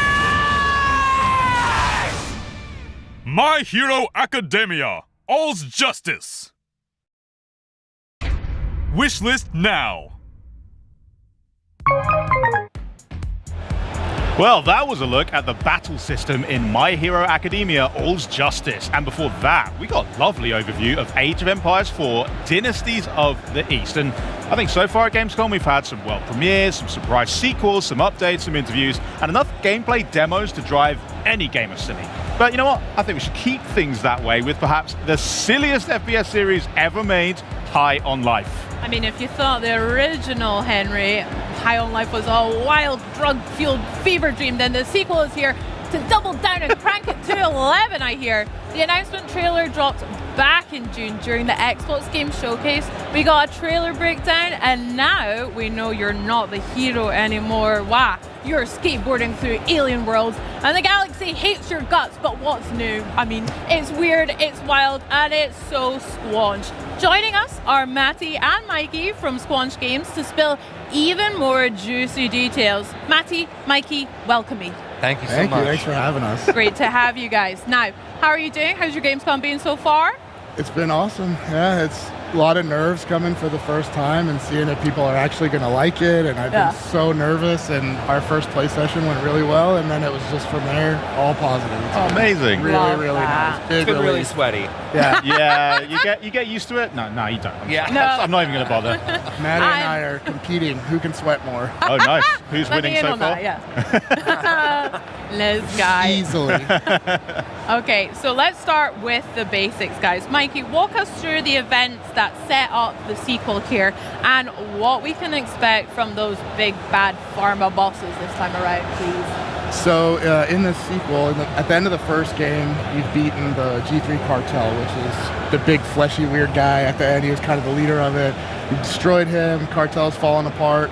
So you're this famous bounty hunter. Everybody knows who you are, and you're kind of being a fame kind of jerk. You know what I mean? Just doing like fame jerk stuff. I don't know how to say it without cursing, but you know what I mean. So anyway, you're living high, right? And you get a bounty, and the bounty is your sister, Lizzie, from the first game, because while you've been famous and living it up, your sister, she's been kind of fighting the good fight for humans still, because humans still really aren't accepted in the galaxy yet, right? And so in that process, you realize, hey, this is a really high bounty on my sister. I better get there first so that she doesn't get killed, right? And so in doing that, you end up on the other side of the law. By protecting your sister, you've killed a bounty hunter, you've broken the bounty hunter code, and now all the bounty hunters are after you, you're a wanted criminal, and it's very different to be the bad guy this time. Kind of sounds like it is our fault and we deserve it in a way. Humans suck. I mean, I feel like humans know that more than anybody else. Yeah. That's fair. Do you guys prefer being the antagonist or protagonist day-to-day gaming stuff? What do you think out of those kind of storylines? I mean, it's all made up anyway, I think. So it's kind of like maybe that's an antagonist behavior, right? It's like the rules mean nothing, right? Yeah. You know? We very specifically try not to put much personality into the character at all. So the stuff that's happening around you might make you feel like you're the antagonist or the protagonist, but really how you feel when you're playing, you're not being told how to feel, right? You're just feeling it yourself. Very quiet. It's very Half-Life 2, you know, the whole like stoic Gordon, like non-speaking character, and that way the guns are kind of like your conscience, and depending on which one you have out, they're kind of playing as the protagonist or the antagonist, and so it's really down to you yourself how you feel. We'll definitely get into the Gatlians in a bit, but I want to talk about something that's a bit new, because lately in gaming we've kind of been going through this skateboarding renaissance period, and High on Life 2 is getting involved in the action, so how mad can we really get with this thing? It is core to the game. It's replaced our sprint. So initially we had it as like a power-up, and we found it so fun that we kept saying, well, what if we used it here? What if we used it here? And we kept going to the point where we were like, let's just replace sprint with it. And doing that meant we had to really polish it and make it feel fluid. And so once we got that right, it's like, I can't imagine the game without it now. I can't believe we had a game that didn't have the skateboarding in it. It's so perfect. It's great. Yeah, our design director, Eric, he went back and played the first game and he was like, it's like moving through molasses. You know? It's a really cool addition, and you know, we're going to keep tuning it till the game comes out, but I feel like it's already in a really fun space. Awesome. Let's talk about the Gatlians a bit then. Who's going to be back in the game, and we're going to get some new friends as well? Absolutely, yeah. almost all of the original from the first game are back. So we got Sweezy, we got Gus. You'll see them in the demo. Sweezy played by Betsy Sidaro, Gus played by JB Smoove, the Inimitable, right? And you're also getting a new gun in the demo whose name is Sheath, and he's played by Ralph Einstein. I heard Ralph him say Innocent? No way. Ralph Einstein. That's how Ralph he says Einstein. it. He says it like that. He says it like that. Oh, I have said it to his face incorrectly. We had That is probably why I hate we had a big debate about it, and then we looked it up, and our producer Bex was like, "No, it's Einstein. Arbex." Not you. But yeah, so that there Sheath, that's Ralph Einstein. No way. What an icon. His voice is he's so funny too. If anyone was going to be a knife, his voice embodies it. I feel. Well, he's a battle rifle. He's basically like battle rifle from Halo. And in the demo, you'll see that he's not a Gatlian. What's happening there is you actually pretty much kill him in a boss fight, and he has the same target that you're pursuing. So he tells you how to save his head. And so his gun is like a life support system. And there's a whole scene where you're performing surgery to remove his head and attach it to his gun. It's in the demo. That sounds sick. Not in the demo, but like Preacher Tim Robinson is also back. We just recorded some Tim last week. It was amazing. I love him to death.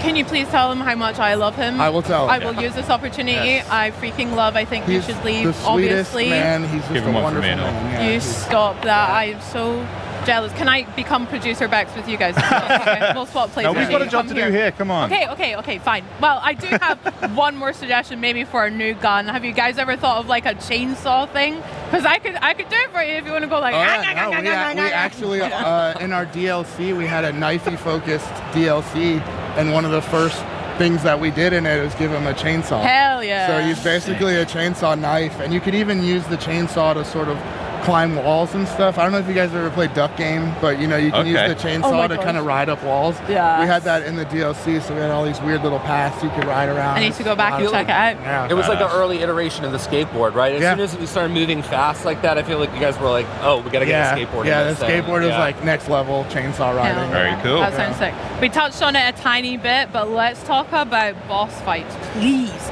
I mean, we've got a little bit of something that you kind of talked about there, and we might have showed it off, but can we talk about, or can we maybe see what you were just talking about? Let's take a look, shall we? Yes. From the inside.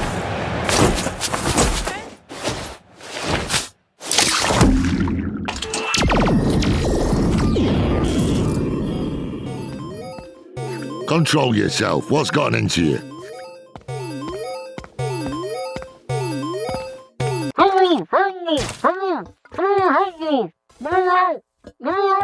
You never catch me.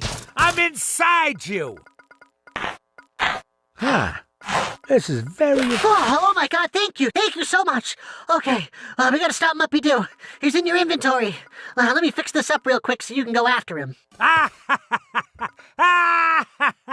got free reign of your suit.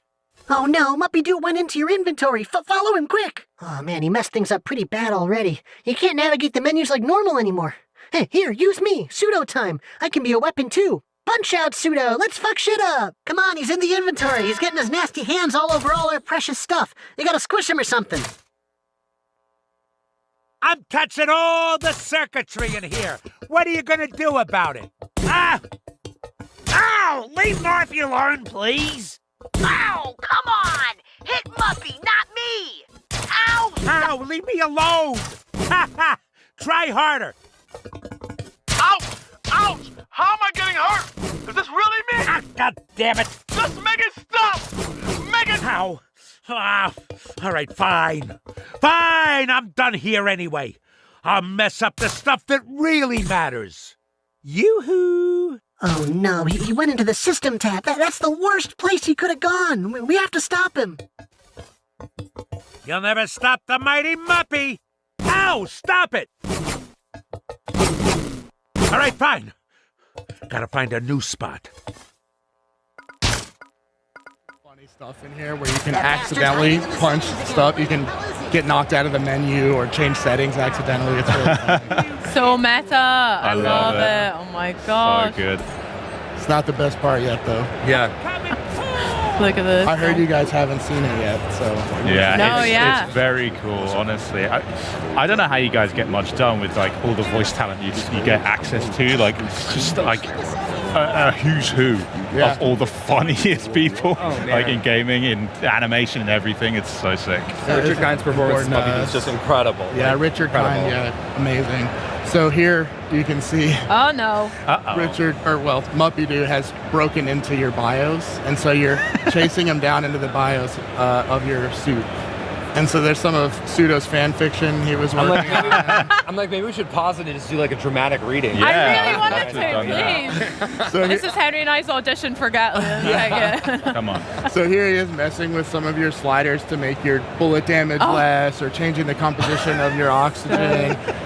And you have to kind of hit him with the slider. This is one of my favorite right here, where he jumps on it. This is like when he favorite. rides it. When he rides it, right there. It's so cute yet so annoying at the same time. Like, come on, just stop. But also pretty funny. So if you saw in that build up there, Muppy has this shrinking technology, and so he has this fanny pack on, and it's full of his like Secret Service agents. Right. And so in the fight just before this, he's throwing handfuls of Secret Service at you to fight, and then you beat him, and he runs up your arm and into your suit, and so that's what's happening here. So now he's forcing you to reset all your suit settings. And there's no way around it. Watching people play the game this week, where they're like, they actually are like, should I? Like, do I? Yeah. Is this for real? You know? Oh my god. That's so fun. So you're the one that actually has to make that choice as well. It's not like staged. Oh, And you so guys are sick. He's like doing a deep dive into your BIOS to the point where he's found something else, and that's what you're about to see here. Okay, cool. Ooh. Let's see. Very exciting. Wait, BibleAdventures.rom? Wait. No. Oh, yes. You are kidding me. Fully playable, all three.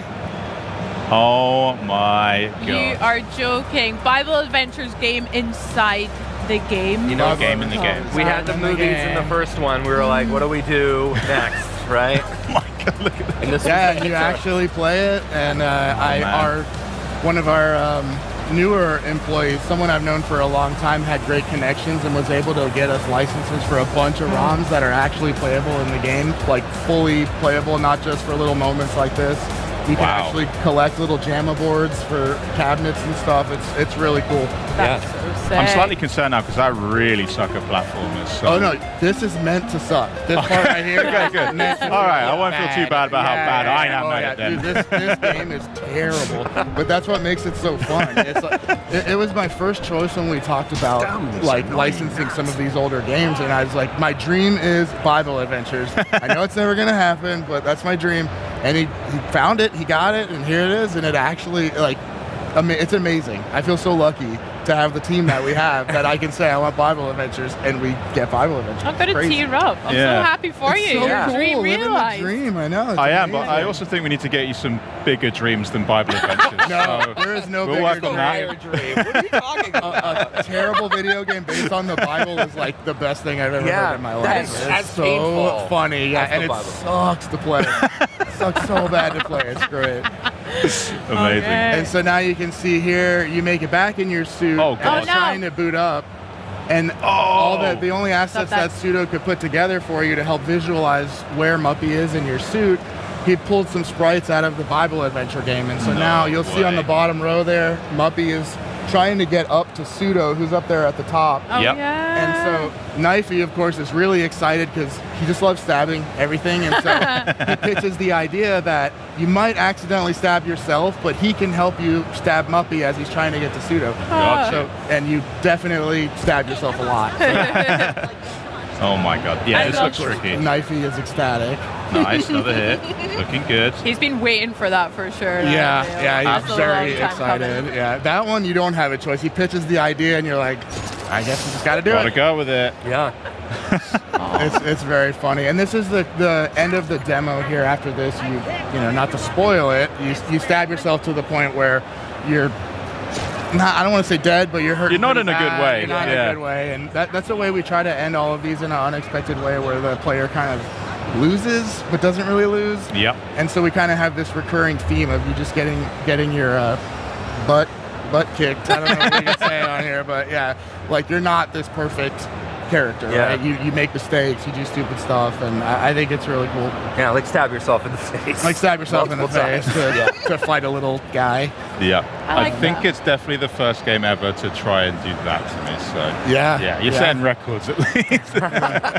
And in the demo too, I don't know if many people have found it yet, but there's an area called MurderCon where it's kind of like a laser tag arena. Right before you go in there, there's a Radical Rex arcade cabinet where you can fully play. I don't know if you guys remember the old skateboarding game, Radical Rex, like a little dinosaur on a skateboard. Oh my god! No. Also very hard to play, but it's in there and it's really funny. Yeah, I'm into it. Yeah, it's cool. Yeah, that's right up your alley. I'm going to seek that out for sure.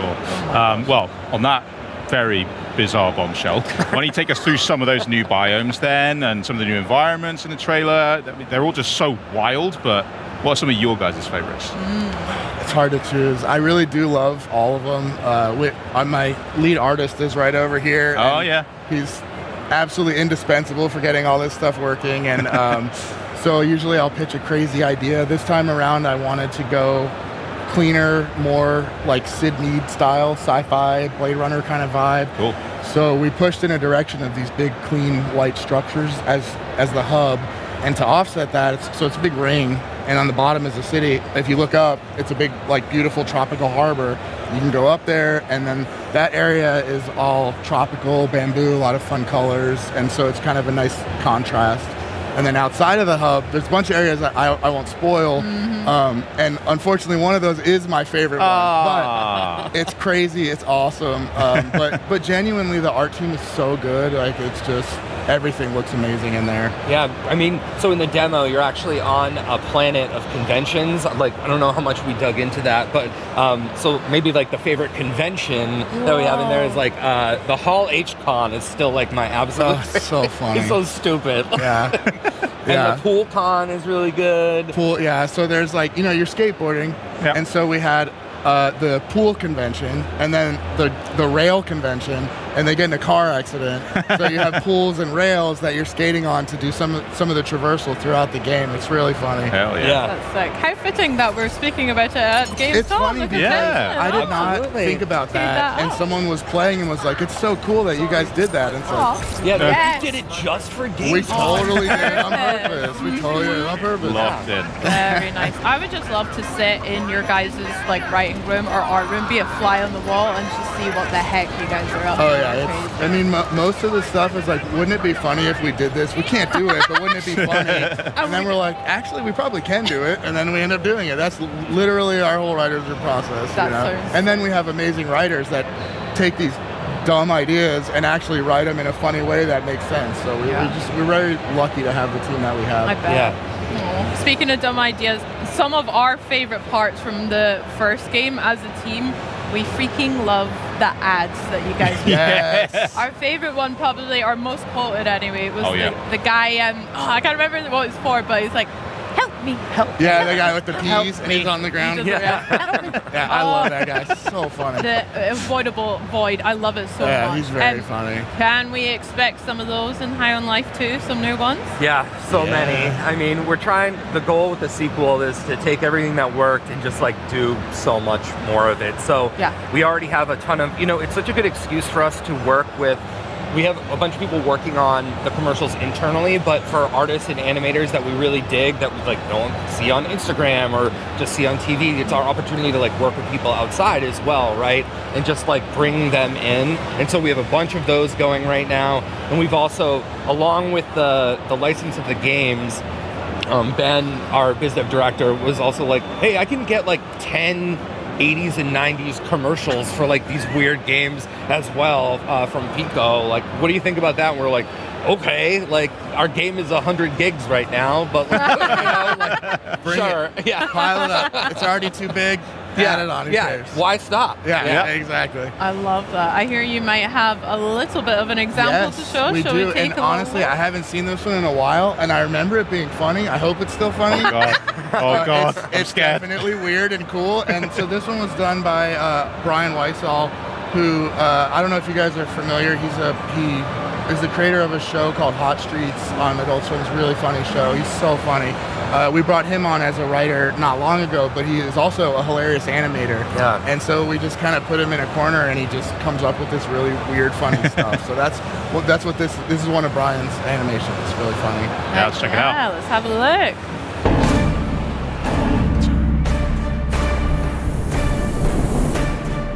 The Dangerfields are ready to debate.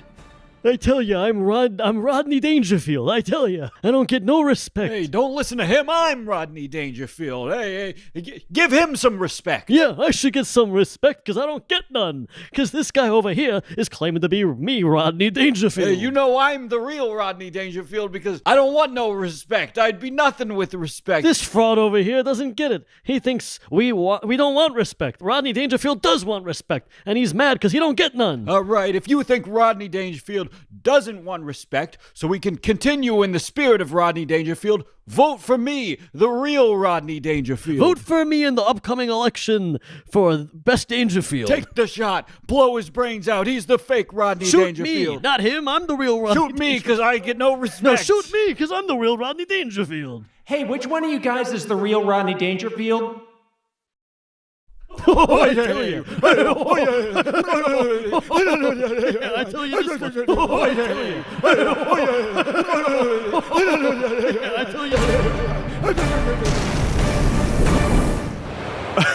So that's the caliber of comedy we can expect. What the hell's wrong with you guys? So much. That's the highest praise, honestly. Yeah. And like, it's just dry and weird and unexpected, and like, that's just one of a lot. We have a lot of really weird, funny stuff in there. Yeah, best review we got so far was, I mean this in the best way possible, but it's so stupid. Yeah, Yeah. and then that just like warms my heart. Yeah. Perfect. Like you said, being in that writer's room, just seeing, like, how do you even know what's the good stuff, what fits, when it is all just kind of zany and out there, and you'd think like, just chuck it all in.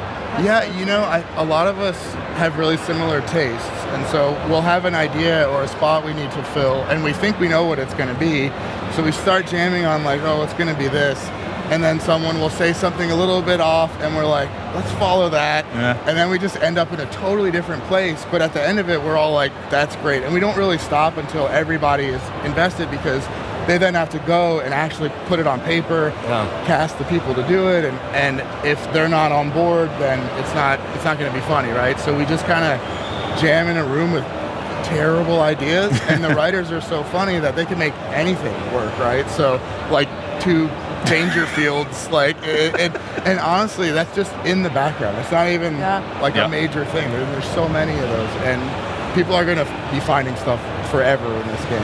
Yeah, it's really hard because, you know, we get so close to the jokes too, and like, you know, you hear a joke like twice and you're like, ugh, like, come on, what, like, this isn't funny anymore. And so like, even coming here, we're like watching people laugh and we're like, oh, before we're like, we're the worst, we're not good at this, and now we're like, we're geniuses. You know? Like, we planned this the whole time. Yeah. Great ego boost. Hell yeah. It's just a lot of trust in the team. Let them do their thing, because, you know, I'm not the best writer. I'm not the best programmer, right? So I'm not going to even try. It's like, just let the writers do their thing. We're going to jam out an idea. Writers are going to do it way better than I could, and then it's funnier. It's better than anything I was picturing in my head. So, and a lot of even gameplay concepts come from writers in that room, and then we end up turning them into like a feature in the game. Like, I'm pretty sure that Muppy-Doo fight in the UI was just a random joke we had in a writer's room that ended up turning into a real thing. Yeah, so cool. We have a lot of the same talent too that stayed on from High on Life 1, so everybody gets it, right? We know what we're building. Now it's just like, keep going. Yeah, definitely. Yeah, and in terms of like the caliber of our writers, you're a Tim Robinson fan, so you probably saw the little egg game. So our narrative director is the one who made that game. He's the guy who made the Tim Robinson from I Think You Should Leave a Little Egg game. So like that vibe of like little weird stupid games, that's like everywhere in the game. Yeah. That's kind of just the DNA of everything that we do. I can't wait to find all of the little hidden pieces like you're saying, and watch all of the ads. Oh, definitely. I'll take that challenge. I'm going to have to block out a lot of time to do all of that. Yeah. Right, enough yapping though. It's time for our favourite question, Bex. When can we play this game? Friday the 13th. Friday the 13th. February. Of what year? 2026. 20, Excellent. 30. No, just kidding. We're not going to slip. He's like, we're not 7, gonna 8, slip. 9, 10. February 13th, 2026. It's Yeah. gonna come out. Hell Yeah. Whether it's done or not, it'll be done. Yeah, it'll be done. It's going to be done. You're going to get it done. It's going to be good. We have an amazing team. It's going to be amazing. Hell yeah. We really can't wait to play, honestly. Matty, Mikey, thank you so much for joining us. Yeah, thank you for having us. Yeah, thanks for just letting us say dumb stuff. Yeah. Yeah. Oh, well, I asked you several times to change that line, but that's fine. Sorry. Well, Couldn't help it. Bex is clearly high on life, and on February 13th, you can get high on life too. The game. Not bad. Very Oh, nice. yeah. All right. All right, write it down. Professional. You can say that one. Now, remember though, the important thing is that you can wishlist the game right now on Xbox and PC. And here's the best part. It's Xbox Play Anywhere, and it's going to be available day one on Game Pass. Now, yesterday, we talked about the Order of Giants DLC and how Indiana Jones is afraid of snakes. So naturally, we want day two to be even more epic than day one. So why don't we finish strong with a trailer for a game about a guy who's not afraid of snakes so hard that he eats them for breakfast.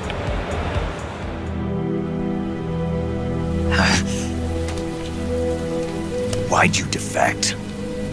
I didn't.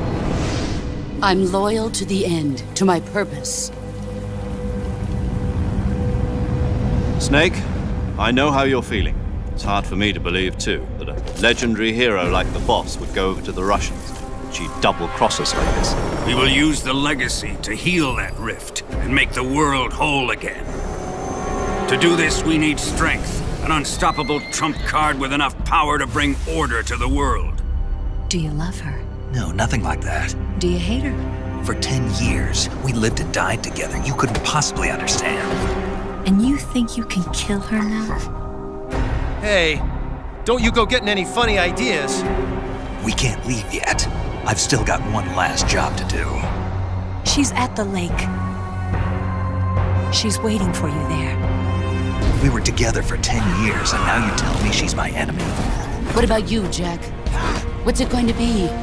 Loyalty to your country or loyalty to me? Your country or your old mentor? The mission or your beliefs? Your duty to your unit or your personal feelings? You don't know the truth yet. But sooner or later you'll have to choose. I don't expect you to forgive me. You've got to do it, Snake. She's your enemy and your objective. You're a soldier. Finish your mission. Prove your loyalty. I've been waiting, Snake. Waiting for your birth, your growth, and the finality of today.